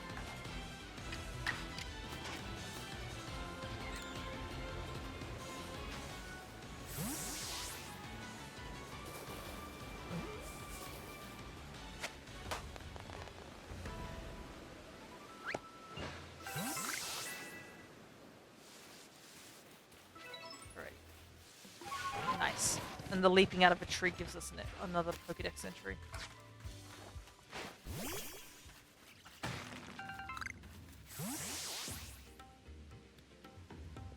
Alrighty.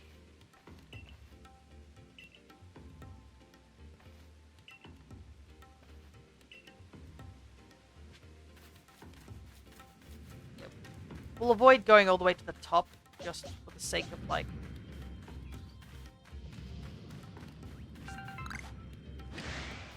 Unfortunately, used up all my, items that could have given us a little bit of, extra.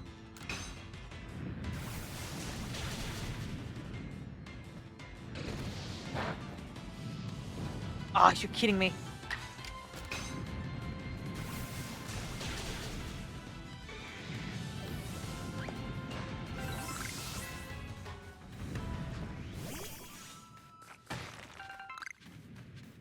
Gotta love the random status ailments. Does it stay on me? No, it doesn't, thankfully. It leaves.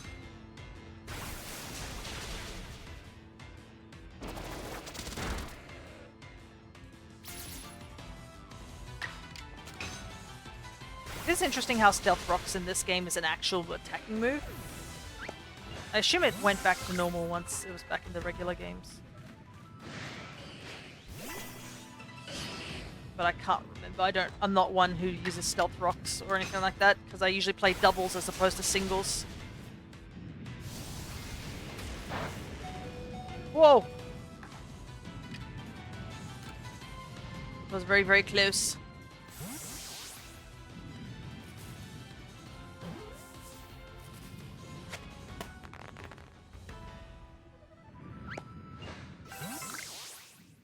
Oh, Staravia can evolve. Well, first things first, we'll heal up Basculegion real quick. Let's evolve our Staravia into Staraptor. One of the coolest regional birds.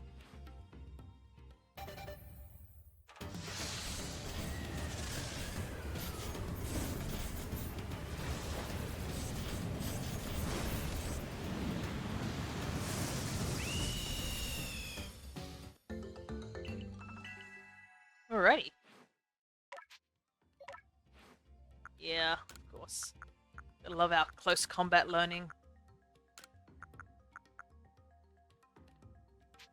What's your attack? Yeah, your attack's far higher. Nice, yeah. Hmm? Is Nightbot stuck? I've noticed Nightbot's doing this the face. Excuse me, are you stuck? Yeah, he was. Okay. There we go. Fix that up. I guess he got stuck after maybe when AJ might have done the bomb thing earlier, or I don't know how long he's been like that.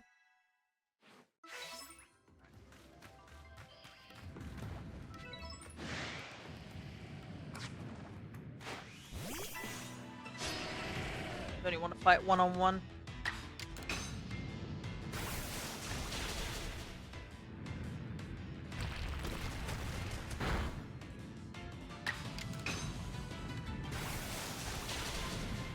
Though we're certainly gaining the levels, to say the least. Found one of these. Discard. Nightbot husk help when you need it. Unfortunately, Nightbot does not know how to do that. Unfortunately, I can't warp back to here, but I need to leave. To heal. But I think our team's doing pretty well in levels, so this might be a good time for us to actually go fight the Arcanine.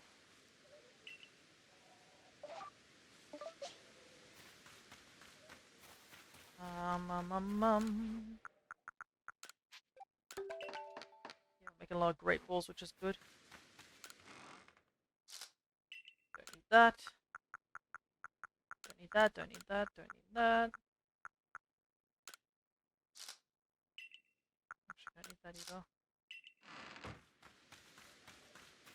Might make some stronger potions.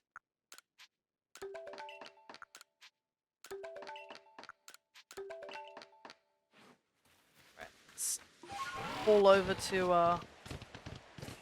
back to the island.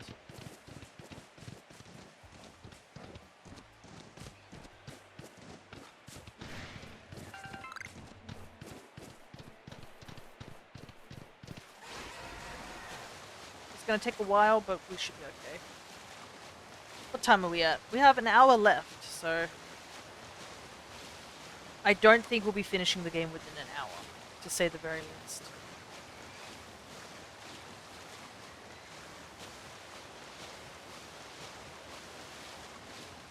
So I'd probably say that, like, maybe after this we'll do a little bit of grinding and stuff like that, but I don't think we'll continue on with the story.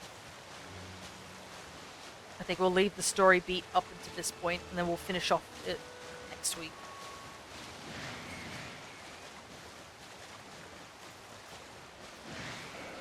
So that Just so that we have stuff to do next week too. I think we've gone far enough in this game that it's not going to end up like what happened with the Sword and Shield thing, where I had way too much to do in the second part. I think we should be able to cover it. If not, we can go a little bit further because I think we have to do the Highlands part. We'll see how time gets along, really.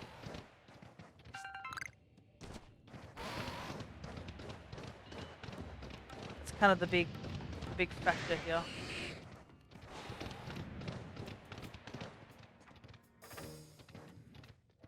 Oh, there's grit dust here. Oh, that must have been from what I dropped. I had no bag space. Well, I'll pick up the grit dust.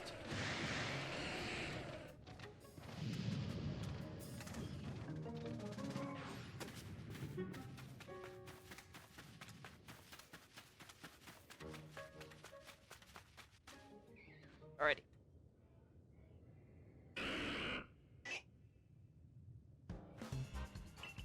I also like how these girls are like, yeah, we'll evolve like Growlithe like that.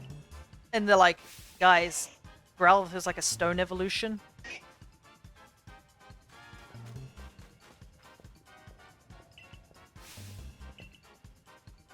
Like, what are you thinking? Like, at least it makes sense if it was just a regular evolution, but no, this is a stone evolution.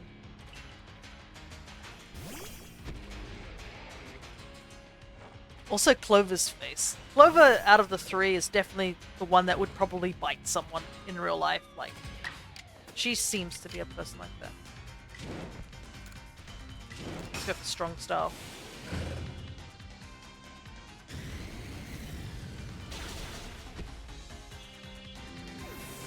There we go. Nice. Clean victory.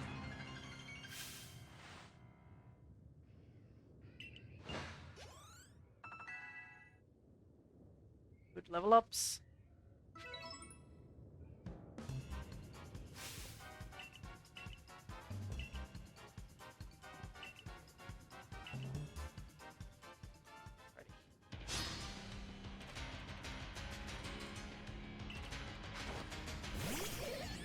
Deal with the Toxicroak now.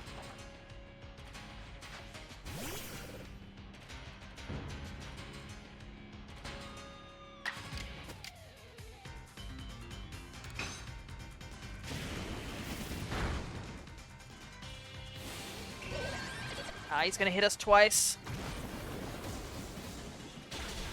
I should have swapped out. But I thought Quilava could deal with him. Oh, well. Oh no, you're obscured. Whatever shall I do?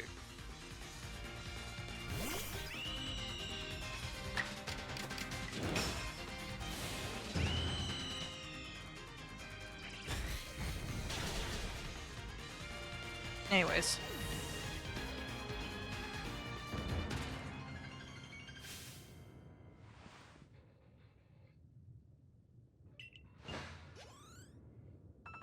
Unfortunate no level up on Quilava.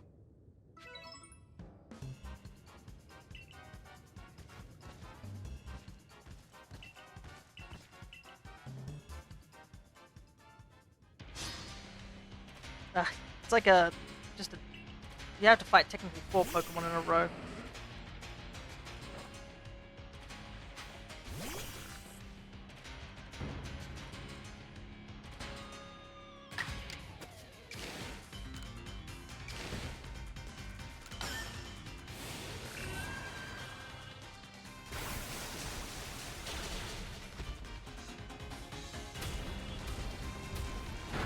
Ouch.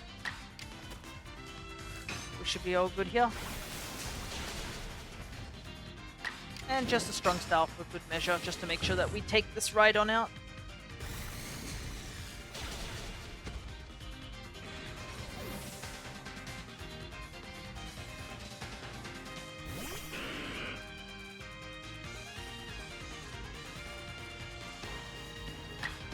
Was a little bit worried about that, but we're all good. Hey, let's go Basculin.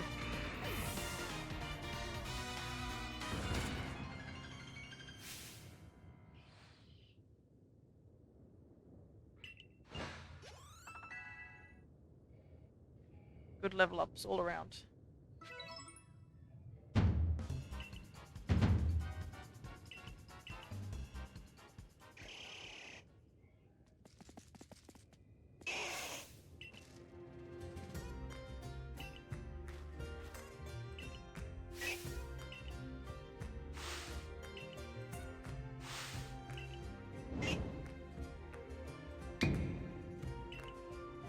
Growlithe is here. Also, yeah, crazy the Growlithe 4 times weak against water swam here.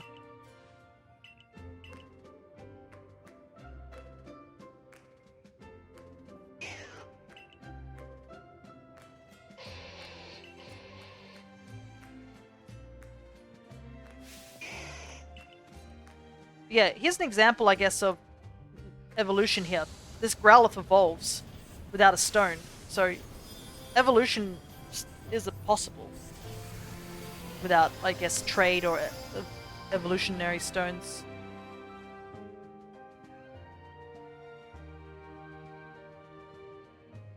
I do have to skip the movie, unfortunately, because we haven't got time.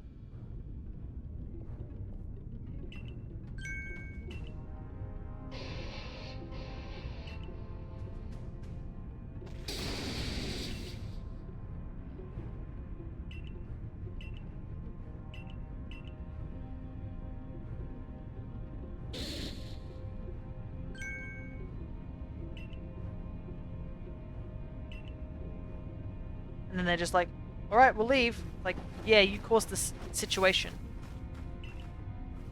I wonder if the environment in the case is enough, but yeah, no stone. Yeah. It is definitely the environment related sort of thing. But that might be the similar case of what we were talking about earlier with what a firestone really is. It's just a fancy stone imbued with firepower.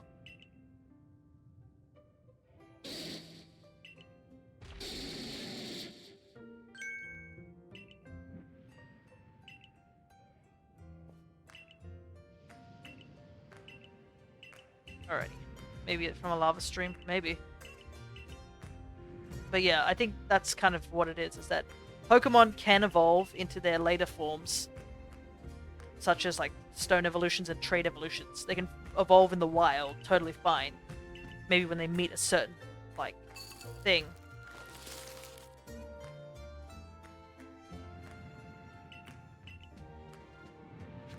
Right. First things first. At least I can warp here now. I need to heal. So, but I think, like, yeah, giving them a particular evolutionary stone or, like, trading them does speed up the process. So, yeah, this... I guess that's the long and short of it.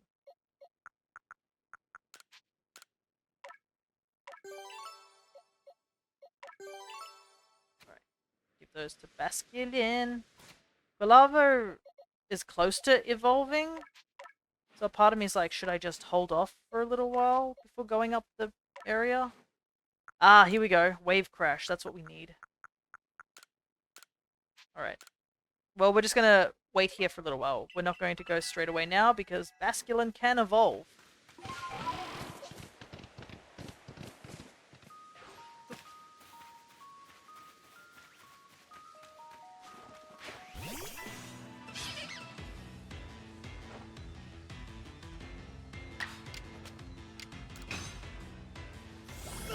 Whoops. Too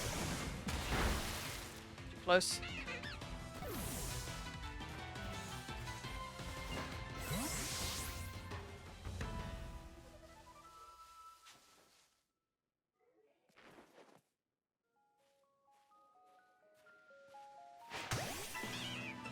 You get hit by the attack. No, Wave Crash has recoil. This is what we want. Oh, you mean me? Yeah, if you get too close to a Pokemon when they use their attack, you get knocked on your butt.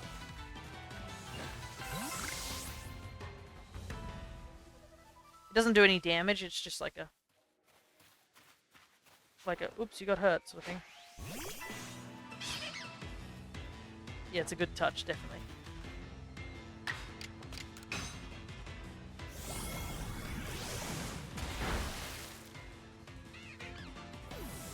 And also, I just like how you're able to run around. That's something I do miss with Scarlet and Violet, is that you can't run around after attacking.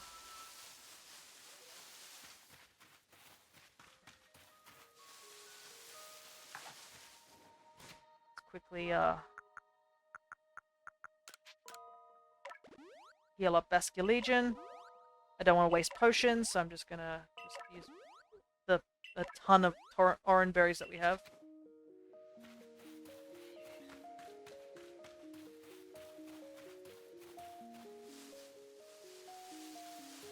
You can get better at camera angles and stuff. Yeah, and you can just walk around and stuff. You can also walk over to the other side of the trainers and stuff, which is funny.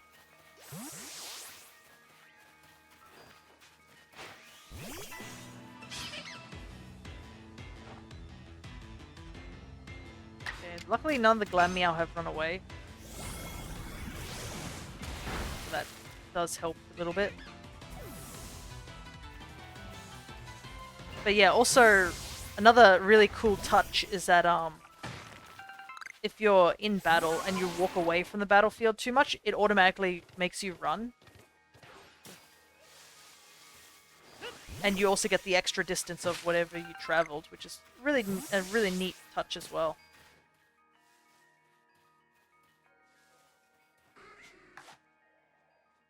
Get this Murkrow to turn around so I can backstrike it.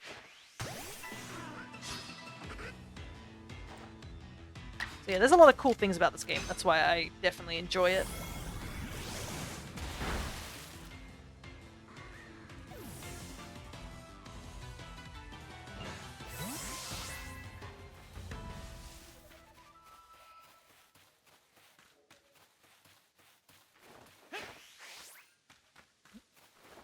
Far away. There we go.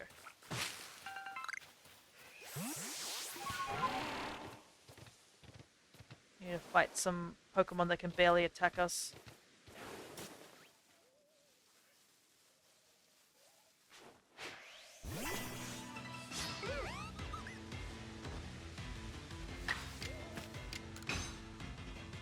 I really like the different Evo conditions here. 300 recoil damage is interesting.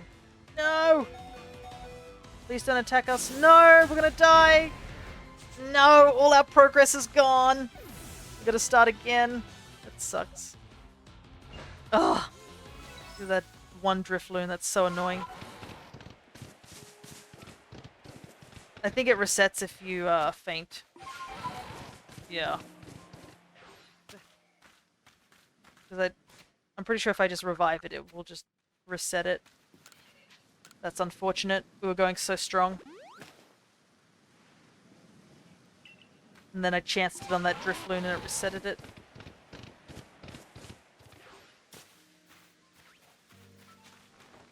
So I've been fighting these Glammeows because they were... You can catch them off guard. I can one-shot them at least.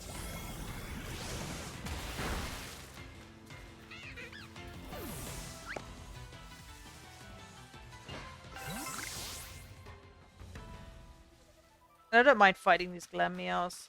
A small part of me wants them to be a shiny. I'm actually missing shiny Purugly and Glammeow.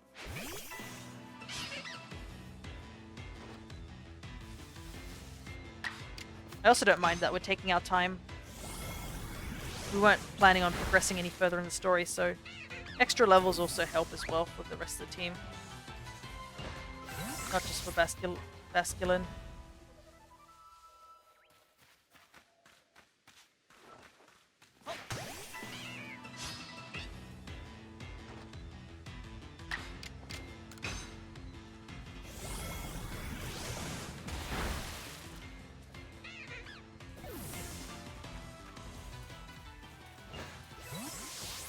Okay. Heal up real quick. Also, the Arcanine fight can be a bit fickle.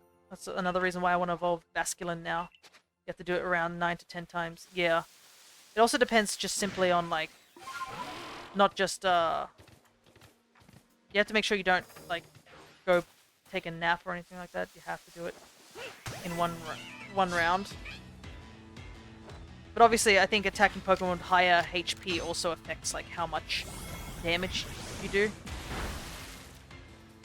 to yourself as a recoil. So taking out the Pokemon at full HP also helps with that. Oh, this one didn't turn around. I thought it was going to. Oh. Just gotta find some mons that won't attack us.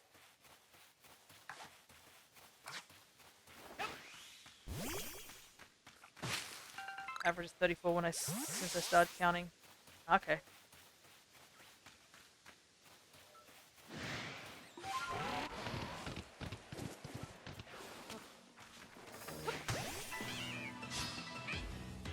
Is that Staravia still chasing us?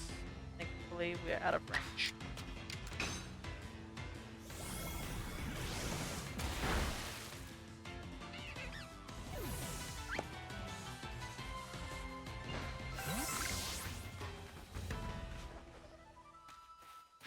Oh, okay. There's one right underneath us. We'll take it.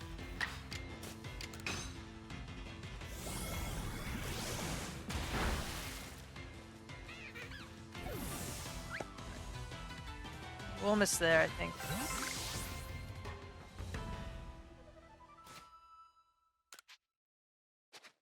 Might. How much is a potion heal? It's like 60 or something, right? Potions are busted in this game. They're like super strong potions. Apparently, we just lost every medical skill we learnt back in the day. Can't make potions as good as they used to be.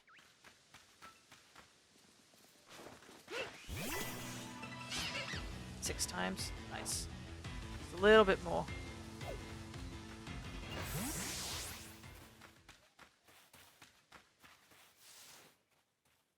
I don't know if we could defeat an Apom.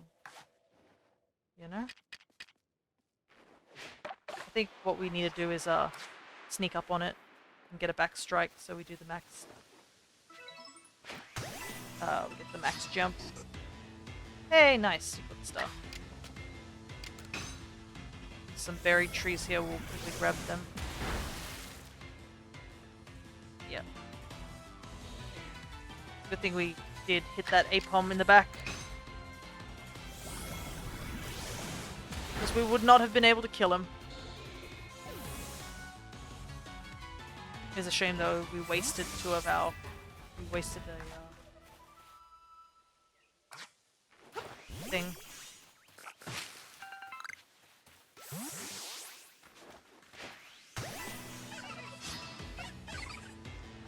Should be able to take these guys out. They're not very strong though, so we'll see. They might not give us enough HP recoil.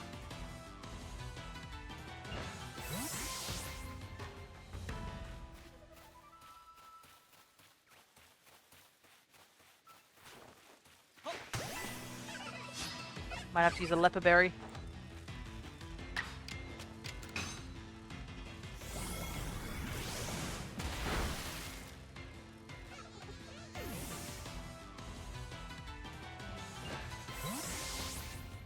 Nope, it wasn't enough.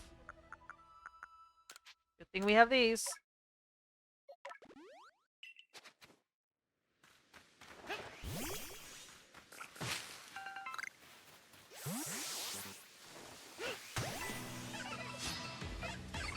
I think we're getting close though.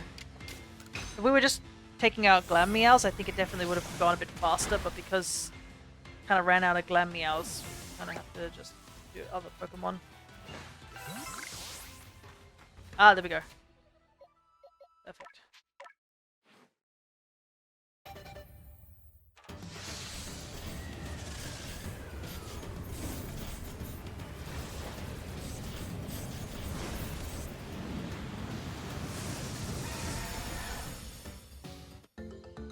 There's our Basculegion.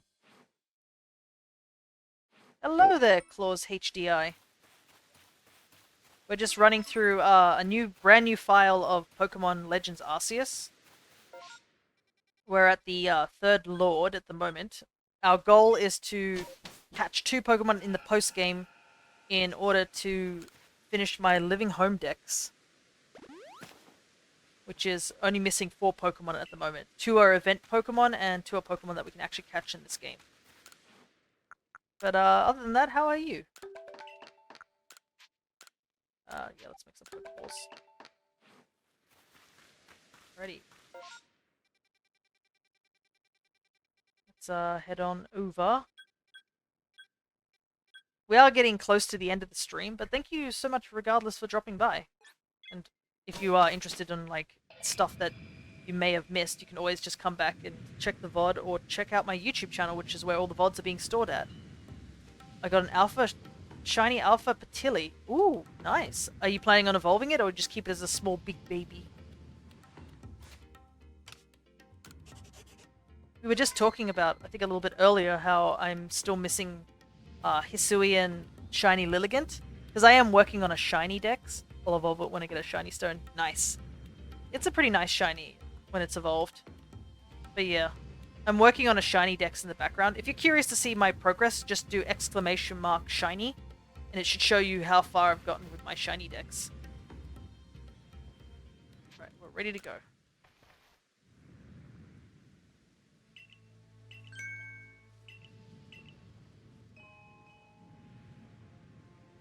It's gonna do permutations. I still haven't gotten a good outbreak for it. Okay. Skip this movie and fight this Arcanine. At least we have now Basculegion on our team, so we should be able to do more damage, but we still have to be careful because this fight is rough to say the least.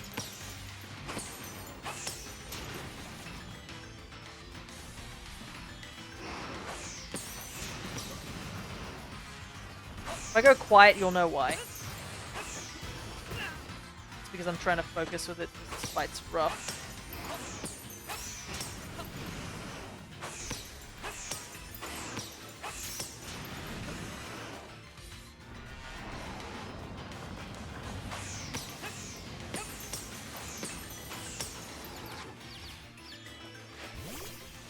Diving so freely near lava. Yeah, that happens. Oh lol. Now that we're a ghost type, Crunch actually does maximum damage. Oops.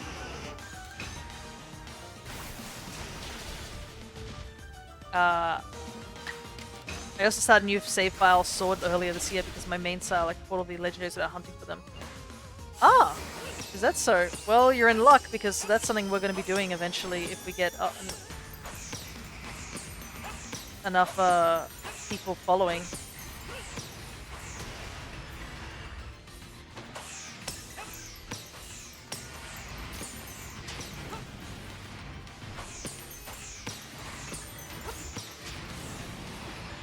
Man, ran out of online earlier this month. Want to see? Oops. Come on, come on, come on. So close. There we go. Perfect. But yeah, I'm trying to get to 150 followers, and if we do, we're going to be doing an entire shiny month. So just 30 days of shiny hunting with Pokemon in Legends Arceus. We'll be doing sandwiches in Scarlet and Violet, and we'll be doing the Dynamax raids for said legendaries in Sword and Shield. I do have to find the time to put on online for one of my files though, because it has one of the newer files that I made to catch some Pokemon, which we just recently did. You can check out the VODs over on the YouTube channel. We did a quick run through the Crown Tundra without catching any of the Pokemon like out inside the Dynamax raids. So all Pokemon in there can be caught, well, can be shiny hunted essentially. And it's one of the things I want to do with a bunch of other people who are interested in, because obviously the AI is, you know, the AI. So yeah, it definitely would be much better to do it with like other human beings. Been hunting Fuecoco, Masuda Method in Scarlet, Rowlet in Legends Arceus, Ho-Oh and Galarian, Slowpoke and Sword. Ah, so you have a lot of targets at the moment.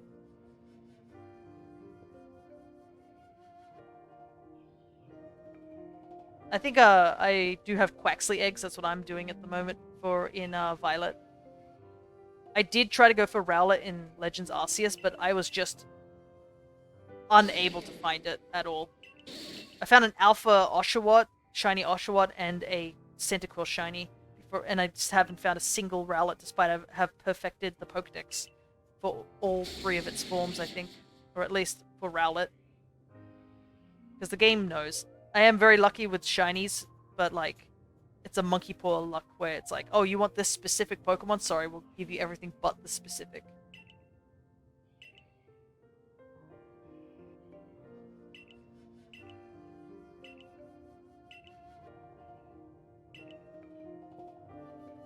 But yeah, Ho-Oh is a really nice shiny, for sure. For the Galarian Slowpoke, are you Masuda methoding that one, or are you just catching them in the wild? I think you can catch Slowpoke in the wild, can't you? Having a lot of different targets is good for diverse streams, and it's just more fun to do different ones once in a while. Definitely agree, like, I got very bored of hunting Rowlet in this game, so I, like, stopped after a while. Okay, so the Galarian is chaining. Gotcha, gotcha.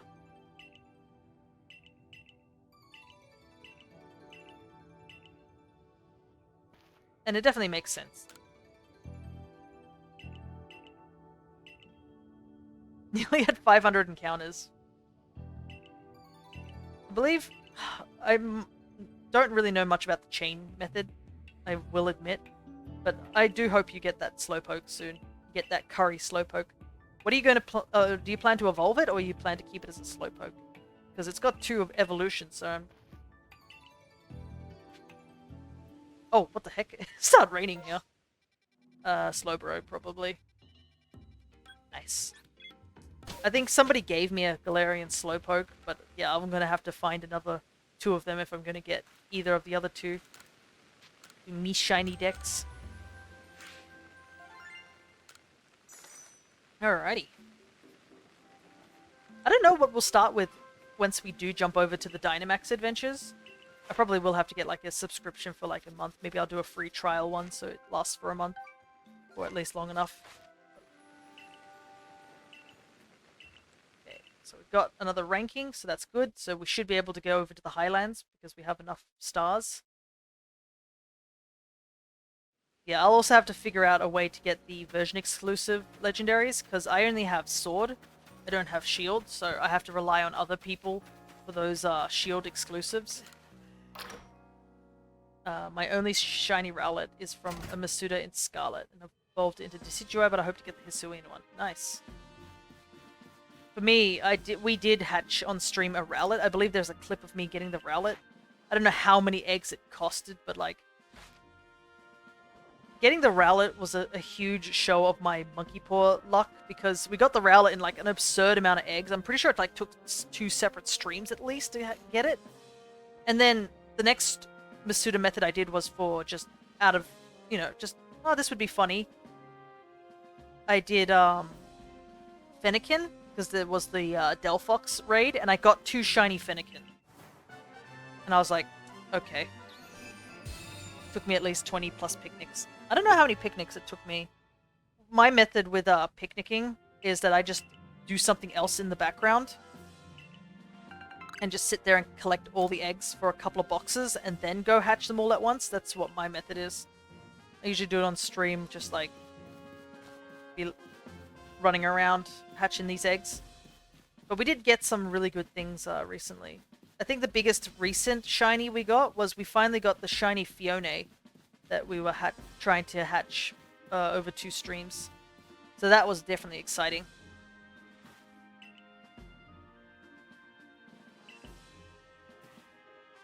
And we were able to do a bunch of the Halloween captures as well, like catching a lot of Pokemon during the Halloween event that happened.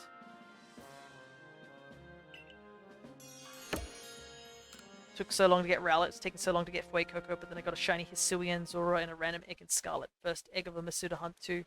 Yeah, it's always like that, isn't it? It's always like when you're trying to hunt for a specific Pokemon, the game's like, nope, don't see it.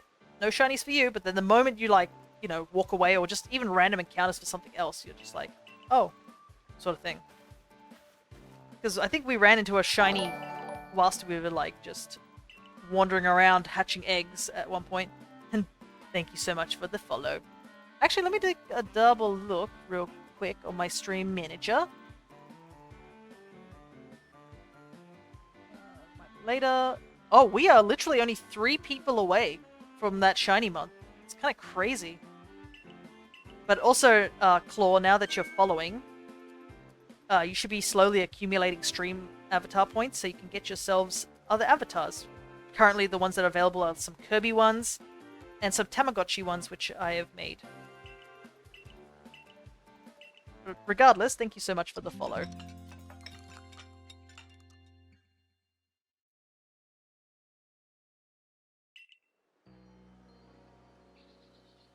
I can make stream avatars. Oh, nice. I definitely have to update my ones that I've made. Hey, hello Ingo. Good to see you.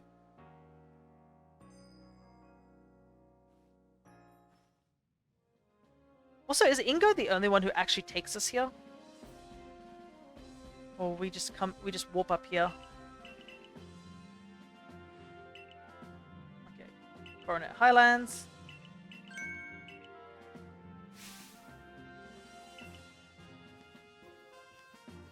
There he is.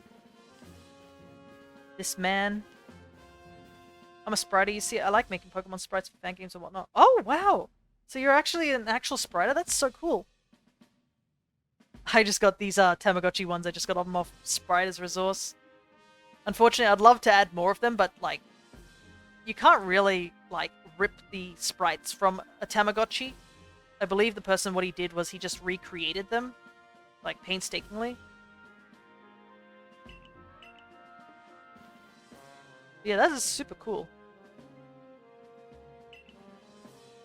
I'd love to get better at doing sprite art. I can draw, but like sprite art, I'm just a little iffy. I'm practicing, but like I'm just a little bit iffy. I've made something. You've made things for Pokemon Infinite Fusion? That's pretty cool.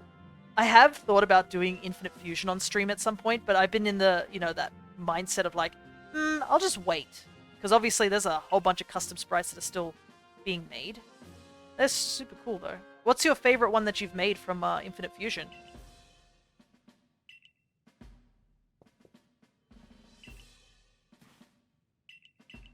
Pixar is really underrated. Yeah, it definitely is.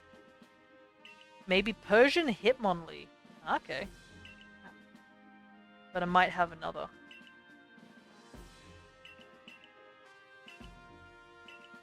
I wonder which ones haven't been made. Like, how do you, like, submit for a custom?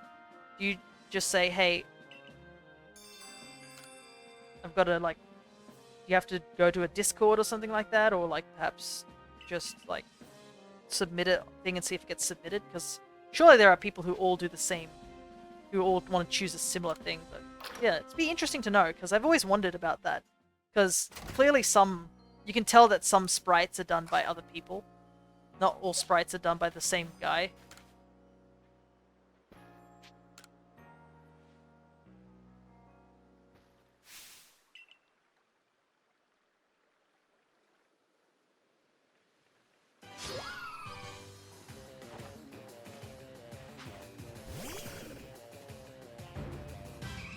Alright, there's an Eevee here as well, but that's okay. Let's deal with the Leafeon.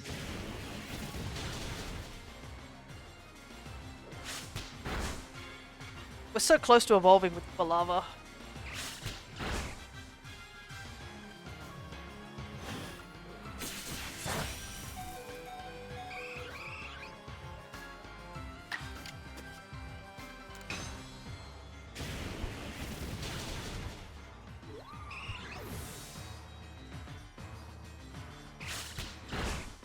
Yeah.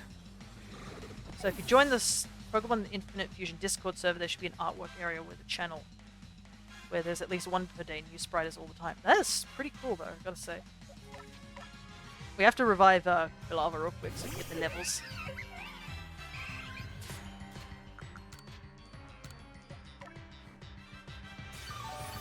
Yeah, there's probably still thousands of sprites that haven't been made. I don't think they haven't added anything from Paldea, have they? They've just been focusing on, like... Is Gala the latest that they have, or have they considered adding anything from Paldea at this point?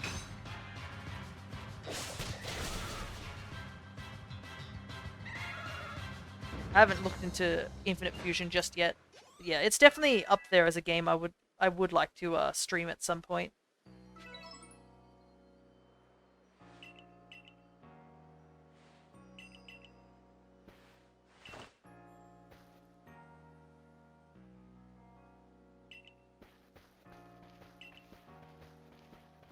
Alrighty.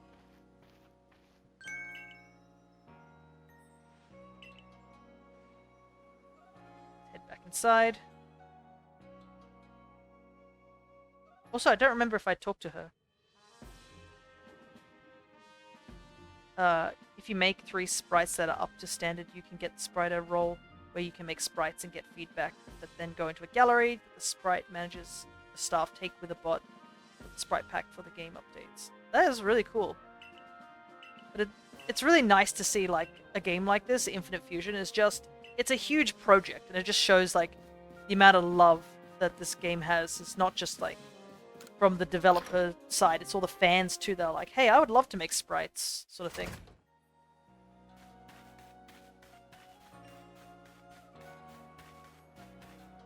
Alrighty. We need to go to the training grounds. The other way.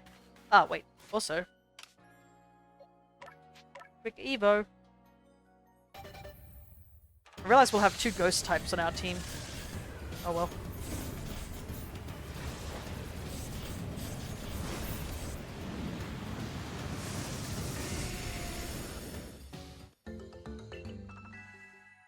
Main game developer, he doesn't really want anything past Gen 7 quite yet. There's only 450 Pokemon or something. That is, yeah. Well, it's also understandable. I mean, heck, just the previous Pokemon that you had before Gen 7, that's plenty of material to work with.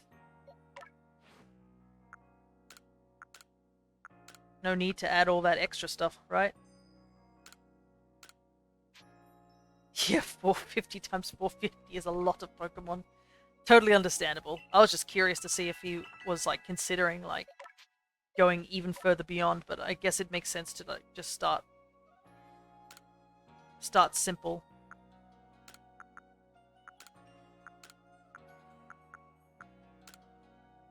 Anyways, let's do a quick update with our movesets.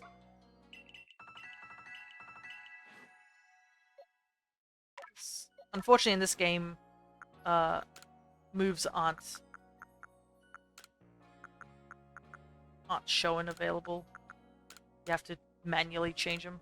But at least the upside is that you're not interrupted by moves popping in and whatnot.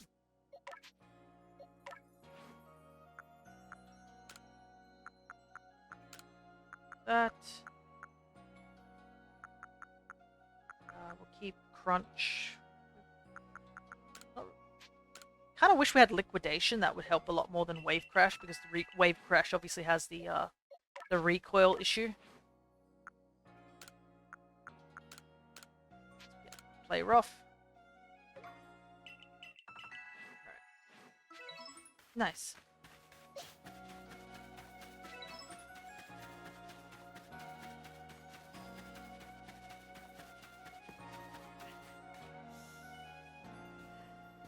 Actually like that a bit more. Same with you choose to evolve them and it doesn't show up every level, but you do have to stay on top of it. Yeah.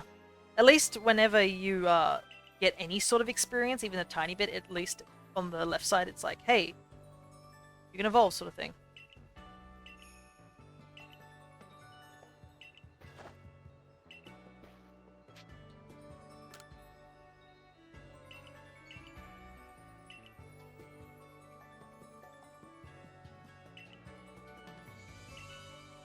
Ah, Ingo. I have no idea what they're gonna do, because I realized something. The next DLC for Scarlet and Violet is going to be near the Unova region, because the Blueberry Academy is in the Unova region. So I wonder if they're going to address the whole thing that happened between, well, regarding Ingo, because, I mean, he's still here in the past.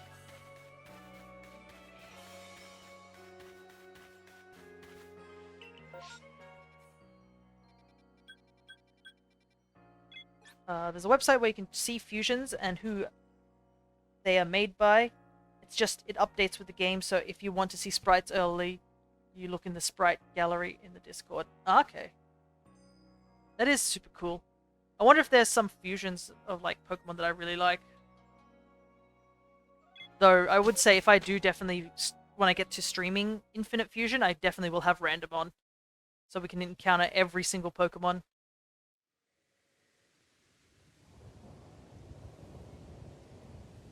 Alrighty. Let's see what the time is. We are getting close to the end of stream, so I think what we might do is try and get to the base camp, like the next camp up here. We won't fight Electrode this session. I just want to get the second base camp ready to go.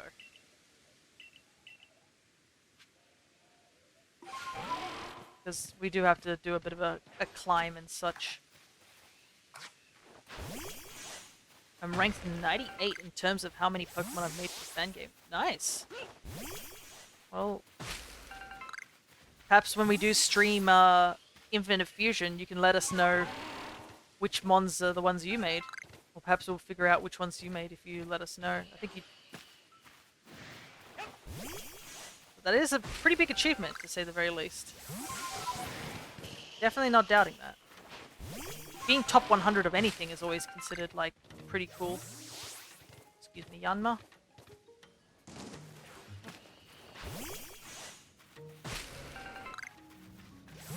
Yeah, 3,000 people all putting, like, helping out with these streams. With these sprites. It's definitely really cool. Ow. Ow!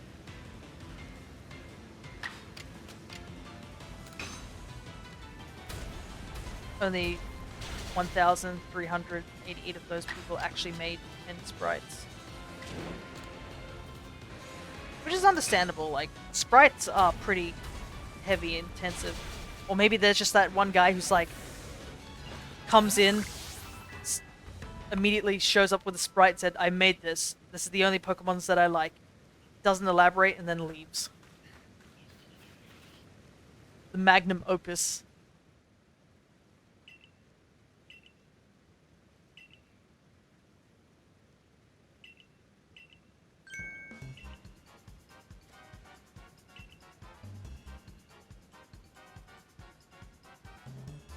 Just does that one fusion they wanted. Yeah, they're like, this is my favorite two Pokemon fused together.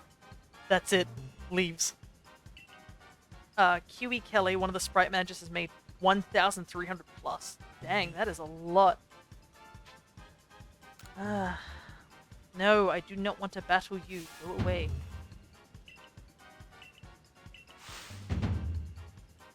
Ingo, there's a waterfall right next to it. If we just break Melly's ankles, we can just go. It also doesn't help that his name is literally the name of an actual character that I like, and have to deal with this nonsense.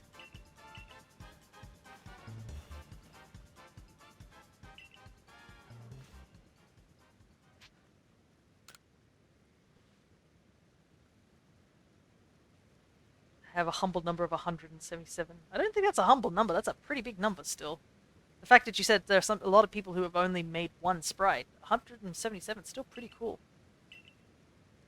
I wanted to do that with Sandslash back before they had any special sprites. Oh yeah.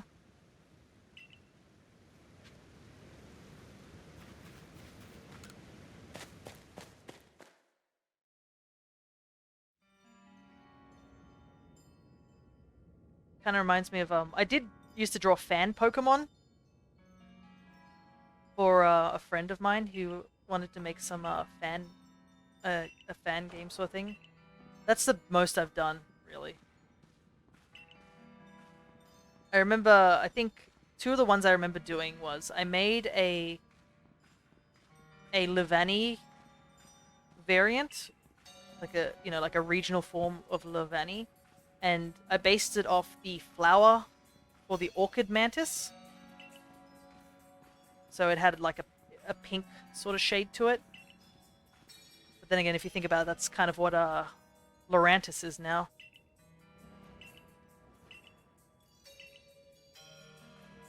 And then the other thing I've made was I made a a Chikorita line that was a poison fairy type or poison fire type, and I used a reference of a fire lily to make its petals on the neck of the Meganium. It was pretty cool. Those are very old drawings of mine, so I would love to like redo them at some point, but yeah, they were quite old. I really like Magnemite, so I've made a couple of them, but I also made a Pikachu and Weedle one to get probably early on, hoping I get in more people's games. Ah, yeah.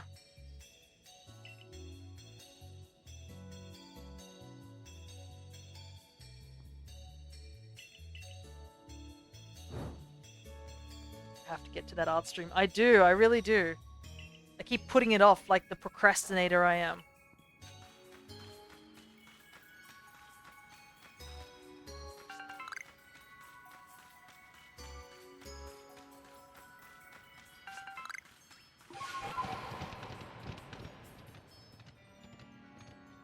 I'm also working on my own Pokemon fan game that is based off the oceanic side of the world. Nice! Got a creative people here.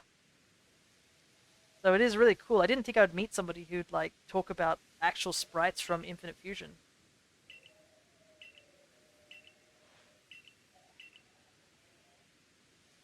Alright.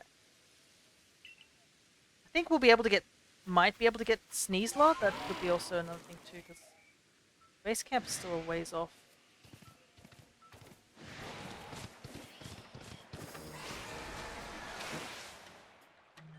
Wait, you're Australian? I am. I'm from New Zealand. Hey! Is that why you wanted to do the oceanic inspiration? Moth. Melee being a pest. Yeah, a little bit. There's nothing wrong with that. I mean, if you've seen the stuff that's in Australia, well, I mean, you're close by, but you should know how evil some of the things are in over here. We got some crazy stuff over here that would definitely take out some people. Got the starter as a platypus. Oh, yeah. Are you gonna make it a have some sort of poison-based attacks? Considering that platypus do have poisonous spurs on their, like, I believe their feet.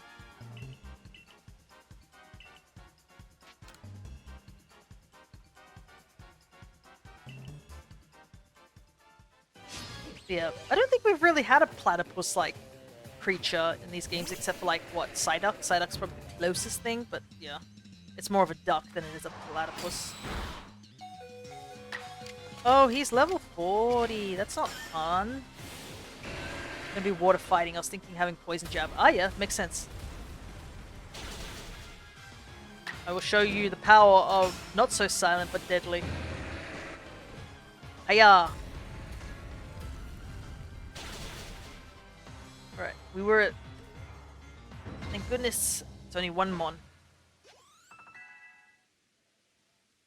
I definitely will grind a little bit off stream, just so everyone's a bit at a slightly higher level.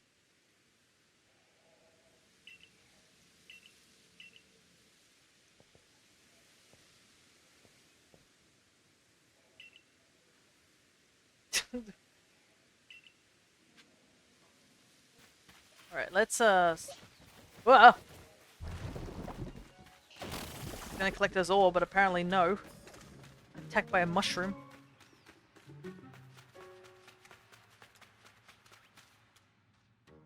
This cave is such a strange cave. Like, I think the game says that this cave was, yeah, it's a quarry, so they were like to build the temple. But I guess it got completely caved in, so we never saw it.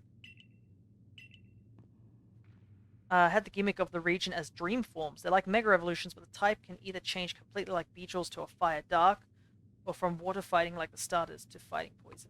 Okay, so it's like almost like a mixture of like mega evolution and terrestrialization. Because Terra types also do a similar thing, don't they? Where it changes the typing completely.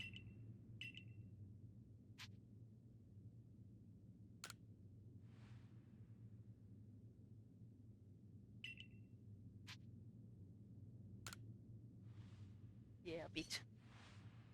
Well, I don't mind, because I like terrestrialization. I know a lot of people like, oh, yikes, the wonky crowns, it looks tacky. I'm like, at least it makes some Pokemon actually viable.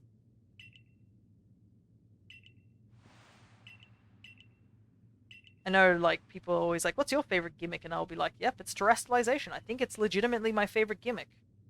And if they ask what's my least favorite gimmick, I probably would say it's, like, Mega Evolution, as weird as it is for a lot of people. A lot of people would be up in arms at the idea of, like, Mega Evolution being not my favorite. But you have to remember, Mega Evolution was cool. Don't get me wrong. But it was only limited to a small amount of Pokemon. And guess who got those special ones? Were often fan favorites who didn't need evolutions of any kind. I'm still salty about Ordino getting a Mega Evolution. Now Ordino never evolves. I like Ordino. There's a very soft spot in my heart. I really like Ordino.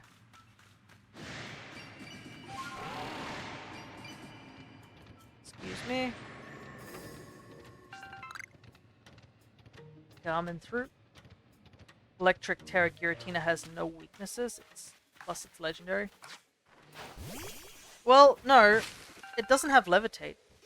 It has Pressure, I'm pretty sure. Oh, no, wait. It has to... If it's... Wait, if it's, whatchamacallit it? In its other form. Origin, yeah. I was gonna say, I was like, I'm pretty sure regular form just has...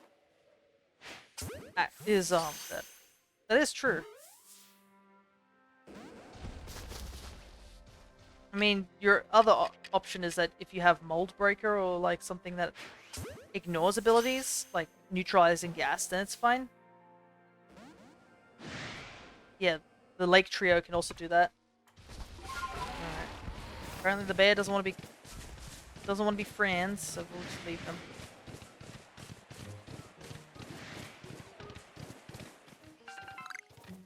Okay, let's get this camp set up and then we'll head on over to...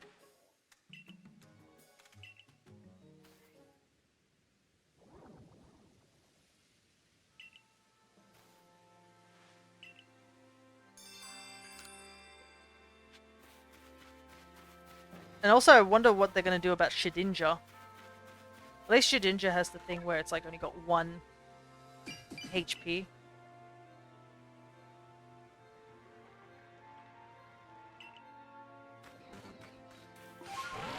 Yeah. Terra definitely, like, causes some crazy forms and stuff.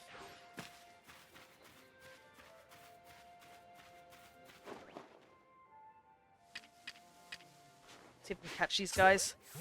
I also think since... I think it's also funny since I think Giratina can learn Thunderbolt. Oh yeah. Yeah, dragon types tend to have this weird thing where they're just like, I'm gonna learn everything, you know?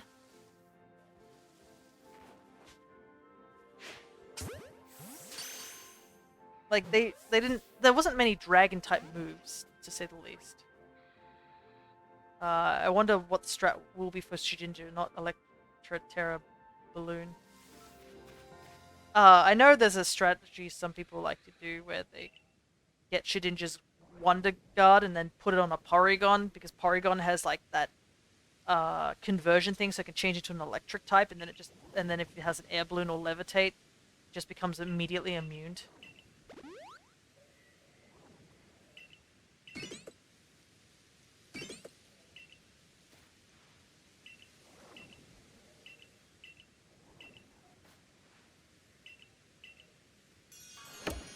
Yeah, it's always fun when you get these weird gimmicks, to say the least.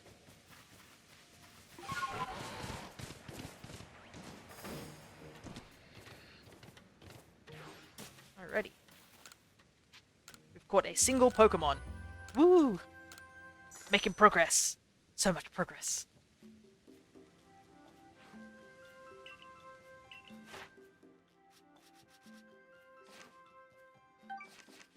Alrighty. We will stay here for now. Actually, no, let's head back to the village. Because we can return to the village at this point. Alrighty. 5 hours and we got 3 of the lords done. So I think it will be a bit... We'll have to rush a little bit, I think, at the beginning of next stream. For this game to get to Enamorus and Shaymin. But I think we can get there in time at least. So, regardless, we did do a good chunk of the main story, which I am glad we were able to get through quite a bit, and we have a decently solid team. I think one of my favorites is Z moves. Yeah, some of the Z moves looked really jank, to say the least. Plus, anybody could use it, so that was an improvement to Mega Evolutions, in my opinion. But yeah, I definitely do like Terastallization, just because it changes types and stuff like that, so you can pull out some real shenanigans. Yeah, sorry about that. The Discord is not going to be there until 200. I want to make sure that I have a decent amount before I get a Discord.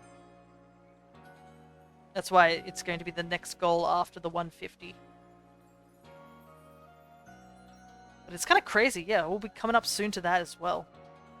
But regardless, I guess that's where we'll call it for today. I don't think anybody I knew is doing any streams at the moment, so I think we'll just have to leave it at that.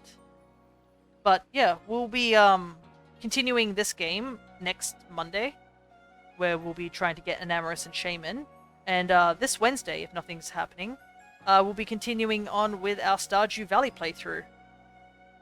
Oh, and I guess a little note. I will be helping out with somebody. I'll be collabing with someone, being the alchemist. I'll be helping them out with a dice lock that they're going to be doing. So if you want to go and check them out, I believe it's this week that we're going to be doing that. I'll shout them out so that you can at least check out their channel. I'm actually sitting in their Discord, and I have done a lot of emotes and stuff like that for them. Let's see. I'll do the shout out.